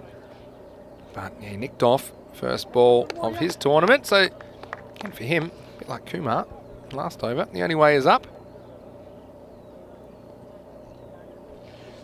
So, well done to Fani Mantada, who has the Bulls and Guardians' first wicket in ECS cricket, and a pretty good way to get it, knocking over the timber. Now, another challenge as Aaron Ashokan, national team skipper, is trying out number 3. It's a pretty good ball first up. Just defended away. This is what you got to tell yourself. I mean, you're inexperienced in this form of the game, but you have to try and win the little battles. And if you can add up enough of those, then maybe you can pull off an upset or two here in Group A. Oh, again, nice tight bowling. It's been a good start here for Pilsen, considering a couple of big 6s, but some nice tight bowling, especially from Mantada. Of course, Nirmal Kumar going for over 20 in that over. Second one. This man from this end's done his job very well. Again, no runs. Yeah, very, very good over in the end. Did go for Maximo early, but then came back with a very good finish, including the first wicket for the Bulls and Guardians in the FanCode European Cricket Series. That's the end of the power play as well. It's 36 for 1.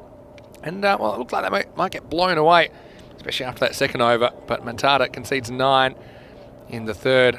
Kind of limited the damage, and really his second half of the over, there are absolutely no runs at all. So now we head into the middle overs. They can protect the boundaries a bit better now because 5 outfielders can be employed.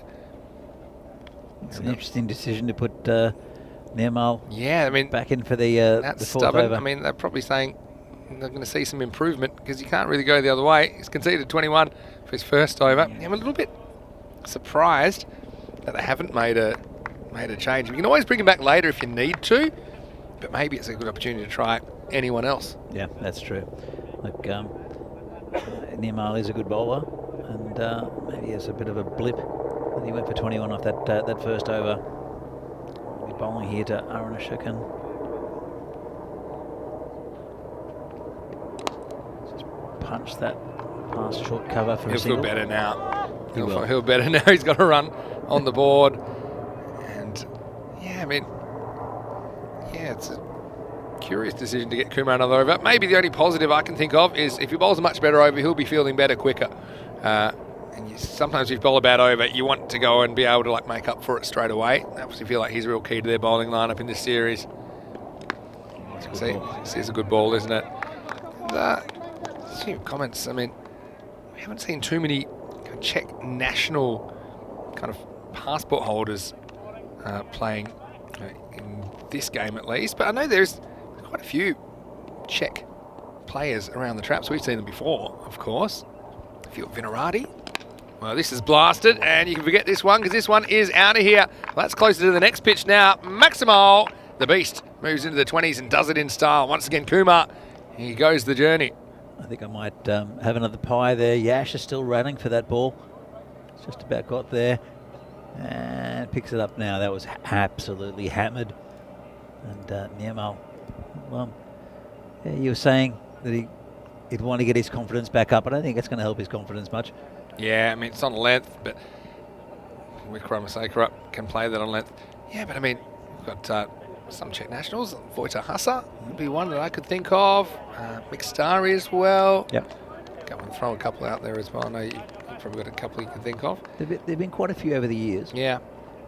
But as we go back to live action. Better ball from Kumar. There've been quite a few over the years, and I think that soon there'll be some youngsters coming through. I know Chris Pearce and his Cricket Academy have done wonders here with his lovely wife Renata. And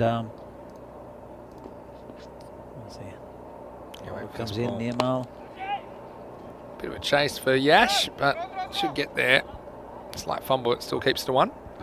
Yeah, so hopefully there'll be some good young talent coming through who are born and bred Czechs, but it's not like in most places in Europe. It's a sport that's fairly, if not new, just not very well exposed to the masses. Not well understood either, I don't think. And I mean, that's all you can expect. I mean, I always think it's a bit like football, or we'd call it soccer in Australia, that it was the kind of Italians and the Greeks that brought it to the masses in the mid-20th century. So it's going to take a while to get that kind of native population participation. These guys are trendsetters, and they are paving the way. Well, this one's going to be 4. Well, how about that? Kapil Kumar didn't have to go too far, it seemed. It was just timed really well. He talked about the beast. He bangs the ball like no other in European cricket, and he gets a boundary here. It will finish the over. The end of 4, it's 52 for 1. Or as we hear one of those planes going overhead, Danny, it's a good time to have a chat. And it's great to have your company. Any sound of here, Mr. Maximo, alongside me is Danny Hudacek. And yeah, we're always talking about these guys being trendsetters. And well, Bulls and Guardians, they'll look back at their club at this moment, and a big moment in their history as they play in the FanCode European Cricket Series for the first time. Look, absolutely. We saw United last year in the making their debut, and a bit of a fan's favourite, and had some very good results. You saw they were competitive again against Bohemians. So yeah, back to live action, and it is that man Kapil Kumar that is going to grab the ball and continue. Yeah, so I mean it's a good sign for me. And yes, I don't take it as a negative at all. And people don't realise, if you come from a country where cricket is an established sport, people really don't realise how difficult it is to kind of win over the native folk because they might have, what they know of it, they might not understand too much. Well, this one is certainly not coming back. That is another one a little bit short of a length. And Kumar is the next one that pays the penalty. Maximo, Prague CC, after they were held a little bit early, they are very much now up and away. Yeah, the beast, he's starting to get his rhythm together. That one absolutely hammered over square leg. Still, I'm not sure if they actually got that ball. I think they've given up on that. And we'll it's go in the middle of the car park. We'll go get that one later on the day when we're going home. All right, Kumar, it's a new ball. This one is just whipped off the pads. The thing is now they can afford to have a few more outfielders. I don't think they had 5 outfielders that ball. That's something I'd certainly be doing pretty quickly now that we're out of the power play, well out of the power play. Yeah, just going back to your earlier point, Vinny, it's cricket's not a game you can really start as an adult. There's so much. Yeah, it's tough. It is. You can get. See Kumar bowling the beast, and that's this. Oh, well done, Yash. It's a difficult game to start as an adult. And yeah, we had a couple of players who came in as softballers who were very good, played for the national team. But generally, unless you're playing a similar sport, it's very, very difficult. Tennis is a big sport here, which might help. Yeah. But generally, especially the action of bowling. Yeah, exactly right. But, you know, by showing more cricket, by playing more cricket, then you do get more young people into it. But people have to understand this is going to take a generation to kind of get the youngsters playing with. Wait for this ball from Kumar. This is lifted up and away, but this is an opportunity for Salian. He has come in a long way, and he drops it. Well, he did the hard work. He got there. So Ashokan gets a life. Could have been another cheap one for him. And Yash, well, he went half a marathon to get there, didn't he? As it is, it will be a single. And the last over finishes with a bit of drama. The last ball of the 5th over, I should say, now, halfway through his first innings of match 3, 64 for 1. I'll tell you what, where he is there, he did very well to get there, did Yash, but if you look at the field, he's the only one in that whole area. There's no one else could have got to that. It's probably about 40 meters to the next fielder. So he got there, just didn't quite get set. Yeah, he did. He was on the move, wasn't he? So he hit it at pace. 63 for 1 on 126 pace at the moment. Looks like we'll have a change of bowling. Salim Khan is going to have a bowl. I think we're going to see some left arm spin for the Guardians. It's more of a medium pace cutter. And just worked away for one by Ashokan. He was a bit lucky to be there. After that last ball, last over, he went just pretty much straight up. No, it's not really getting a lot of distance, but it was Salim that had to go a long distance in to try and meet the ball. And this one is going to disappear. Abracadabra, another huge 6. That's 6 on any ground. Maximo Wickramasinghe in almost no time at all. He's moved up to 41.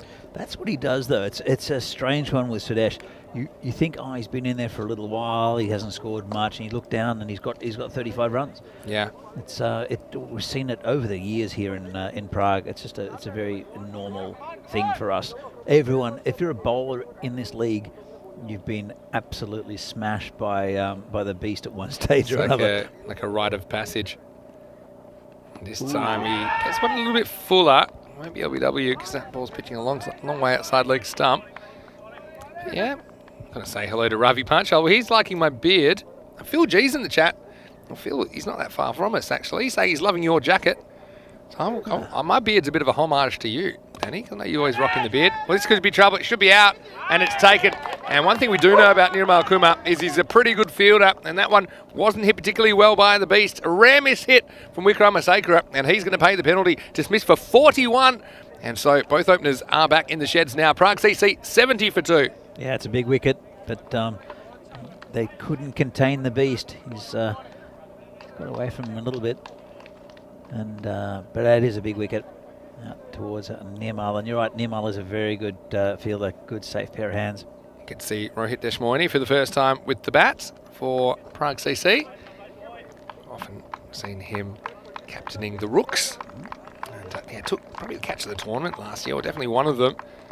Also a handy bowler if he gets an opportunity. This is a fairly strong bowling lineup though that Prague CC are sporting. I noticed Phenom Struck in the chat saying, yeah, continental European population typically finds a full day or 50 over consuming sport difficult. Difficult to back. Hence the relevance of a T10 format like this. That's where you hook in cricket native population. Yeah, exactly right. I agree with you. I think people like the 45-minute halves. I just think it captures their attention more. Olympics is something that might be on the horizon for cricket, and I think for sure you need to go with the T10, even above a T20. I think you can get more countries involved. I think that people watching the Olympics that are not kind of cricket watching people normally, that's a way you can hook them into the sport. A bit like rugby sevens, if you like. Sure. Rugby sevens is in the Olympics as a standalone sport. Anyway, well done to Salim Khan, who comes up with a wicket in his first over in ECN cricket. And a nice chance to see Deshmoini. He'll be on strike now. So again, the left armour just flicked away over the top of the fielder there, going out towards the boundary. It'd just be a single. Well, actually, they're coming back for a second. It's well run there from Arun Ashokan. He judges a run very well, does the skipper. Nice shot there from Deshmoini. That's the end of the over. Bit of a conference between the batsmen. Yeah, so I mean, pretty good over there. I think talk about left arm bowlers and even left arm pace bowlers. If you want to classify Salim Khan as a pace bowler, which I suppose you would, they've been really, really successful in this format of the game. And I think it's because there's a lot of right-handers, and so I think they have a bit of success. They've got that kind of off-cutting variation that moves away. They've got maybe ball that swings down the line. As we see Abdul Kumar, big swing and a miss from Ashokan. It just seems a bit off this morning. Okay, you can't read too much into the Golden Duck this morning because he just got a good delivery. But even now, he's 5 off 10. Arun, we know that if he hits his straps, he can go large very quickly. That's not his best shot. No, he does hit straight. So, but that's a bit of a nothing shot, that one. Comes in again, Avola. And just worked away on the leg side. It's fielded eventually by Salim Khan, who I think we'll see come back in the next over. Hey, how exciting would it be? Just put yourselves in the shoes of these Bulls and Guardians players. I mean, most of them. I think 9 of them out there playing their first televised game of cricket. And, already a couple of highlights. This is nicely fielded. Down on the boundary as well, just keeping it to 1. So, yeah, they certainly haven't disgraced themselves. Okay, there's been a couple of big overs. You're going to expect that against PCC. But they've also had some pretty good overs, and with the 2 wickets so far. Yeah, look, I think they're doing well. Obviously, they're the newest team in this competition, in this half of the competition. Oh, it's a nice shot at the top. It'll be cut off. A little bit of a dodgy bounce, but certainly takes the scenic route to that ball, doesn't he, out there? Saran Ravichandran, so it does allow 2. Just going back to another point we had before about young Czech talent. A couple of players playing second division for Vinarati. They're the offspring of players who've been in the Czech leagues for a long time. Yeah. So it's good to see that when they've been here or born here. And one of them is Alfie Solcek, who's the son of Benji Solcek, who played in the for Vinarati in the first installment of the Czech Super Series, and also played for the national team. This is on length, and it's going to go as well. I thought it might go all the way, but he kind of clunked it, Ashokan. He hasn't quite hit one out of the middle yet, but he will get a boundary there. It takes him to 10. And is also the end of the 7th over. It's 80 for 2 after 7. And so, nice way to finish that over. And one thing we'll just come to in a second that I'm looking forward to, Danny, is that once again we'll have the ECC back. And it was great to have the Czech Republic in the first one. They will be back again this time. Group A, not an easy group at all, with Ireland, who are making their debut. Spain, who we know how good they've been in ECN cricket lately. Austria as well, good team. And Portugal even had a few surprises. It's almost, I don't want to say group of death, because they're all really strong groups, but I mean, I'm sure it's a great opportunity for those guys selected to show what they can do on the big stage coming in September. That was a great tournament. I was down there with filthy Phil Gowers and Terry O'Connor from Czech cricket. As spectators, yeah, we enjoyed having you there. I think we kept that tournament afloat with the bar sales. Yeah, when you guys left, we had to call a meeting. Oh, this is going to be 4 more. I didn't think he quite got this one either. Shokin, he's looking at the inside edge of his bat, and he probably is wondering why he can't hit one in the middle, but still it's effective. If anything, the fact that came off the inside of the bat helped him a little bit, because it took it away from the fielder, a bit more towards mid-wicket. So another boundary. Aaron still not quite himself, but he's still there. It's not a bad score at the moment. They're going about 12 and over, 11 and a half and over, so it's, I'll be pretty happy with that so far. I brought Salim Khan back for a second over. And now this is going to be a no ball. And Aaron will be a bit annoyed. I think he doesn't get any bat on this, because this could have flown away. But what he will get is a free hit coming up. Yeah, I wonder where this one's going to go. So we also had a slight change in the playing condition for high full deliveries now. That bowlers, they'll get a first warning if they do it once. The second time they'll get a final warning, and then they'll be off on the 3rd occasion. It's irrespective of any danger or anything like that. This is a wide, so it'll still be a free hit. And the other thing is, with high full deliveries, it's the old wording was if it was above waist height, but now it's waist height or above. So those marginal ones will be caught, which I think makes sense.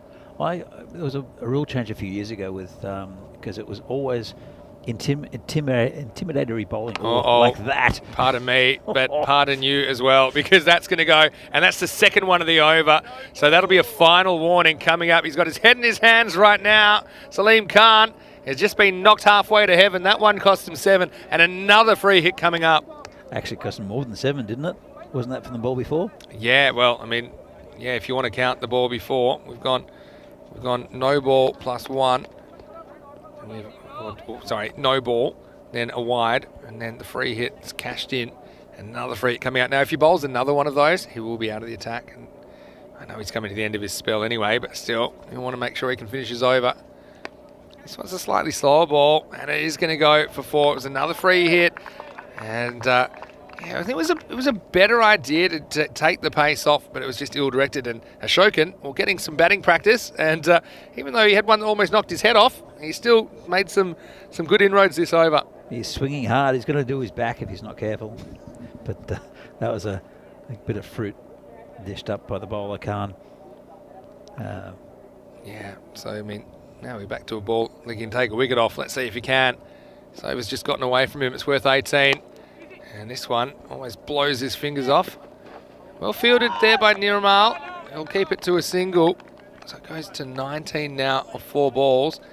Peter Handley in the chat, just referring back to the earlier cricket chat about Europe, saying it is a struggle, but T10 is a fantastic introduction to the game for the unfamiliar. I think that's what it's all about as well. And even if you are familiar with the game, I'm really familiar with the game. I love it. It's difficult to watch, actually. Oh, I got him. And that's the end of Rohit Deshmoini. Good ball, though. I mean, looks a good bowler when he gets it right, Salim Khan. So he has been a bit expensive this over. That also shows character, that he has come back and bowled a couple of good deliveries, and that one does get Rohit Deshmoini, who has to go for 6. Just gets Yorks there. Over goes the castle. And the score now is 99 for 3. Yeah, it brings out a new batsman. That's Prakash Sadazivan, who's he's been around for a long time. Very good player is Prakash, both with the bat and the ball. Yeah, he is. So it's nice to see him sporting the ECL caps, which are looking very nice. The old kind of throwback caps. So yeah, he comes out with almost 100 on the board. I think Helix was saying, just talking about the ECC, he noticed that England, they have qualified for the Championship week as previous winners. And he says that he thinks they should still have to qualify. I mean, that's a fair point. It depends basically about the duration of the tournament and the amount of countries involved. So if we were to have England in the group stages as well, probably means another country misses out. And also, because we want 5 teams in the Championship week as it is, we've got 4 group weeks. So we'll still have them joined. They will join England. That's why we'll have 5 teams in Championship week. So it's to do with the amount of teams in duration. So, for example, VOC Rotterdam in ECL, they didn't get straight through the Championship week in the ECL because it was a 30-team tournament. We had 5 group weeks of 6 on that occasion. But I do appreciate your point there, Helix. And I think they'll find it pretty tough necessarily coming in at that stage. As we get to the end of this over, 100 has come up, 100 for 3, 2 for 29 for Salim Khan. Bit of a mixed performance on debut, but he did take a couple of wickets, and particularly the bowled one was a nice moment for him. Yeah, so, I think England, that may be a bit of a disadvantage for their title defence. I don't know, they're going to run into teams that already have probably something like 10 matches under their belt. Yeah, absolutely. I was actually going to ask you that question, but I think you've answered it exactly how I thought you would. Yeah. It took a bit of time for the English team to get into that format, and they were fantastic players. But they did lose a couple of games. I remember Italy beating them. Italy and Belgium beat them as well, and had a couple of close calls as well. And you think about the group final that England won, they had to chase 149 down against Belgium. Yep. So wait for this next delivery. And that was the ECL final, in fact. And this one is a wide full toss, and it's going to be cashed in by Sadasivan.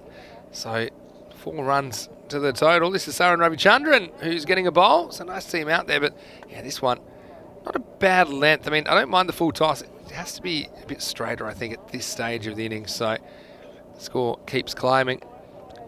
Yeah, England almost, you thought they were almost out of it, but with their batting lineup, they were able to pull off that big chase. Oh, this could be out, and it will be out. So he does get the full toss a bit straighter, and it works out for him. Sadasivan, who was early through the shot, little leading edge, and a nice moment for Saran Ravichandran. He takes his first wicket. It's a ball that never bounces. Doesn't bounce on the way there, doesn't bounce on the way back. And unfortunately, it's a pretty short stay for Prakash Sadasivan. He goes for 5. It's 105 for 4. Yeah, that was a fairly simple take. I'm admiring his afro though. I think it's the finest hairstyle so far we've seen. It's thick, isn't it? It is very thick. I mean, he's got some to spare. We've seen some great hairstyles. You should have seen. There was one of them in Stockholm last week. That was something else. We've come with something out of a 70s disco clip. That kind of an afro. But now, in the present, we're going to have Samira Mataranga. Now, he finished the innings, even though they went down by a handful of runs. He finished the innings with a Maximo, the only ball that he's hit so far in the series. He's going to try and do it from the get-go here. Slight miss hit, but he is off the mark with a single. Yeah, it brings Arun Khan back on strike, the skipper. He's the one who's been hitting some runs. He's 25 off 18. Mataranga, he played with the national team for quite a few years, did Samira. In 2019 when, it's a little edge. That's past the keeper and it's 4 runs, safest shot in the book. Samira was the constant number 11. Yeah. Ed Knowles, the skipper at the time, said, "Okay, the batting lineup: Samira, 11," and that was the first thing he'd ever say every innings. Samira, 11. So you probably didn't have to ask after all. I probably didn't want to ask. And I mean, he can hold it. There's no doubt about it. You see at this level, he's a good clean hitter of the ball. We saw him in the ECL, hit a couple of sixes, which surprised us. Well, this is in the air, and I think this is going to go for 6 as well. So Shokin slowly finding his mojo. Maximal time. Ravichandran bowls a length and finds out the hard way. Shokin, he's got some power in that bat. Yeah, just a little bit overpitched. And, just a full toss. Wasn't much in it. Could have got away with it. Could have mishit it as well. There are 3 players out in their boundary. But unfortunate. Last ball the over. And we'll only get the 1 over because he's bowling the 9th. So, a bit of a mixed bag, I suppose, but you can expect that from some of these players on Busar and Ravichandran. Ends up taking a wicket, but he does go for 17 in the 9th. The score now is 117 for 4, heading into the last over. Well, Prague CC, some people thought they might be setting records in this game because it's a bit of a mismatch on paper. You've got the defending champions against a team that's brand new to ECS cricket, but I don't think they've blown away just yet. We were talking about 120 being a kind of par, maybe, later in the week at least. As it is, 117 for 4. I still think there's plenty of runs, but I think that the Guardians can be pretty proud of their efforts. Yeah, for sure. Look, it's a lot more runs than we saw this morning, but I think the conditions are a bit easier. The ball's not swinging as much. So, there's the final over. That's a shocker. Oh, this is not a good start. This is Prabhu Balakrishnan. And, well, it's a proper Gundy ball. Luckily, it's so slow it won't make the boundary. So, it'll be 3 wides, I think. And then 1 for the actual wide, and then 2. I'll be very kind, and I'll call that a loosener. It's probably good that the batter couldn't reach it because I think it would have travelled pretty quickly out of the ground. Shokin. Face up to the next one. Oh. It's a much better ball, and this one actually jumps a bit, doesn't it? So a much better delivery, and that one surprised Aaron, I think, that with that bounce. Yeah, that's exactly what it was. It was the bounce that deceived him. This time clunks it off the inside of the bat, but this is going to go for 4 as well. And there's no one square of the wicket, really. It's more of a straight mid-wicket, trying to protect against that shot, but Aaron, he's able to get this one away. And another one of those players that I wouldn't say he's hit the ball that cleanly this innings, but he's still scored runs. He's 40 now off 23 balls. I don't think we've seen anyone hit the ball cleanly yet in this today. I think there's been some nice shots, but no one's really taken the ball and really timed it. Yeah, no one's consistently done it anyway. Question in the chat, which I think you can probably answer better than me. They're wondering whose home ground is this? But am I right in saying it's no one particular club? It's pretty much everyone's. Well, this is, I'm just going to call this next one, which is played nicely on the offside by Ashokan, who's within reach of a half century now. He can get there with 1 swing of the bat. Another 4 runs takes him to 44. Yeah, so, I mean, is one club kind of the traditional owner of this, or not really? Not really. This ground was put together by Hugo Banks originally, who was part of the Binarati club, but it wasn't. It's never. Oh, it's been hit a long way. Well, you talked about his 50 being within reach. Well, there it is, and well, that's a 6. If you could give a 16, you would, because that was a big hit. Ashokan brings up his 50 off 25 balls. Nice return form for the captain, who went first ball this morning. His third Maximo brings it up. He's also hit 6 fours, and Aaron, he's just slowly coming back to what we know, and that's good signs for all the Prague CC fans out there. Go back to what I was saying in a moment, but yeah, we might not bit have of time action. because this will be another 6, and well, you might as well stay out there. I think that the ball retrievers, they're going to be busy. Another Maximo. This over goes magical. All right, tell me quickly because you've got one ball to go. So the other, there are 2 fields here. One of them is the Banks field after Hugo Banks, and this one is the Scott Page field. Yeah. With, we'll talk about Scott a bit later, I think. We're going to come to the last ball. Well, sometimes you worry about where the ball will end up, and this is one of those times. It's going to go leg side. This isn't quite hit in the middle. It'll be 4, but still very good hitting. The innings finishes 4-4-6-6-4. Ashokan does find his traps. He'll finish on 60 of 24. And the score at the end of this innings is 144 for 4. Just quickly finish your point about the story behind the ground. Yeah. So Hugo married. Into a family that owned this piece of land. It's in Prague still, but very much to the northern parts of Prague. And he had a dream of building a cricket field, a bit like Field of Dreams. And it's been taken over now by the CHMKS, and they've developed it into a nice little ground. But it's no one's home ground. It's the only 2 grounds in Prague, the only fields in Prague. Brno have got a very nice ground down there as well. Yeah, true. I mean, there's some really nice cricket grounds in the Czech Republic. This is the one we know the best, of course, on ECN. Well, let's go back to some of the highlights, and you can see Nanathi Swaran once again hit a couple of nice shots, but he got knocked over. A couple of nice moments weren't there for the Guardian.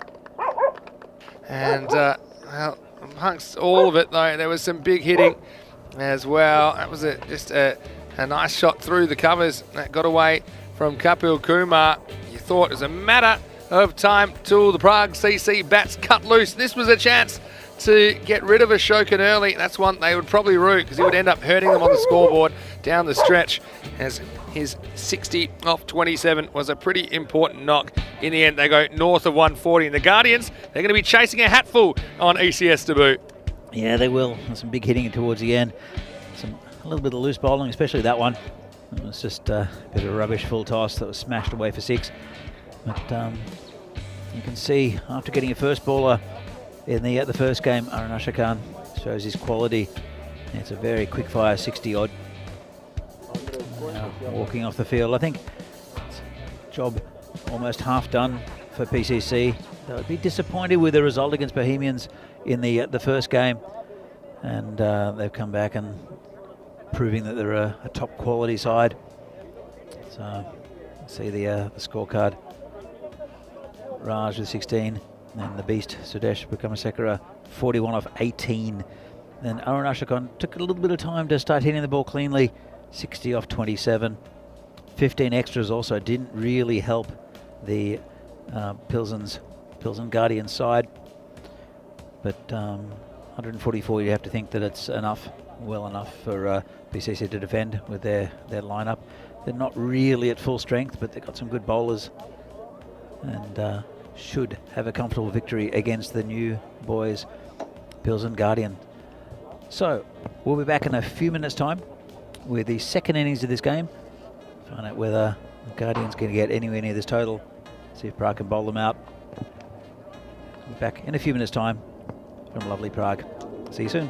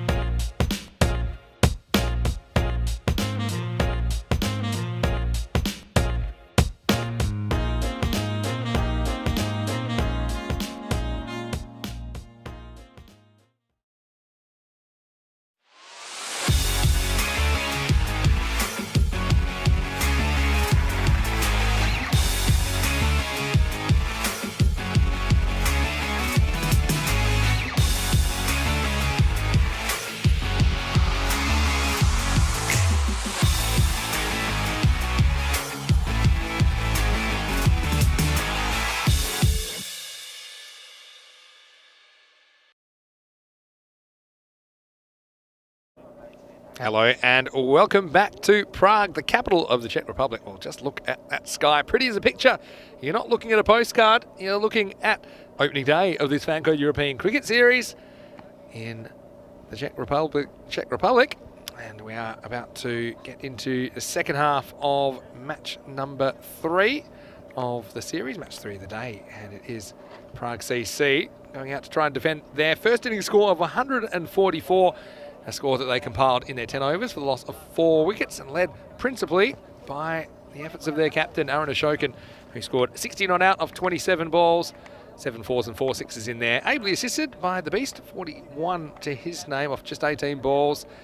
And Nanathi Swaran got them off to a decent start as well, 16 off 7. So all of the top 3 kind of with strike rates in the 220s. You know, it's going to be a pretty big score. And now it is time to see the defence. It will be Samira Mataranga who will open the bowling as per usual for PCC. And this is the first time we'll see Bulls and Guardians with the bat. It is their first ever match in the ECS. So once again, it's great to have them out there. And look, 145 is a tall order, but they've got to start somewhere. They'll probably give it a crack. Look, even if they don't get there, I think it's important they put a good innings together for their confidence. They do have another match later on today against United. So let's get ready for business. Yashwant Salyan will be on strike. He's out there with Ashton Sampath. 145 to win for the Bulls and Guardians. When you can make it one less now because the first balls are wide. Vinny Sandu here, Mr. Maximo for the European Cricket Network. Always great to have your company and great to have the company of this man as well. Once again, in a very familiar setting here at the Vinosh Cricket Ground. With me is Danny Hudacek. Welcome back, Danny. Thanks, Vinny. Yeah, it's sun's come out. It's looking beautiful. No place I'd rather be. Yeah, it is a wonderful day. Mataranga gets this one a bit straighter. Sneaks through for a dot. So tell us a bit about Yash. How do you think he's going to go about this innings? He's opening up. Obviously, it's a lot of runs to get. Do you think he'll go hard early, or do you think he'll just play himself in a little bit? He only really knows one way, Yash. And in the past, he's scored big runs for Barbarians. I don't know about now, though. So just missed 3 in a row. Yeah. Well, the first one was wide. Second 2 will be dots. So Mataranga is a class act, isn't he? So he's one guy I thought, pretty close to player of the tournament last year. He had a very, very good series. Yeah, he gets quite a bit of movement, sometimes too much. Can find it difficult to control. But bowls with good pace and a very, very good shape. Lovely guy too, Samira. Always plays with a smile on his face. This one is straighter, but it's dug out. It's low full toss in the end. It will be fielded with a bit of a flourish, I suppose, from Jahangir Ahmad.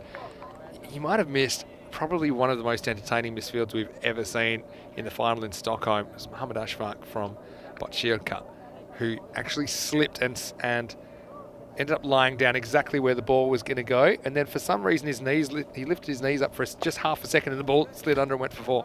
Go back and look at that. I'm sure that'll be on our social media before too long at European Cricket. that one reminded me of it a little bit. It was Jahangir Ahmad who was sliding to stop that one, either sliding or falling. We're just getting ready for Sampath now to face up for the first time in the European Cricket Series. Let's see if he can get something going for the Guardians. Right, little leg kick there. Some people have this little movement. I haven't seen it so much, but just have a look at. It's kind of got this little kind of pre-movement where he's like, yep. It's very baseball-like, but what it does, it kind of limits where you can put that foot down because it's in the air. Still, he's ready for business. This time, cuts away, bit of work for the man at third man. Yeah, that's a nice shot there, off the middle of the bat. I'll just get one there. Yeah, it's good batting. Seeing it well so far. This is the next ball. It's not. That's, I think, an earlier one. But they did get one off that ball. Yeah, talking about fielding disasters. If you remember last year, I think it was Phil and I in the commentary box while you were taking a bit of a break. Oh, yeah. And I know what you're going to say. this one's in the air, and he's moved away from it, has Aaron Oshaka, and he's cut off the 4 though. Good fielding in the I end. don't think he was going to get it on the full, so he backs off and gives himself a bit more time. Good fielding, good hands by Aaron. I know the one you're talking about, and it was Ashish Mata. Ashish Mata for Bruno Raiders, if I'm not mistaken. Second Bruno team. Does that sound right? I'm going to say... Maybe. I don't know. I remember it was Ashish. But he, it was just down in front where, almost where we are, and more towards cow corner. And he slid along the ground, saved the 4, and then when he went to underarm it back in, it just sort of gripped in his hand a bit too much, and he threw it back over his head. Yeah, I've never seen that go for 4 before. I mean, I've seen some funny ones a bit like that where people have taken catches, gone throw it up and it's gone dead backwards, but you never like anything like that. I want to just confirm that is the end of the first over. It's 4 for no loss. There's some discussion about the amount of balls that have been bowled, but it's just the 4 off the first over. We will see Ali Sitar who will bowl. Ali Hassan. He'll be very effective, I think, against these batsmen. He's in the local leagues. He is very, very consistent and is often within the top wicket takers, and that's why he gets a good lot of movement. There's no great pace on the ball, but he's very consistent, and he's a very, very clever bowler. So maybe at the higher levels he lacks that little bit of pace, and if the ball's not moving, then he's very hittable. But early on with a swinging ball, many more dangerous in the Czech leagues. Yeah, no doubt. This one's gone, and it's going to go a long way. Well, Maximo straight down the ground. Well, Yash has seen about enough with this as Hassan puts it on length, and he gets punished down the ground. That's what he can do, Yash. He does like hitting the ball a long way. That's very much in his hitting arc. And with these short boundaries, you never know. Yash gets going. Try something similar. Ball's a little bit wider this time. Gee, that was a good shot, wasn't it? He does have that one shot though, and it he tries to play it over and over again. But no, to be fair to Yash, he's been a very good player in the Czech leagues for many, many years. Didn't get to see him bowl his dodgy leg spin though. Yeah, true. His next delivery. And just backing away. I'm not sure if backing away is the tactic I'd be using, because I just think you're taking yourself further away from the ball. Just have a look at the footwork here. See, both the little steps are kind of moving away from the ball. Some nice movement as well. I think that makes it more important to get across and get closer. Instead, he just runs at this one and can't make any contact. So it seems to be Sydney or the bush, as we'd say, back in our native country. But, at the moment, one big 6 off the over, but not a lot else. Yeah, as I said before, Ali is a very consistent bowler. We'll mix it up a bit, get a bit of movement. And this has gone in the air, and it should be caught. It's got a long way up, and it has been taken. So smart bit of fielding, as he's going to have to go. And unfortunately, it's Sydney or the bush. He ends up in the bush as Hassan gets caught. And it will be just that 6 off the over. There were 4 dot balls, and then it finishes with a wicket. The first one falls at 10 for 1. Yeah, well, as I said, Yash only knows one way. He's missed quite a few, apart from that big 6. Brings out a new batsman. It's the skipper, Jatin Kumar. He's a big unit and can hit the ball a long, long way. He's vital to this team. You never know. I think you don't want PCC to take him too lightly. Yeah, that's true. But I mean, good hit out for both these two teams. Both probably trying to get something slightly different out of this contest. The 2 overs, the score's 10 for 1. And you can see that Prague CC, and they won't like being on the bottom of a ladder. You just never see that here in the Czech Republic, but they can do it with a win here. As for the Bulls and Guardians, they'll be hoping to get some points out of today.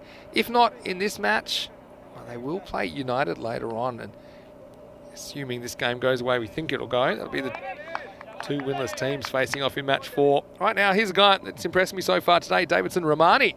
He's going to bowl the next over, and he starts with a big wide down the leg side. Did bowl with good pace. He's got some good bustle about him. Also took some good catches. Brings a lot to the table, I think. Look, absolutely. I'm not sure about his logic about going around the wicket, coming around the wicket for the first impact. Arun's had a chat to him, said, "What are you doing? Yeah. come over the wicket." And I think that's exactly what he's saying. Yeah. Maybe not. I mean, he can kind of hunt the stumps from around the wicket, trying to beat the outside edge of the bat. But I think if I was a batter, I'd be trying to sneak across a little bit. He's a good bowler from over the wicket as well. But that's the kind of ball, I think, where he thinks he might take a wicket. It's on the stumps, but it will just be a single. Yeah, good point. It does take that the chance of getting an LBW out of the equation pretty much. So I think he's going to come over the wicket now.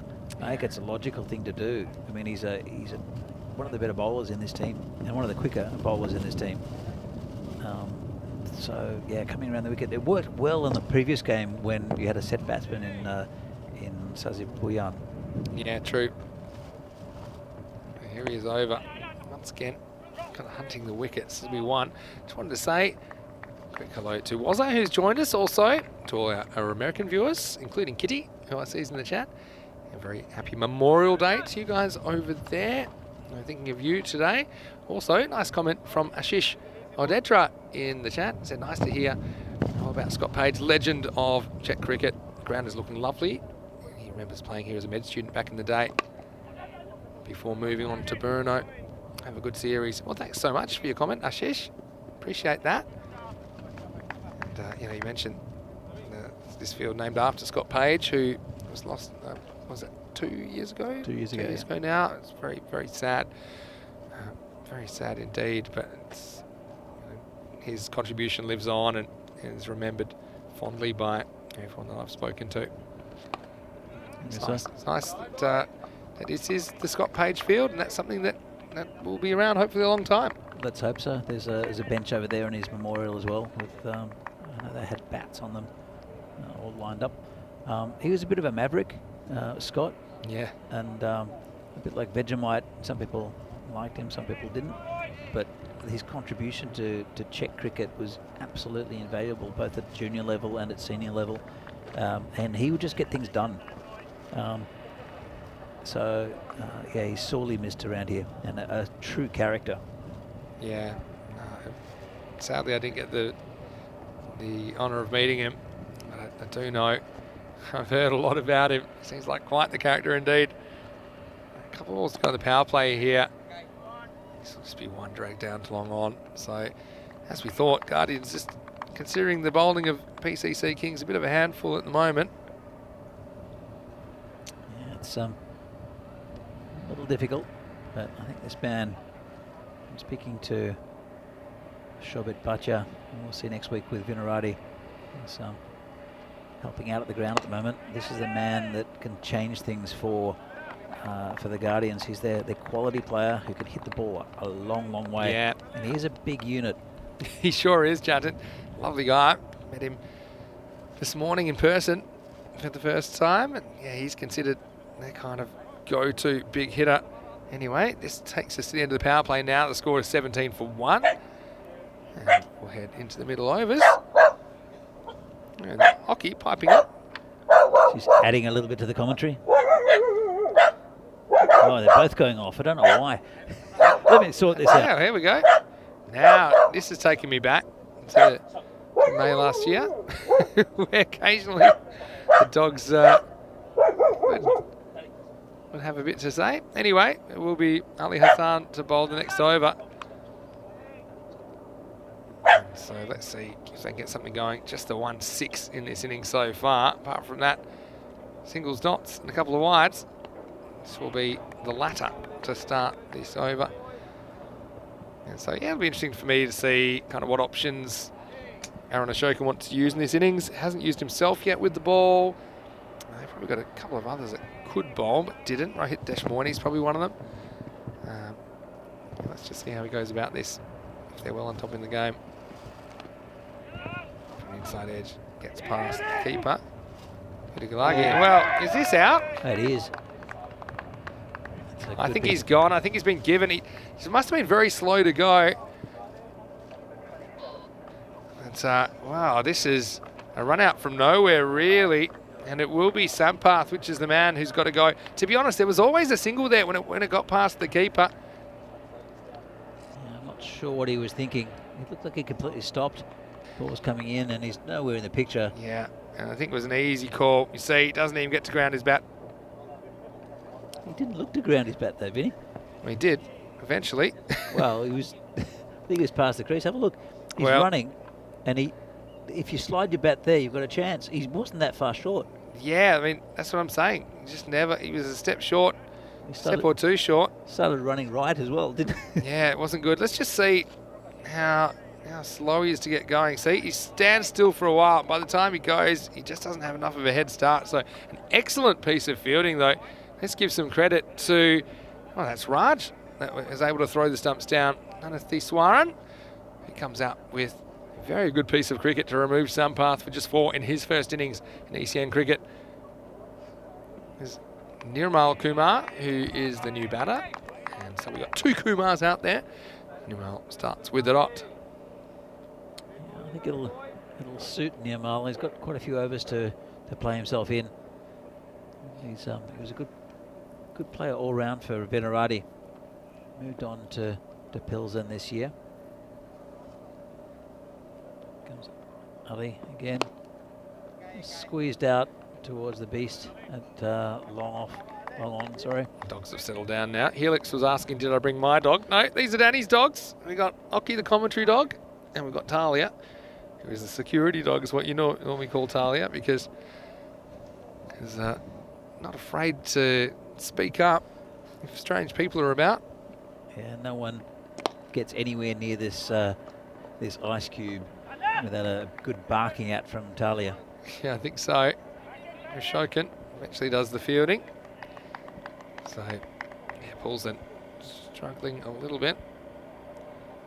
And James Stewart asking, is it the same commentary dogs? Yes, they are the same as last year. Good to see them going so well. Looking very healthy. I think they're enjoying the weather a bit more than they were at times last year, as kind of all of us were. That's what we remember. We did have some nice days, actually. Looking back at some of the coverage from last year. Did we? Yeah, we had some nice ones. I was watching a game on the plane on the way here, and I think it might have been the first Golden Ball game on day 2 between United and it was Prague Spartans, I think. And yeah, I was in the short sleeves and everything. Oh. And then I wasn't. Things took a turn.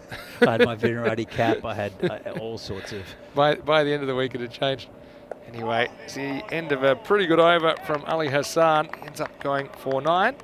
And the score is 20 for 2 after 4 overs. Vinny Sandu here, Mr. Maximo. Alongside me is Danny Hudacek, and hopefully you are having a great day. We're having a great day bringing you the action from Prague. And I know you've had some really nice weather here. I've been hearing about it, just looking over the last month. But yeah, it's nice to be here in person. And this cricket ground is something really special about it, isn't there? Absolutely. Look, it's a lovely ground. So it's been developed over the last 8 years or so, as the dogs go off again. But no, it's a really nice facility, and we're looking forward to some international cricket here soon. Yeah, you see CE Cup, I'm yep. sure you'll have, and maybe some others. So yeah, stay tuned for that. We'll have to see if we can manage to find the resources to maybe bring it to you here on ECN. But regardless, I know that'll be a fantastic tournament. It was last year. I think Austria got the biscuits last year, but it was pretty well contested, and so yeah, good things happening here in the Czech Republic. As we see Selvin coming into the attack, and he's immediately driven away behind point. Nice shot. Well, you said that Jatin Kumar, he's the hitter, and that's what he does here. He just plays this one nicely, doesn't hit across it. He just kind of goes with where it's bowled. And he was pretty quick to get inside out and to get 4. Nice shot. Yeah, very nice shot. Just play the line. I think, likes me. He's a very good bowler for PCC, as we saw in the last game. But that one just a little bit full first up. Yeah, it wasn't a terrible ball, really. Just a good shot. They put the deep backward point back on the boundary now. Better ball fuller and a bit straighter. Well, Helix, because he's just joined us, he's also asking, what type of dogs are they? And you didn't have a simple Bitzers. answer. They're Bitzers. Bitzers. Bits of this, bits of that. Yeah, like that. We don't know. I know that Talia's part Saluki, which is an Arab greyhound, one of the oldest breeds of dog, about 7,000 years old. But she's... Oh, it's a lovely shot over the top. And that's 6 runs. Bang, bang. How do you like that from Jatin Kumar? Nothing too wrong with this ball from Lakshmi. It's on a length outside the off stump, but he just absolutely cracks it through the line. Maximal time. And the captain, well, he's showing his teammates how it's done. A lovely shot. Just hit it through the line of the ball again. Maybe a bit wide. I mean, it's hard to criticise the bowling. I think it was a pretty good ball. He had to reach for it, but geez, he hit it well. Yeah, he did. That'll give him a lot of confidence. Let's see what the response will be from Sullivan. Of course, he's going to get carried away. Swings and misses this one, but still, he survives. Yeah, going back to the dogs, Talia is from Dubai. It was a friend of a friend who was advertising for a new home for her. She was, I think she had a bit of a tough life in Dubai. Now she's okay. She's lying in the sun here, I think enjoying life. But come back to it in a minute. Ball, it's a good comeback. And she was fostered from a shelter. There's a shelter just outside Dubai that holds 700 dogs. It's a no-kill shelter, so people come and play with the dogs on weekends and all the volunteer to take them. But literally half the dogs in that shelter look exactly like Talia. Yeah, I say that.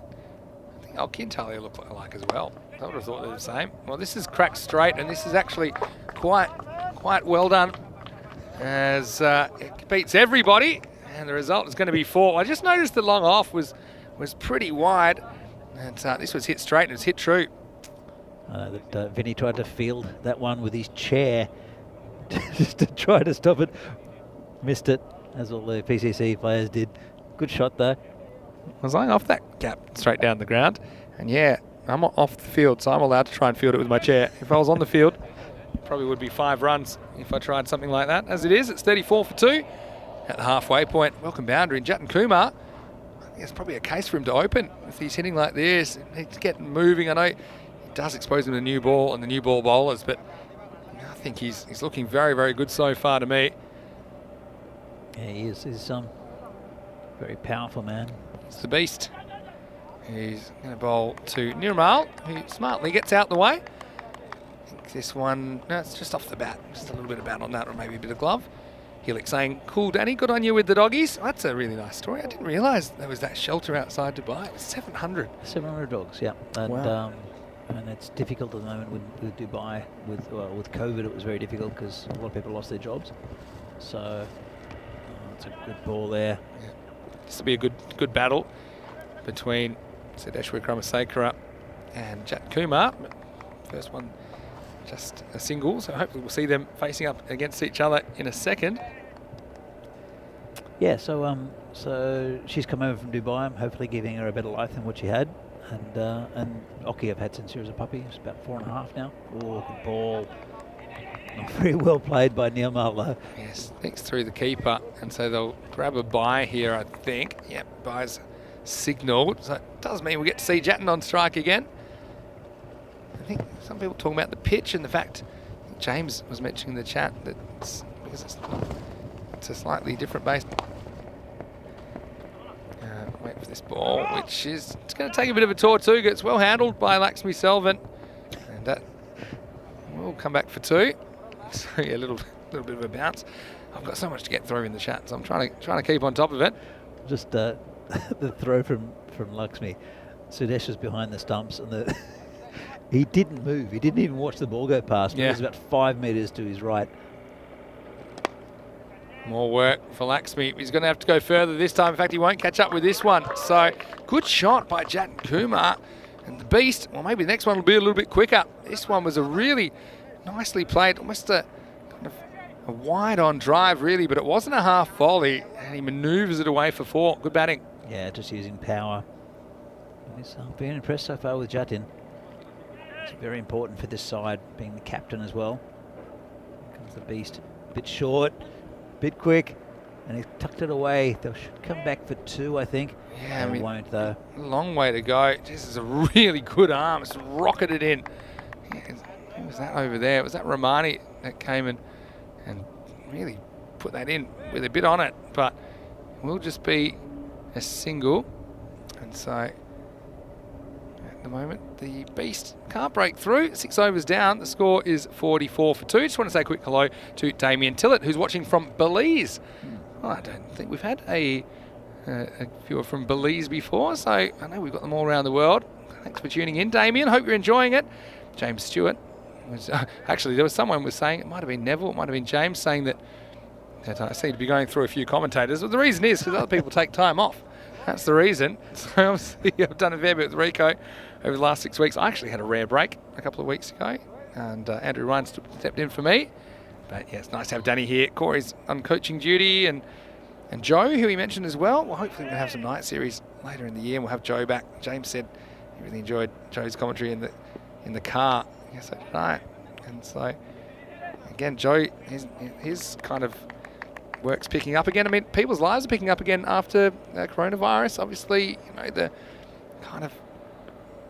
world has opened up a lot more than it was a year or definitely 2 years ago. So yeah, that's good. And so obviously we're always juggling people. And Well, Vinny, I mean, to be fair, I was doing this before you were. that's true. Absolutely. Oh, that could be close. I think it may. I thought maybe it's high, but it was on the way back. Did you get bat on it? No bat. Oh. No bat. Let's have a look on the replay. Yeah, let's see if we can get a look at this one.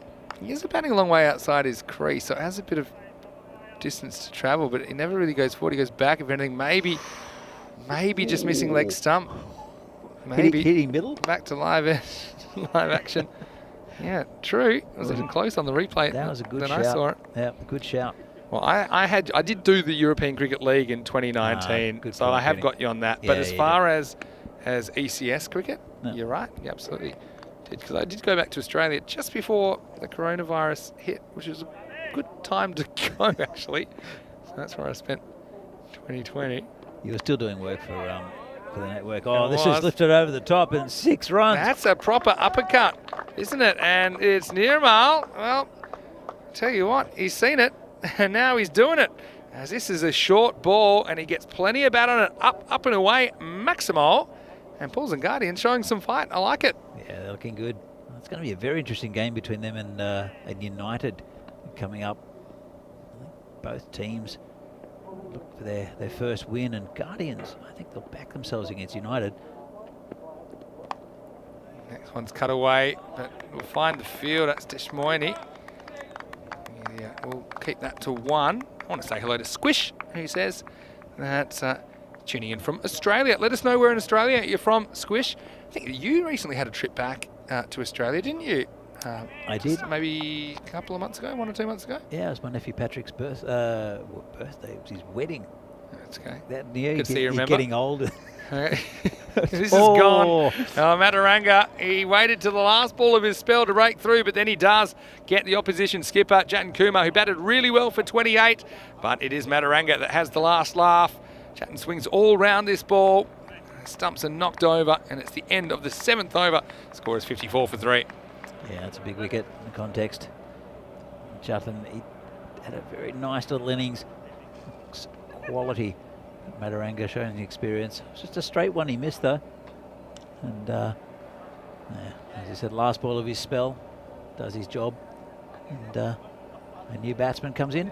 Yeah, probably a bit disappointed with the results he's had today, Samir Mataranga, but you know, it's a long series. I'm sure we'll see him coming back even stronger. And this is what will be coming up in the last match of the day. It starts in around about 35 minutes right here on the European Cricket Network. Bulls and Guardians versus United.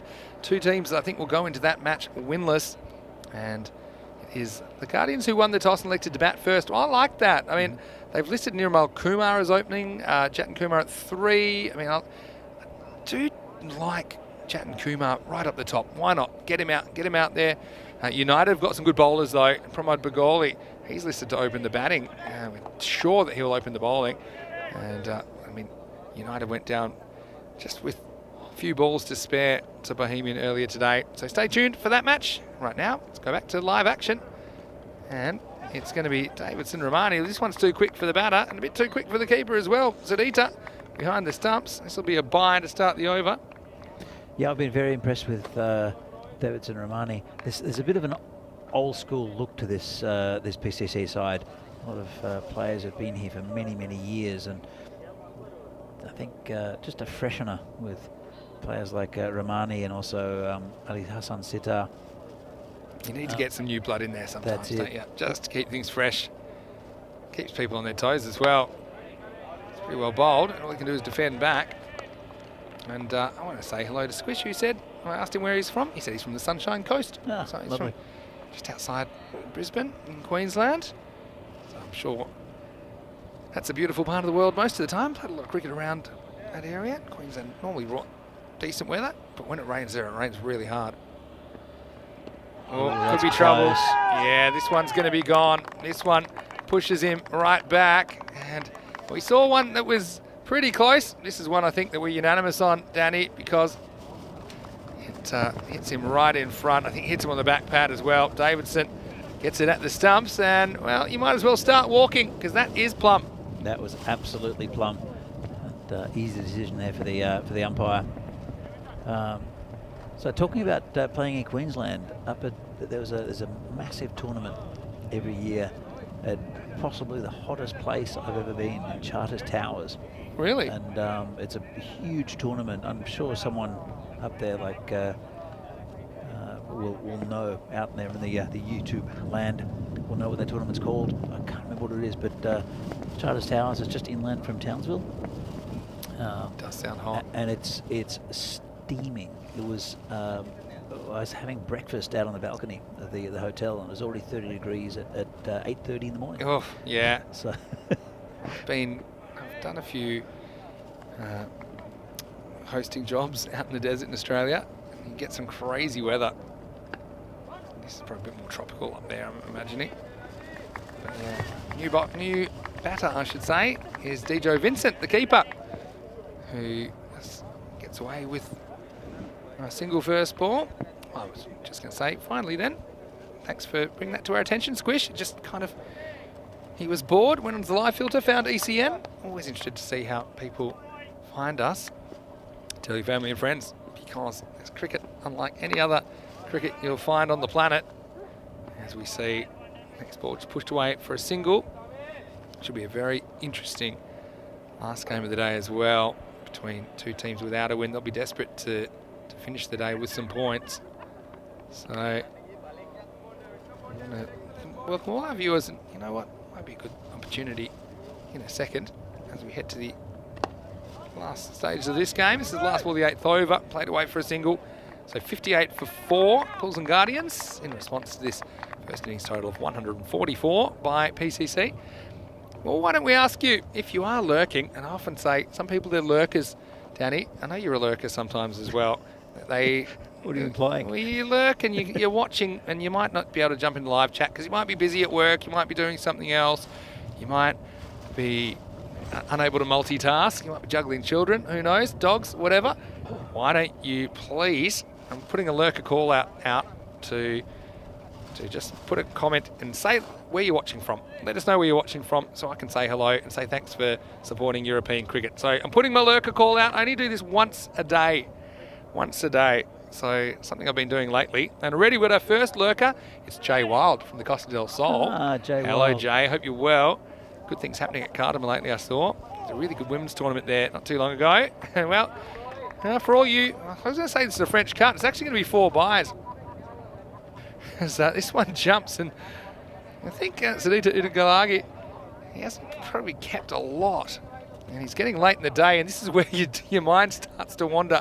If you haven't done it too much, this one just takes up over the stumps, and before Sadita knows what's happened, it's gone past him. And that is a genuine 4 byes.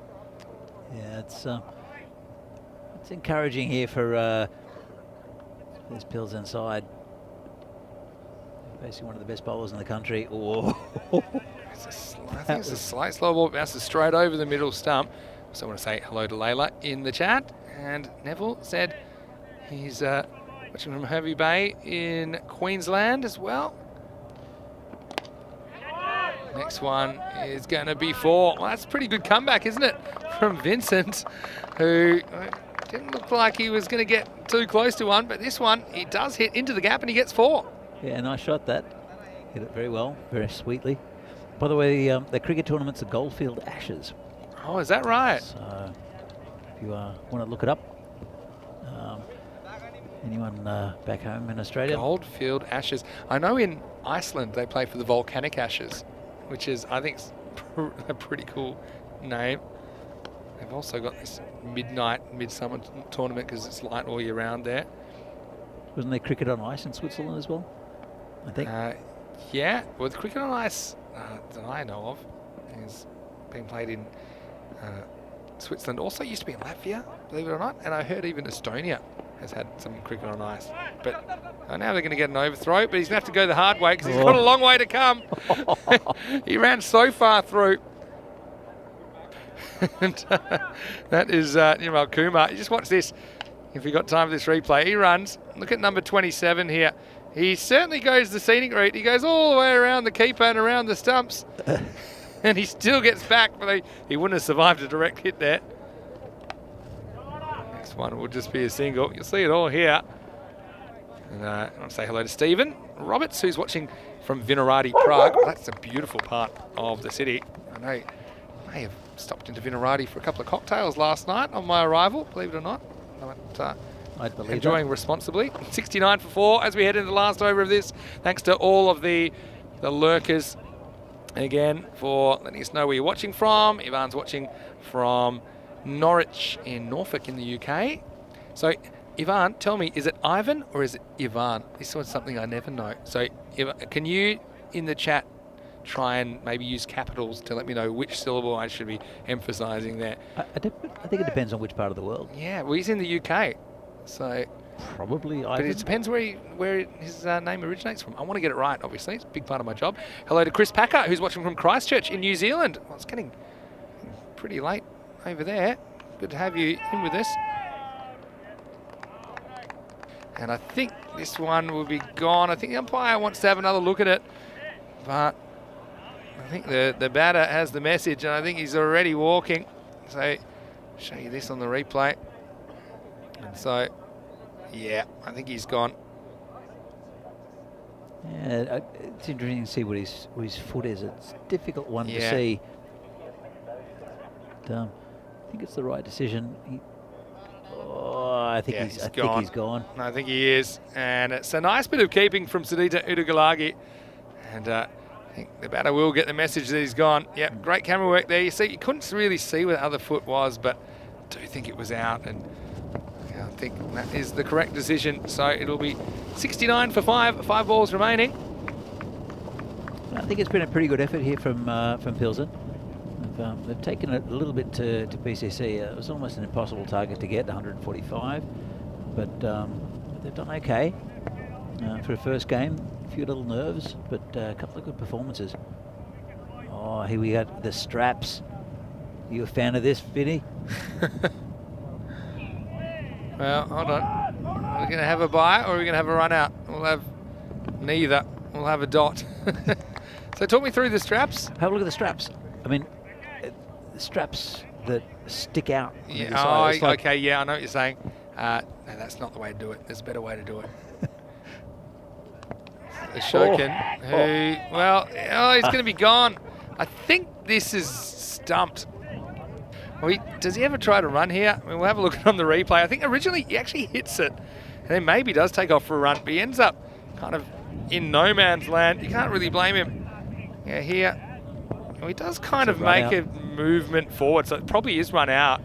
Aaron probably wants the wicket, but I'm sure umpires will confer on that. Probably is run out just after looking at that. Yeah, after he hits it, he does make a bit of a movement forward, doesn't he?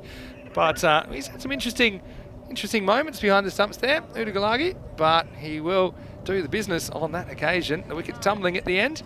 It's 69 for 6. I've been impressed with Roy's keeping. He's He's probably one of the best batsmen in the Czech Republic when I first got here 15 years ago. And he was a medium pacer, then turned to off spin, played for the national team for quite a bit. Now he's keeping.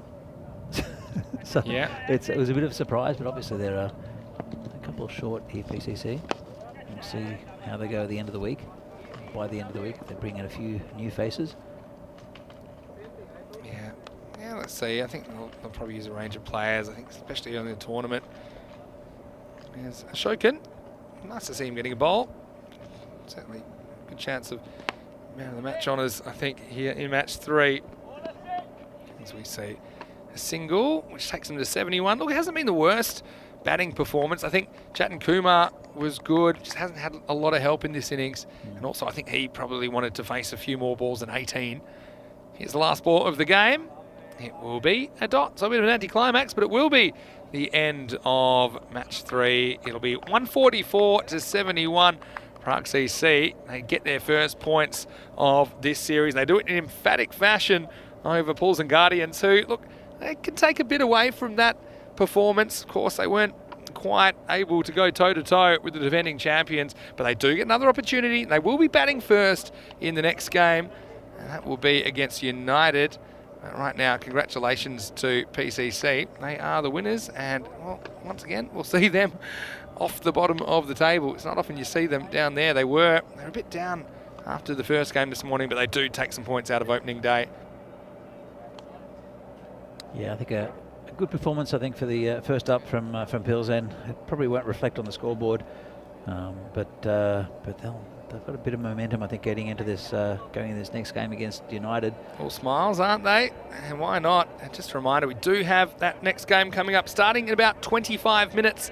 So you have time to make a quick cup of tea, but don't forget to get back here, because I think this will be a really interesting one. I mean, United are now the more experienced team. It's funny to think that now, but they have a lot more experience in this format of the game. The Guardians, well, they're learning, and we know they've got some good players. They've got Salian, they've got Nirmal Kumar, Jatin Kumar. I mean, I even think Vincent played a nice shot there. Some handy bowling options like Mantanda, and even liked Ravi Chandran when he got it right, Salim Khan, the left armour. So yeah, I'm looking forward to that match, and we will be back in about 20 minutes to take you into. And now let's go through some of the moments to remember in this second innings of match 3. It was going to be a lot of runs to get, wasn't it? And unfortunately for Sampath, he ran himself out as he took a long time to get going. But some nice strokes played, particularly I was impressed by Jatin Kumar. I think he's the key if they're going to be successful in this form of the game. He ended up falling on his sword, but not before. Made a pretty impressive 28, and that was the standout innings. That was about as plumb LW as you can get, as things were getting a bit interesting at the end. As we're just talking about Australia, Kapil Kumar went walkabout and never made it home. Ashokan bowling the last over, but knew the result was beyond doubt a long way before that. As we look at the scorecards for this game, and the second innings, chasing 145. It's always going to be tough. So you can see this batting lineup. Jatin Kumar, definitely the standout 20 out of 18. A few runs around. DJ Vincent and Nirmal Kumar playing their part. Yes, Salian 8 off 10, including 1-6. So didn't quite get going, but 71 for 6. The bowling up the top, Samira Madaranga with 1 wicket.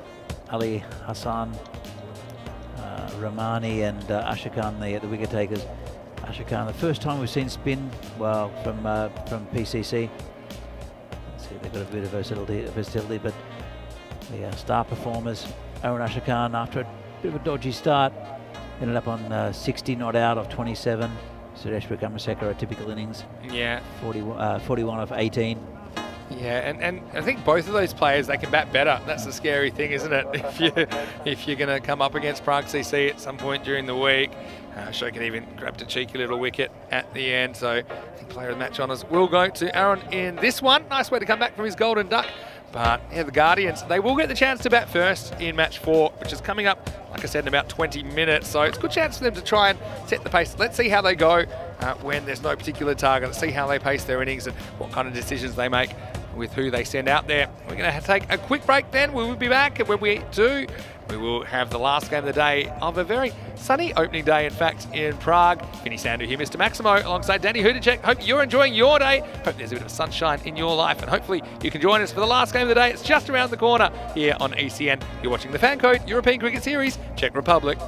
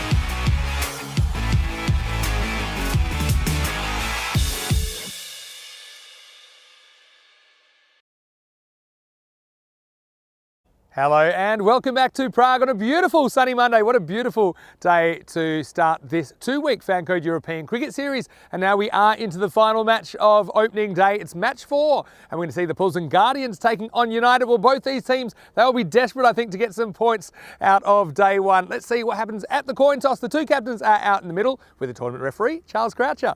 Okay, your call. Tails. Tails is the call. And it's a head. We were over for batting.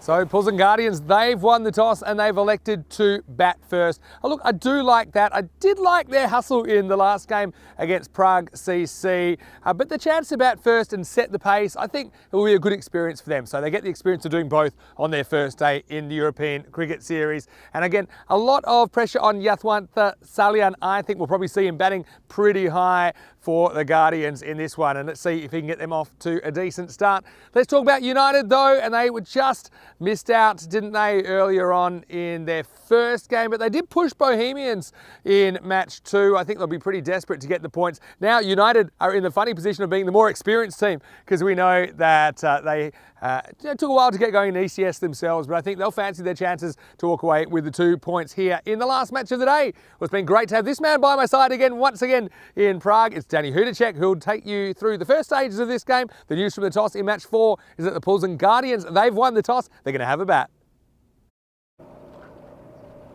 Thanks, Vinny. Look, it's going to be a really good game, I think, between these two teams. They're both winless after their first games, but they're pretty evenly matched. It's a good performance for both teams. And I think probably United, with a bit of experience, are favourites for this game. But some very good players we saw on show, the Pilsen Guardians, their first ever ECS. So the Guardians will go on to bat. Look out for Jatin Kumar, who was good last game. Neymar Kumar as well. Yash Salian, so he can hit the ball a long way. But also for United, Pramod Baguli, very, very good bowler, as was Mustafa Nawab in the first innings. Be a very, very interesting tussle. They'll want to get a big win up here. 3 of the top teams in this group in PCC and Bohemians we saw today. Bohemians winning their 2 games. PCC losing the first one against Bohemians, then winning against very dogged Guardian side. And then Brno coming in tomorrow, also top side with some very good players. So these 2 teams will be looking to get into that 4th spot. Guardians, so the new team, they play Division 2 here in the Czech Republic. United,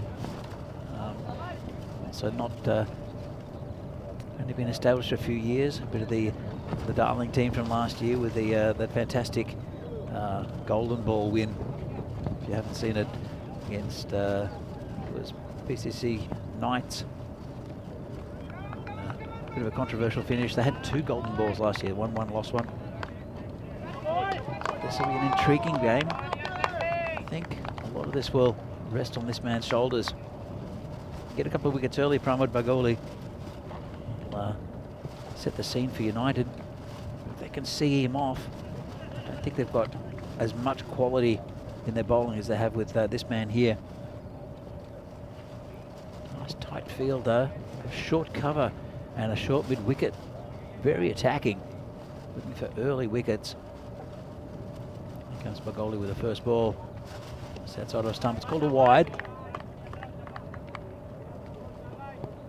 Just trying to look around to see where the men are deep.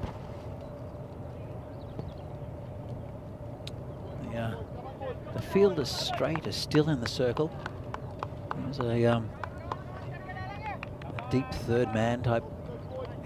Can't see anyone else outside the circle though. Nice attacking field, good ball, round arm action of Bagoli. Nice shape out. Good start here. Yash Salian, very experienced cricketer. Just want to see this this bowler off. They know each other very well. That's Pramod again. Bowling to Yash Salian. This one's Good ball. Squared him up and beat him outside off stump. I don't think Yash saw much of that one.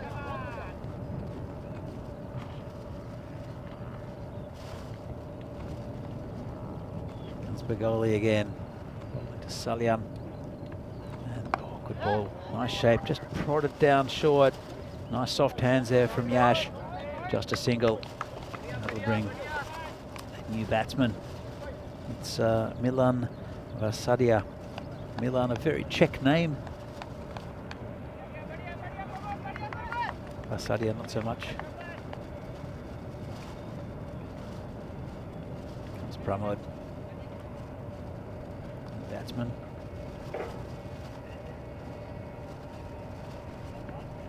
Oh, that's a good ball. And just fended it off. No runs. Well played by the batsman. Difficult to get runs off that. They'll look to get runs off some of the other bowlers in this United lineup. A very interesting tussle between these two teams.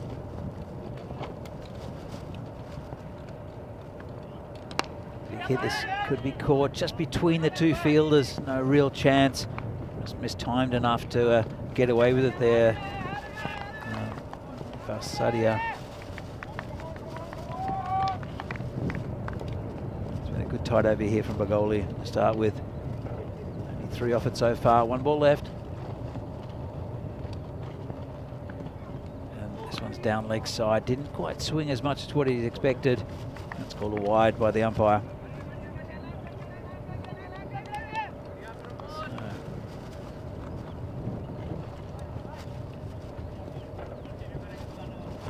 The keeper here, Abhimanyu Singh, so the captain. Interesting to see who he tosses in next with the ball. Oh, good ball. Just going down leg side. There was a little appeal. You take the single. Would have gone for a second. Well covered there. What we called a leg by. Interesting to see a replay of that one, but I think it was heading down the leg side.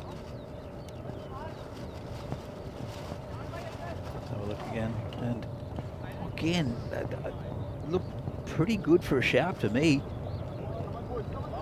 I would have appealed for that. Vinny, what do you think of that one? Yeah, I'm back. We have seen a few balls going over today. I know he's kind of on his tiptoes when it hits him. I don't think it was a missing leg. I think maybe the height, the way Joe Foster walked away pretty quickly as well. I think that was the reasoning. And just, yeah, we have seen a lot of bounce in this pitch. It's a pretty good surface, to be honest. Anyway, into the first over, 6 for no loss. Pleasant. They're hoping to get their first win in ECS cricket.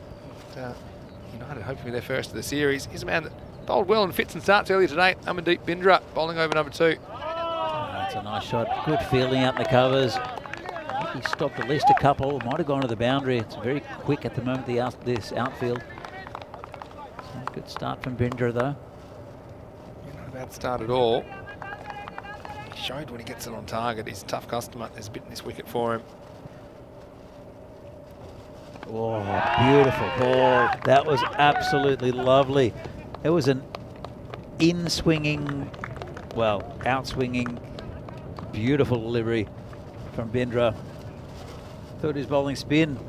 That just swung in. Nah, that was a real banana bender, wasn't it? All our Queensland viewers, they'll enjoy this, because that's what we call them. But this one does definitely straighten down the line. Just have a look at it move, bang, and it's the length as well. It's a proper Yorker. And Vasadia, you're right, gets a good one. Over goes the castle. And the first wicket in match 4. The Guardians lose their opener, 6 for 1. That was a beauty. Left-handers do have that ability. There's a gate there, comes in like that. Swung late as well. Lovely ball. Yeah, I mean, what you would say is it might be a blessing in disguise, because it does bring Jatin Kumar to the crease, but he is going to have to get through this first little period. I think he is the key to their batting. We saw enough from him in his 28 in the last game against PCC. Let's see if he can get the Guardians to something defendable against United. These two teams, they're got some similarities. They do tend to have 2 or 3 players in particular that their performance has a big bearing on the result.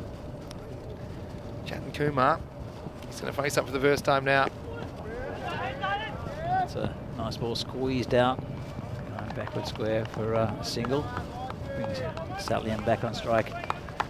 Bindra, he's got a bit to him.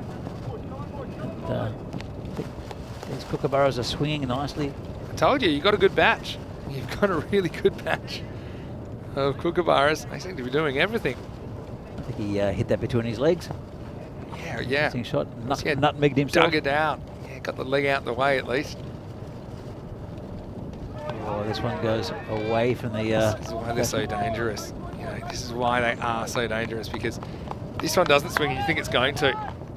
You've just seen your opening partner castled from the other end. Sully, see how he deals with this one from Bindra. That's a nice ball again. It just left him. I think he rolled his fingers over that one. It's the same thing. That's the ball where the batter is playing for a bit of swing that never comes. It's being very watchful. I think he'll have a swing at this one, though, Salian. And no, decides to leave it. Another good ball. And a very good over there from Bindra. Wicket. But more importantly, just 2 runs coming from it. And this power play looking very, very good here for United.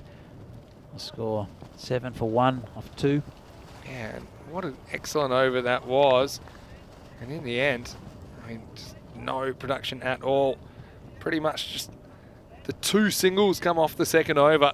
So great stuff by Amandeep Bindra. And you can see the table taking shape at the moment. Not too much to report, except Bohemian with the 2 wins. And Prague CC, well, they should have some points now. Bagoli, this one gets away from him. And this will be a no ball free hit coming up. Yeah, a bit of a loose one there. Nothing intentional. Didn't try to bowl it at the batsman's head at all. It just slipped. Trying to bowl a Yorker. We'll see what happens here. Jatin Kumar, the quality batsman here for this Pilsen side. It's got a free hit. And it's a nicely just pushed down behind square for 4. Got to say, let's put it a little bit quicker, a little bit shorter, and it just didn't seem to time it, but this ground is very quick. It's going downhill there as well, so nice little pick up there, 4 runs. Yeah, so it gets the boundary. It's needed that to steady. And yeah, Jatin Kumar can see how important he's going to be to the health of this innings. He's got a tricky over to deal with from Bagoli, though. Just squeezed out to forward square leg, just for a single. You don't see Pramod losing the handle like that very often, do you? And that one, 2 balls ago, was high. It'll be a first warning for a high full delivery. I think a few years ago there was the, we're talking about the faster bowlers bowling for intimidatory bowling, but spin bowlers now can be called for the same thing, where it wasn't the case a few years ago. So we have recently clarified our regulations, because we had, basically the rule said there should be warnings for anything which due to its speed and direction presents or potentially presents a physical danger to the batters, but that was being interpreted wildly differently in different places that we went. And it used to be that there was a 1 warning and then you're off. So sometimes we had balls narrowly missing people's noses, but the umpires would say it wasn't dangerous because it didn't hit them. We basically made a slight change where we said, okay, now you get an extra warning. So you have to bowl 3 of them to be off instead of 2, but we are going, every single one carries a warning now. Yeah. So it kind of gives the bowlers a bit more leeway. And also, and occasionally with the 2-step rule, you might have a marginal call where you look at the replay and it might even not actually have been high enough, and suddenly the guy's out of the attack. So it's a big penalty to pay. So I just think it's a sensible one. And also the wording as far as the waist height, it's now waist height or above, not above waist height, because balls at the waist should be called. I think everyone kind of agrees on that. So we just kind of amended the wording to get in line with how it's being umpired. Just hand down the leg side.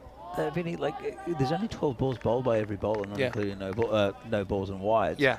So to have 2 warnings and the third one you're out, that's a lot. That's a lot considering. The other, that is true. But I mean, in this form of the game, people are trying things. They're trying slower balls. They're trying probably more than they would in a longer form of the game. So we get to the end of the power play.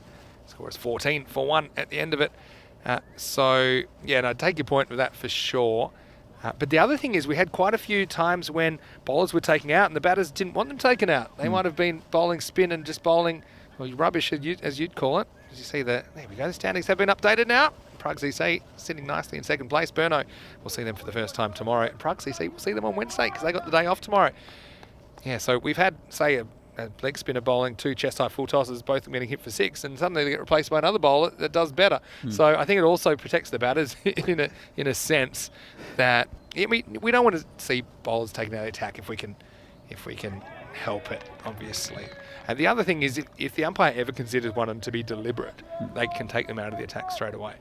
So I remember one last year. I'm not sure if it was in Germany or not. Where the bowler got a little bit frustrated being called for wides and then decided to pitch one at the batsman, which was a bit weird. Yeah, it might have been in Venice, the one you're thinking of. But yeah, I mean something like that, you can get taken out straight away.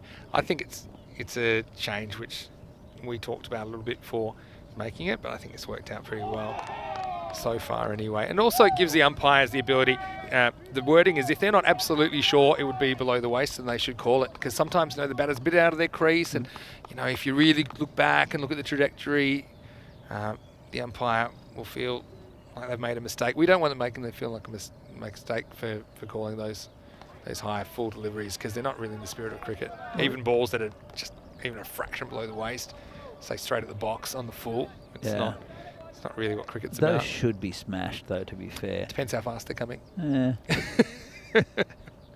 Here's the next ball from Bindra. It's outside of stump.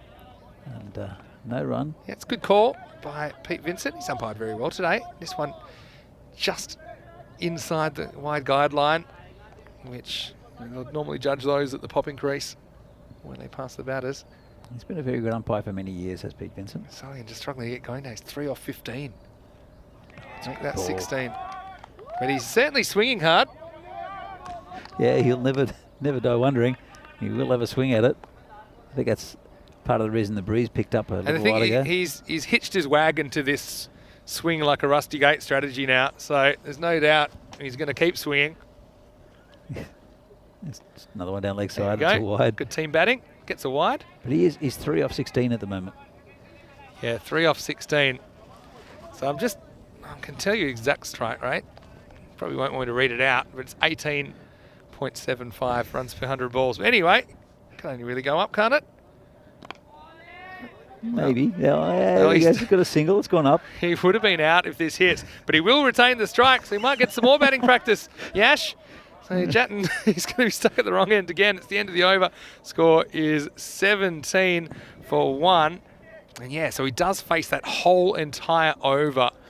So Jatton Kumar, who's the man I think that they'll want to have facing a few more if they're going to get the score moving. He'll be at non-striker's end to start the next over. Vinny Sandu here, Mr. Maximo. Alongside me is Danny Hudacek. Great to have you back.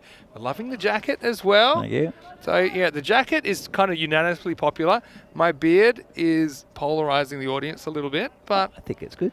You kind of considering there's not much up top. Yeah, exactly. We've got to grow it somewhere, don't I? So anyway, it's great to have you with us, and thanks again to all the lurkers that popped into the chat and let us know where they were watching from. You can still do it if you like, and we certainly appreciate your company deep into the day, opening day here in Prague, heading into the 5th over now, and looks like Mustafa Nawab, he bowled pretty well earlier on as well, so he will get to start the next over. And another swing and a miss. So Salian has now faced the last 7 deliveries. Well, he's definitely holding up an end, but there's not much happening, unfortunately. And look, Yashi hit a really big 6 earlier on, though, but that really is the only one that he's hit out of the middle today. But I think he hit 8 off 9 or something, including a 6. Yeah. So, oh, he's got bat to ball. Yeah, I mean, that's what he needs to do at this stage. Because his run rate at the moment a tick over 4. But anyway, we'll get to see Jatton Kumar. He's the man, I think, can move this innings forward. And look, the way United batted in that first game, maybe you'll only need 60 or something like that to win the game. So, you know, I don't think so. I think the two teams are very evenly matched, and at the moment, it's definitely United that's ahead. oh yeah, they're definitely ahead. But what I'm thinking is, you know, even from here, you can build a winning score. I mean, if you can go even at 10 and over and get to 68, that doesn't normally win too many games. But remember, United, they had their own struggles with the bat before, so maybe you can do the same thing to them. The thing is, at the moment, they're going at 4 and over. So I don't know how much they've got to pick up the rate to get to 10 and over. Well, the other thing is, I mean, how long before you pull the pin on Yash if he continues to swing and miss? He's kind of had his go. If it's not happening for him, it's not through lack of trying either. But yeah, he just doesn't have it at the moment, and it'll happen to all of us at some point. This one sneaks through between bat and pad, so another dot ball. His skipper's at the other end. He now is leaning on his bat. He's looking up towards the heavens, I think. This is the thing. Just the innings is slipping away from them. They're already almost halfway. Oh, watch Yash. He'll probably bang this one out of the ground now. I talked about yanking him. Well, I'll get one. So one more ball to come. It's been a pretty good over. Just the one boundary in the innings so far. That was the boundary which followed the no balls. That was off a free hit. As it is, this is the last ball of the over. Once again, Salian will retain the strike. He moves to 6. The score after 5 overs is 20 for 1. 20-20 is considered a quick game. 20 for 1 off 5 isn't particularly quick. But, I mean, here's the thing. They do have plenty of wickets in hand, plenty of resources. They might as well go for it. And I know that Salian is doing that at the moment. That's what makes it tough, because he's swinging at everything. He just hasn't connected it much. I know about anchoring in innings, but I think he's trying to anchor a speedboat, which is not getting anywhere. Well, anchors do weigh you down as well. As this one is hit nicely. Well, there you go. And it was a matter of time till he was able to get something going. And this one takes me to double figures. Well hit through the covers. I mean, we had Abdul Asif in Romania. He had a start like this. I think he was something like 4 off 15, and he ended up something like 93 off 36. And it said some players, they can click, and Yash for sure is capable of hitting boundaries. And that was a nice shot. Comes in and big swing and a miss. Yeah, just Back that's to business as usual. That's never gonna. Ball's never gonna meet bat with a swing like this. He just. I think he's just forgetting to watch the ball there. Honestly, just needs to stand still, hit the ball correctly, maybe go a bit straighter. He's hit that one quite nicely, and that'll just picked up by the fielder out in the deep. Just a single. Bring Jatin on strike. He's 7 off 7 is Jatin. I'd say Meyer Patel is in the chat. I like this comment. And just getting his eye in. I think both eyes would be in by now. Hello to Reynold Pillay as well, who's watching from South Africa. Great to have you with us. It's a nice shot by Jatin. And it's just a single though. Well done. Yeah, they've defended well, United in the field. This is Arpan Shukla, who is into the attack. There's a slight bit of rain falling, is there? Just very, very lightly. There's still plenty of blue sky around. I hear a patter, but I'm not sure what it's from. World's lightest rain. Oh, this is in the air. Could be caught, and doesn't get caught. I mean, Bindra doesn't realise this is going to carry, I think. Ends up bending over like an old man that's lost his walking stick.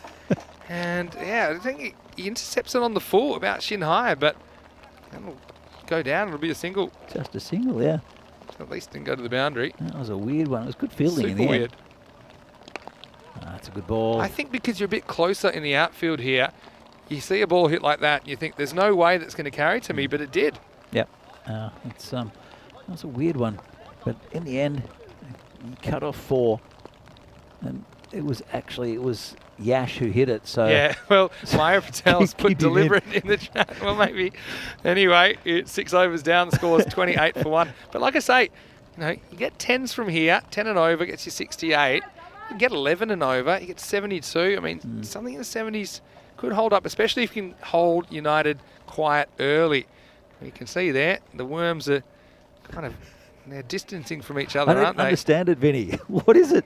Well, this is their chances at every over, their chance of winning. Still don't get it. And at the moment, it's considering United have a 92% chance of winning the game. But it just shows you, as the game went on, how the computer thinks the win probability has been. Another swing and a miss. Yeah, well, Jatin Kumar, he could almost put up a couple of pictures and maybe buy a nice little coffee table or something, because he's made himself right at home at the non-strikers end for a lot of this partnership. Another swing and a miss. All right, I'm calling it. I think if he gets to 30 balls, if I see 2 more of those, I think at the end of the over, it's time to give someone else a go. And look, I'm a big fan of Yash. He plays some really good shots when he's going, but there's just been way too many swings and misses in this innings. And once again, a bit of Groundhog Day about this batting at the moment. I think Abhimanyu Singh had the chance of stumping him. Yeah. And just decided, as Yeah, captain, I you've think asked I'll the leave fielding him team. there. The fielding team are super happy to keep him in at the moment, the way things are going. And now it decides to take the one, but now the thing is he's only left Kumar the 1 ball. Okay, so there's a single off the first ball, and that was Kumar, and then had 3 dots and a single. Yeah. And this is where I often think, you know, if you ask the fielding team, what would you rather have? I think you'd rather have Salian in there, based on the fact that he hasn't really been able to do too much. 13 off 29 now. Chatton's on the walk, but he gets top edge. I think this will fall safely. They're just 1, so he will retain the strike. He wasn't taking any chances in that not being the case. That's where the fielding team would probably want to walk you and give you an extra run, the way things are going. As it is, it's 7 overs down. It's 31 for 1. Not a bad throw from the outfield as well. I think it's Shamal Joshi, the Karate Kid, who knocks him over. Salian was safely home. And a reminder that tomorrow we have more cricket coming your way. Pools and Guardians, they'll be up first up against Bohemian, so a real test for them to see where they're at. But then these two teams will meet again in match 6. Burno will be exciting to see them for the first time. They're going to make the trip up, and they've got Bohemian first up in the afternoon session before United finish the day against Burno. All starting again tomorrow from the Czech Republic, 7 a.m. GMT, 9 o'clock in Central Europe, 12:30 p.m. in India. Back to the live action. It's 8th overtime, and Shukla coming back. Just prodded out into the covers.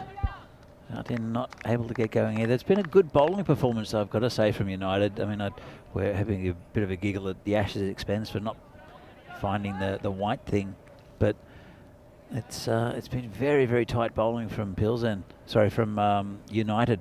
That's true as well. They've bowled in the offside channel pretty well, haven't they?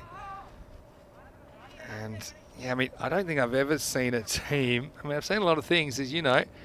31 for 1 after 7. Normally, if they're 31, it's because there's a bunch of wickets has fallen.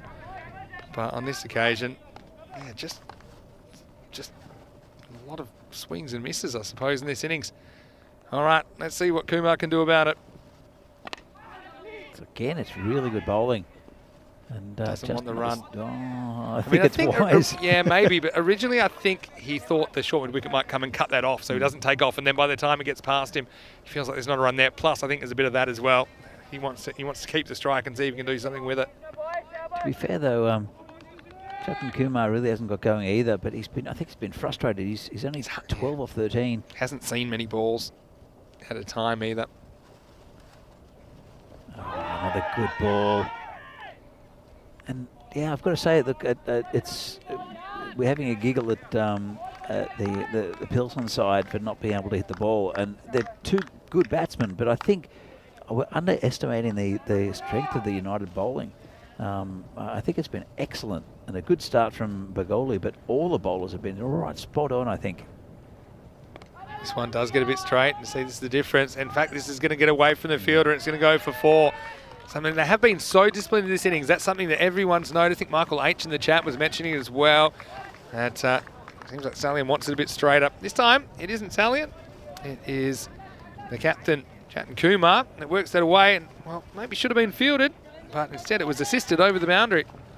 Yeah, that was unfortunate. Should have done a little bit better there, I think, the fielder. It's come pretty quick down there. The field is pretty quick. I know you can retire hurt, but do you think you can retire pride hurt? Maybe that's something we can think about bringing in. Anyway, it's the next ball. That's down leg side and to The wide. thing is, I'm always very conscious that the players will watch this back, and so I always try and be positive. But I actually feel like Salian isn't going to watch this back. He's not going to hear what I'm saying right now. But what I will say is Yash is a guy he's an excitement machine. He doesn't die wondering. Oh, he's gone. Tried to play back on it, and again, nice tight bowling. Frustration there from Jatin. Yeah, it's well bowled, isn't it? And Jatin, you're right, he was frustrated, I think. He couldn't really get going in this innings. He's hit 2 4s, just coming off a boundary earlier in this over. This time he swings all around, one cross batting, a fairly straight one. He just lifts himself up a little bit too early, so he'll fall as the second wicket. It's the end of the 8th over. End of a pretty good spell by Shukla, 1 for 15. He takes here in match 4. After 8 overs, it's 38 for 2. Yeah, it'll bring Nirmal to the crease. Hopefully he can hit a couple. Yash is still there though, so you never know. Yeah, well, he's if there's ever been an anchor in an innings, this is it. But it's going to happen to everyone. But I mean, the question is, if it is happening, it gets to a point that maybe should have retired out and given someone else a go. But you're always kind of hoping that he'll turn around, especially someone like Salian. And once he starts hitting them, he could hit them miles. As it is, we'll go into the 9th over, and it's going to be Mustafa Nawab. He's bowled pretty well today. He's going to bowl this over. Let's see if he can follow up from his over in the 5th, where he only conceded 3 singles, bowling to Salian. He's got hold of that one. Straight to the fielder though. We'll just pick it up and just bring it in for a single. Nirmal with the new man on strike. Nirmal Kumar, former Vinaradian. He can bat. Nirmal he got quite a few runs for Vinaradi last season, over the last couple. As a bowler. Here's Dorothy. It's a nice shot. Just dabbed out to point. Yeah, Dorothy with his red shoes. Yeah, that's right. Yeah, I think some of the viewers are a bit frustrated with how this innings has gone. I bet they're not as frustrated as Yaswant Salian. Anyway, here's the next ball. It's missed times. Just got through the man there at the short mid-wicket area. Zahid Iqbal, who just wasn't able to gather that. Had a chance to run out. I think they were going to run to him anyway. But yeah, just a single. How many can they get here? 10 balls left. 9 balls left now, in fact. Yeah, struggling to get the 50. This is where you normally do your little prediction. What do you think they're going to end up on? 41, 8.4. Penny for your thoughts? 56 again. No, I think, look, this Kookaburra is still swinging. It's good conditions for it. And there's a chance for a run out. Oh, throws a bit wild. There's some of the viewers are kind of mesmerised by this innings from Salian. They just want to see how it's going to play out. So, well, you're going to get your wish. I've known Yash for years. He's a really nice guy. And yeah, he is. Shot.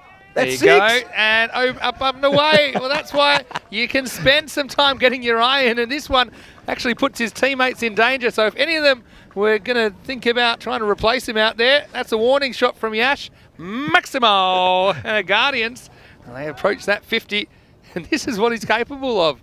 His shot finally worked. And they say 7% of the time, it works every time. It's the end of the 9th over, 48 for 2. More importantly, it brings Nirmal on strike. Oh, now I feel like you want Salian on strike. Well, he's 22 or 33. It's not looking as bad as what it did. Yeah, he's getting there. Well, if you can hit 5 6s off the last 5 balls, big if. He's going to finish 52 off 38. Well, that's 6 wrecks my 56, I think. Oh, 8 off this over. Yeah, I reckon you're around the mark. Yeah. I reckon 56. I reckon that's a good call. All right, here we go. Last overtime, Zahid Ekbal starts with a dot. Pete Vincent not interested. There was an appeal. And Maya Patel's calling Salian the finisher. I like that. I love the way the chat's approached this. If you've ever played cricket, you'll know. And you'll have these days. Another dot, though. It's clever bowling, but also just backing away. This is where, at a bare minimum, you need one of every ball. Even that shot that he's playing is probably only going to get him one. Yeah. So you might as well play a more attacking stroke, and then if you miss-hit it, you might get a one. You might get more. That's around the corner. Just be a single. That'll bring the finisher. Yash. Salian. Two like on the strike. finisher. Jamie Dodger saying pinch hitter. I mean, this is the thing. He can hit big sixes. That's the thing. He's a... It's got to be within his arc, though. Yeah. Not much footwork. It's not a great strategy when you're waiting for bowlers to bowl at the middle of your bat. I mean, you do have to kind of watch the ball as well. Here we go. And he's going to get a bit of this. I think it's going to fall safely. In fact, it's going to go for 4. Wow. The finisher is bringing it. And that one, as you probably hear, comes pretty close to us. But it was 1 bounce. It was 4 runs. It just perfectly bisected the 2 fielders down the ground. Yeah, nice shot that. Dogs liked it too. Talia gets very anxious when anyone comes anywhere near this commentary. What do you call it? Ice cube? Yeah, the commentary ice cube.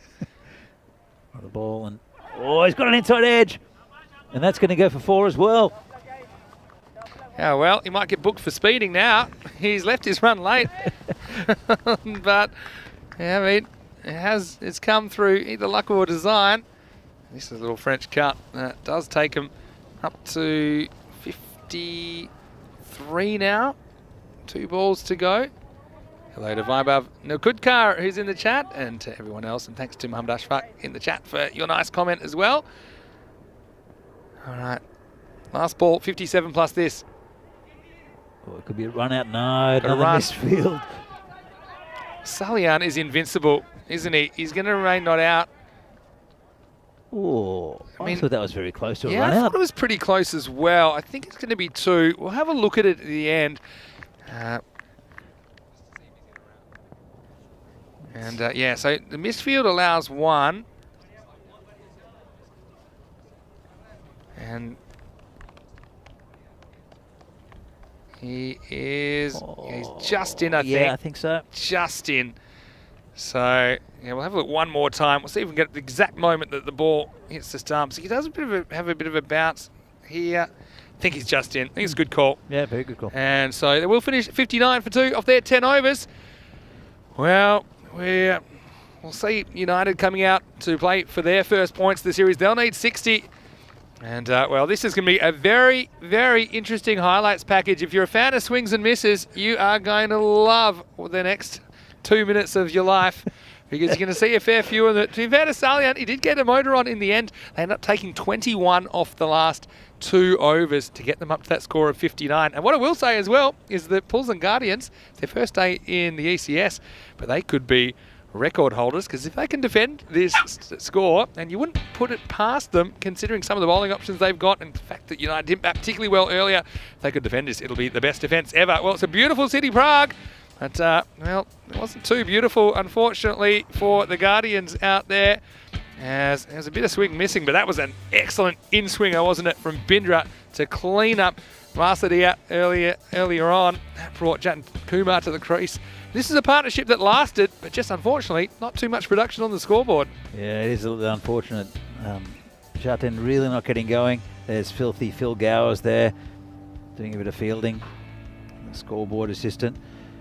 And then that was the one that was dropped in front of the fielder. It's funny how he dropped it and no one seemed to yell at him for dropping that one. This one was assisted over the boundary line. And you can see that late on, Jatin eventually, yeah, he had frustrations of his own, really. Run a ball 16, he went for in the end. Nice bit of bowling by Shukla to get him. And then late on, well, Salian, we were waiting, and he ends up with 32 off 36. So it's actually not the worst. I mean, I can't remember what he was, but I mean, he certainly picked up the pace late on. I think he was 3 off 19. Yeah, 3 off 19, something like that. So if that's the case, got 29 off 17. So, yeah, I mean, look, he did kind of come good at the end, but you felt like it was a bit after the horse had bolted. He does bat through the innings for 32, not out of 36. 3 fours and a Maximo in there. Jan Kumar, he was probably the disappointing one for me because he batted so well against PCC, but I mean, United bowled pretty well to him as well. Didn't give him a lot of length. They bowled a lot in the block hole to him. He ended up getting bowled by Shukla. And then Kumar came in and he himself couldn't really get going either. Just 3 off his 6 deliveries. And the other thing was pretty disciplined bowling. I think 5 wides and a no ball and not giving too many extras. And you look at some of the economy rates here, they're all 7.5 or less. Shows that all the bowlers did their job, didn't they? Binder out the best of the bowlers for me, 1 for 5 off his 2, shaped the ball and then pushed a few across as well. Shukla took the other wicket, but hats off to all the bowlers, because they certainly did the job. We're going to take a quick break. We'll be back in just a few minutes. And when we are, we will be back watching United chasing their first win of the series. They'll need 60 for victory. Vinny Sandu here, Mr. Maximo, alongside Danny Hunchek. We'll see you shortly for more cricket action on ECN. You're watching the FanCode European Cricket Series.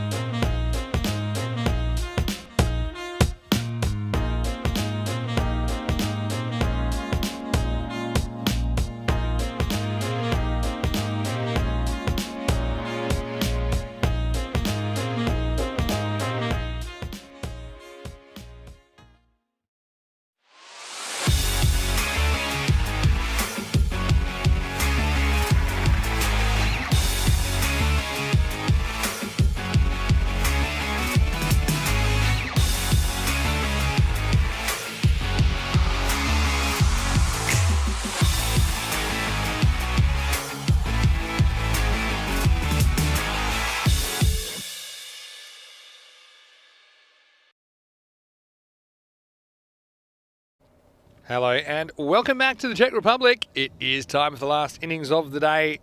Bulls and Guardians on debut in the ECS today. And they are taking on United CC, who they've got quite a bit of experience now in this format. Picked up a couple of wins last year, including a memorable Golden Ball win. They're actually involved in 2 Golden Balls in that series. And so now we're about to see them come out and chase 60 for victory. They bowled and fielded pretty well, aided by some, let's just say, I suppose reckless batting in one sense. This is the first ball of the innings and looks like it'll go to the boundary. It's not the start you want when you try to defend a low total. Pramod Bagoli has put himself up the top of the order. He just helps this one around the corner for 4. So not the start that Bulls and Guardians wanted.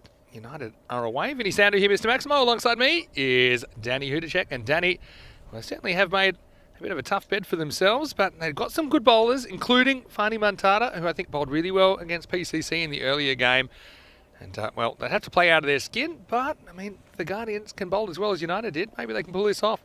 Yeah, look, I think he was the pick of the bowlers, Mantara, in the first game. That one just a bit short, tucked around the corner. See if he can come back. Oh, good follow-up. Just pushed out to the man at short cover. Those players that Guardians you saw in the last game, one at short cover, one at short mid-wicket, they come into the game quite a lot. Very difficult to get singles with those players there. Short singles at least. So catching position. Ooh, it's a bit of an appeal. They're really up for this, the Guardians. It was a bit high, I think. That LBW shout. It's really digging it in. Digging it in. That's a hard word to say. Digging it in. It's actually 3 words, that's why. That's why. Tried to make it 1. Bit of a breeze. Come down now. This next one, again, just a bit directed down the leg side. This time it's well fielded, so just be 1. Here's the thing, if United, no point being too conservative. Play your shots, I think. Play your shots. I mean, we've seen teams getting into a bit of trouble chasing low targets, being a bit conservative so far. And I think that's one reason the captain's out there. Bagoli is out there with Piyush Paghel. Piyush was their second leading run scorer last year. He's one of only 2 of their batters to get over 100 runs in the series, along with Ayush Sharma. Let's see what he can do now. He's going to face up for the first time. Yeah, I think a couple of early wickets would be very important here for the Guardians, especially getting these 2 back in the sheds. And this one's tucked around the corner. Paghel, this should run all the way, I think.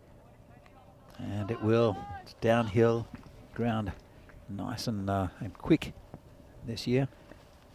Yeah, it certainly is. I don't think I've ever seen it faster, to be honest. And so, yeah, again, it's the line that's kind of allowing this. So it's also been flattened out. This ground, not as bumpy as what it has been. Noticed that. Last ball, the over. Ooh, could be out, and unlucky. Just fell in front of the fielder. Got a leading edge, and if he'd come forward, I think he would have had a chance, but just went sideways to block it off. Hung in the air for a while, didn't it? It was a pretty good bit of bowling from Mantara, but yeah, he'll be disappointed. A couple of balls got away from him there. So 10 for no loss after the first over. Pretty good one for United, hoping to secure their first points of the series. So Bulls and Guardians, it's their first ECS. Haven't seen them at this level before, but for United, we have seen them, and we saw them originally playing in 2020 for the first time on ECN. In 2021, they did win their first couple of games, winning 2 of their 8, including a golden ball. They finished in 4th place. They were due to play Prague CC in the first quarter final, but unfortunately, due to rain, the entire quarterfinals day was washed out. So that was a sad and wet end to their tournament. New over begins now. It's Nirmal Kumar who comes on. He took a bit of tap earlier, didn't he? And he's hoping for a much better performance. I think he'll feel fairly confident that he can keep things quiet, but he's going to have to bowl well. Yeah, he did get a bit of stick. I think 21 off his first over against BCC, but he's not bowling to the beast. Oh, he's just tucked that around the corner. Got to plug that gap because that's another 4. It's a really good shot from Bagoli. I think he takes a bit of a chance here. It looked pretty straight to me. I'll show it on the replay. See the line of this ball. Yeah, I think if he misses that, he's a big LBW candidate, but he doesn't miss it at all. So smart batting from the former captain. Now, Abhimanyu Singh with the captaincy duties. But yeah, he takes them up to 15 already. I like the intent from Pramod in this innings. Reaches for this one, but it'll be a wide. Just overcompensating a bit there now. Nirmal got the one before a little bit too straight. That one just started a bit too wide. So, but, once he gets his radar on, I think he'll be okay. A good ball, got big on him. It's just a single pushed out towards point. Shrug. Just asking in the chat, any chance of getting Phil G on comms for an innings at some point? Well, Phil's hanging around, we might be able to get him on. I know he covered me for a morning last year. And who knows, maybe if it's lunchtime or something, we could get Phil on for a bit. What are you saying? Just saying, I like to have my lunch. Your lunch? I thought you meant Phil's lunch. Phil likes his lunch. I like my lunch. I won't get Phil at lunchtime, actually. No, I'm thinking of that. But this is a long chase, and he just kind of ran out of ideas, didn't he, Ravichandran? He had a good look at the ball, but then he just forgot to make the interception. He was racing the ball across the line. Well, I don't know who got there first, but I know the ball did get there 4 runs. You see it all here on ECN. Describe this to me. He's run with the ball. There it is. There it is. Oh, he's just about caught up. He's caught up to it, and I think he's tried to put the foot out to stop it and missed. And in the end, it looks like he's finishing the 100-meter sprint at the Olympics. You know how they always kind of throw their body at the line. Interesting. Anyway, back to the game. Anyway, that'll be another boundary and make things a bit easier for UCC. This one jumps a bit. DJ Vincent behind the stumps. Benedict Chambers, who's watching from Sweden. Hello, Benedict. Hope you're well. Just asking, is the dog barking in the background describing the play to the dog viewers? Well, that would be great. Anyway, there's something in that, I think. 2 overs down. The score's 22 for no loss. You can see a few clouds in the sky. I think we had a smattering of very, very light rain, but didn't last too long. Now we're getting to the 3rd over of the power play. Nice to see you, Benedict, and let us know how the weekend was. You're Gordon. Have any cricket over the weekend? I know the weather wasn't ideal on the Saturday. I think on the Sunday it was a bit better in Stockholm, from what I saw. Had a nice brunch down there. Let's get back to the action. You see the standings there in Group A. Interesting shot. He's got 6 out of it. Very unorthodox. But he took that from outside of stump. Yeah, and good old-fashioned slog is what I'd call that. As Mantada didn't do too much wrong there. It wasn't a terrible delivery. The batter, good enough to get enough on this to take it out of the ground. So, Bagel will be happy with the result at least. Maximo time. Yeah, he'd be very happy with the result. See what he can do with the next one. And cuts that one, I guess. Yeah, so he's Benedict's given me some news. So you're Gordon. They said that he's telling me they've qualified for the regional semis for the Swedish T10 champs. So how it's working in Sweden is because not all the clubs were involved in the ECS this time. So they have 2 different European cricket series there, Landskrona and Stockholm. Wait for this ball. Just pushed away for a single. Yeah, so we now know 2 of the 4 clubs that will play off for the ECL spot. So they have the Landskrona ECS winners at Malmöhus, and it'll be Alby Zalmi, the Swedish, the Stockholm ECS winners. So there'll be 2 of the 4 clubs involved in the ECL playoff finals later in this year. This is not a great effort from Kapil Kumar. Just throws a foot at this. There'll be 4 more. So things really motoring at the moment. Takes Bagel up into the 20s. Good shot through the offside. Yeah, so Danny, so you've got the Landskrona ECS winners as well as the Stockholm ECS winners. But then there's also parallel to that a Swedish T10 Cup, a T10 tournament.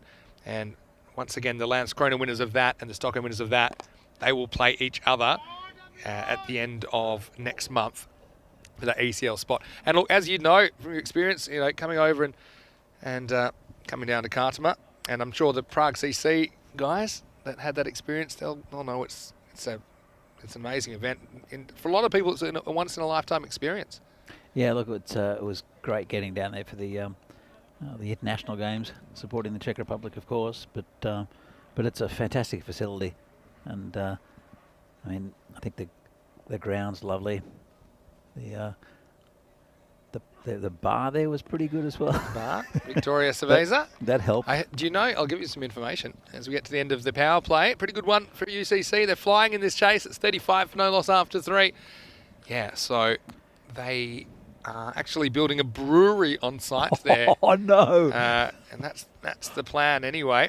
So that could be a bit dangerous. Don't know exactly when it's going to be done, but yeah, it sounds good.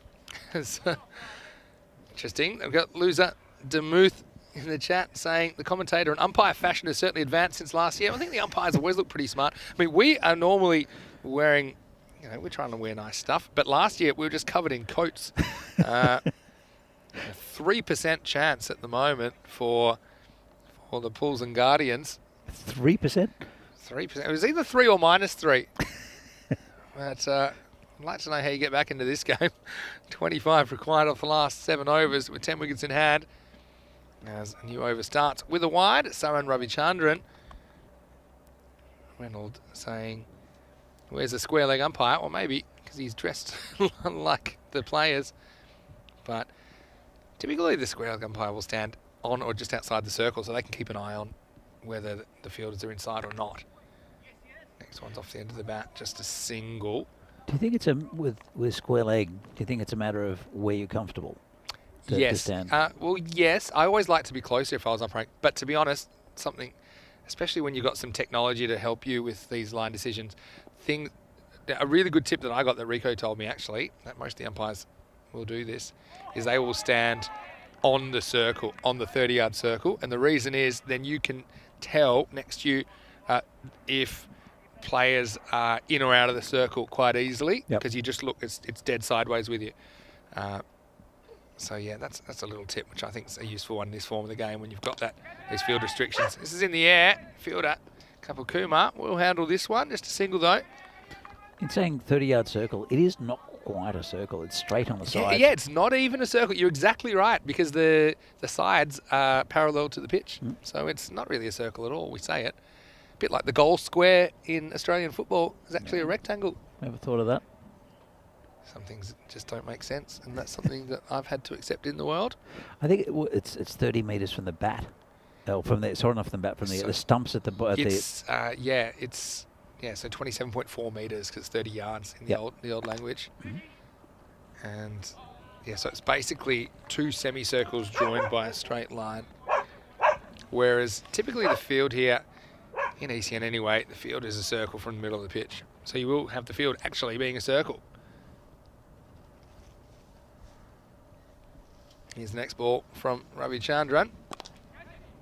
This is down the ground. This is going to be 4. That's good batting. Just well hit by Miguel. He missed out in the first game today for United, but he's looking pretty strong at the moment. This is just well struck down the ground. So takes them 4 closer to where they need to be. Yeah, I think it's that percentage graph that I don't understand is definitely favouring United at the moment. Here comes the bowler again. And good ball outside of stump. That does take us to the end of the 4th over. The score is 42 without loss. And once again, I hope that you are well wherever you're watching around the world. It's Vinny Sander here, Mr. Maximo, alongside me, Danny Hudicek. It's been great to have you next to me for the first time in a little while anyway. How have you enjoyed the first day? Oh, it's been great. I love it being out here and being next to you and commentating on this great game of ours. Yeah. And look, it's been fantastic. It's been a while. I've loved your jacket today. I heard there's more, and I know you've just abandoned it because actually the weather's kind of come pretty good. I mean, it's still a little bit chilly, but it's nice when you can rock out the short sleeves. And we're expecting some good weather this week, and hopefully it stays this way in Prague. It's a beautiful city, and I'm just really excited to be back, and I'm excited to be back with you. Well, welcome back, Vinny, and looking forward to spending a bit of time with you over the next couple of weeks. Here's the start of the next over, and it's Kumar. He gets a good ball in. Also, I've got to say, big thank you to Rico, because he put in a bit of a stint, did 6 weeks, and he's gone back to spend some time with his family. So Rico, if you're watching, hope you're enjoying it. Oh, this is in the air, and it's a chance for a wicket. Now, who wants it? The keeper, he's going to take it, and he takes it with a minimum of fastness. Dejo Vincent, he's done some good things today. So Kumar, nice moment for him. Bagoli made some attacking strokes, but just kind of fell away a bit towards the end of that innings. He ends up going for a dozen. The score is 42 for 1. Yeah, it's a big wicket, but a little bit late, I think. I think the damage has been done. 40 off the first 4 overs. And, I think we saw that with Bohemians in the game where they weren't chasing much, and they really didn't get to that. They didn't get a good start. Didn't get to a total quickly enough. I think it's going to be comfortable here for United. Of course, they're still in with a chance here, Guardians, but they'll need a couple of wickets. But you saw Bohemians struggling to get a low total. I don't think it's going to be the case with United, but you never know. Never know. Yeah, true. There's a new batter out there, Abhimanyu Singh, the captain. The current captain replaces the former captain, and he has a good look at this one, but it's not a very good look because it's quite far away from him. It's going to go down the leg side, and that is 5 wide. So after getting it just right, I think Kumar, this is one that he won't want to remember. Yeah, not a great ball. And 5 free runs. It's nice to see Suresh Babu Karamboina in the chat as well. Hello, Suresh. Hope you're well. Nice to see you in the chat. Uh-oh. And, well, it's going from bad to worse at the moment. Well, I've heard of the perfect 10. This is the imperfect 10. Yeah, that's 10 without a ball being bowled. And Abhimanyu Singh is saying, well, what's all the fuss about? He's just made more runs in 0 balls than poor Yash did in about 8 overs. But cricket's a funny game. That brings up the 50 for UCC as well. Yeah, they need 8 to win now. And 8 to win off 34. It's not great for the figures either. Oh, it's gone again. Oh, that's not the kind of hat trick you want. I don't think I've ever seen 15 wides in a row. I mean, that would have been something else. Well, it's 11 off 1 ball. So let's see if he can get it back together. The wind's going the opposite way. I'm not quite sure why he's spraying it down there. I think he's starting it down there. I don't know if there's any movement. Yeah, it's got a bit of in-swing to it. All right, 6 to win. That's a better ball. Chance for a run out. Oh, almost took the keeper's head off. There's going to be overthrows. No. That's a 5-er. Oh, dear me. Oh, when it rains, it pours. Yeah, no, it's bookends the day. We had one really early in the day, if you remember. And, yeah, well, they went for glory. They thought they could maybe run out Abhimanyu Singh. But you see the throw comes in. He was home anyway. Keeper had to take evasive action in the end. There was nobody at fine leg. That's why there's no one backing that up. So this one will actually tie the scores at 59. Coming up tomorrow, we have more cricket coming your way starting 7 a.m. GMT, which is 9 o'clock in Central Europe, 12:30 p.m. in India. Make sure you join us for another day of cricket action. Back to live action here. Any score wins it now. And this will do it. So they're going to do this with plenty of time remaining. 32 balls, in fact. And congratulations to United Cricket Club. They get their first win of ECS in 2022. And a pretty comprehensive victory in that. Bulls and Guardians were probably more impressive in their first performance against the PCC team, who were defending champions. They just kind of ran out of gas a bit in that last game, only posting 59, and then gifting quite a few runs in the second innings. Just a reminder, you can stick with us. Got some highlights coming up, and also some highlights of the entire day's play. If you are leaving us, though, make sure you join us for day 2. It should be some cracking cricket. We'll also see Burno. They will make the trip for the first time. But it is United that are on the board. And, well, slip sliding into action, the Guardians. They needed to pull off something that hadn't been done before, defending a score in the 50s. But you could see the way things started, you knew that that was probably not going to happen, especially with fielding like this. As he does race the ball across the line, that might have been a dead heat, but it was 4 runs. And then once again, just a bit of inexperience there, I think, as Kumar couldn't pull off the fielding, but he did pull off a wicket as he got Pramod Bagoli to sky this one. It was well taken by Vincent. That was the only highlight, really. Abhimanyu Singh came in, and he was able to contribute 10 to the score just by doing nothing. And then this was the winning run. And they did it with 32 balls to spare. So heaps of time to spare, really. Danny, bit of a one-sided game in the end, but again, the Guardians, I mean, you can imagine it's their first performances in ECS. They had some good moments, but just I think they'll learn a lot from today, especially when they go and watch it back. Yeah, definitely good moments, but I think United learned from last year, and they're a solid team. And they'll want to get a couple of good results here in this side of the draw. Some difficult teams to play, though. So, as you can see, Brahma Bagoli, 12 of 13, but it was Piyush Baghel. Yeah, Baghel was good. He's their second highest run scorer last year. Ayush Sharma, I mean, that's maybe a negative that he didn't get any time at the crease, because I think that he looked a bit rusty in the first game, or just a bit off. Baghel with 32 not out, yeah, 14 balls, batted really well. Bagoli as well, started well, and just he was the only wicket to fall in the end, but got them off to a good start. Mantada went for a few in this game, 23 off his 2 overs. Nirmal Kumar went for 11, Ravichandran for 7. Kapil Kumar did take the wicket, but he has the weird figures of 1 for 18 off 4 balls with an economy rate of 27. That's because he sprayed 2 down the leg side, and he's a big reason that you see 14 in the wides section, 15 extras in total. So there's confirmation of the result of match 4 from Vinoj. There's United 60 off 4.4, defeating the Pulsen Guardians 59. Once again, I want to thank everyone for your company today. It's been wonderful to have you with us. We've really enjoyed the first day in Prague.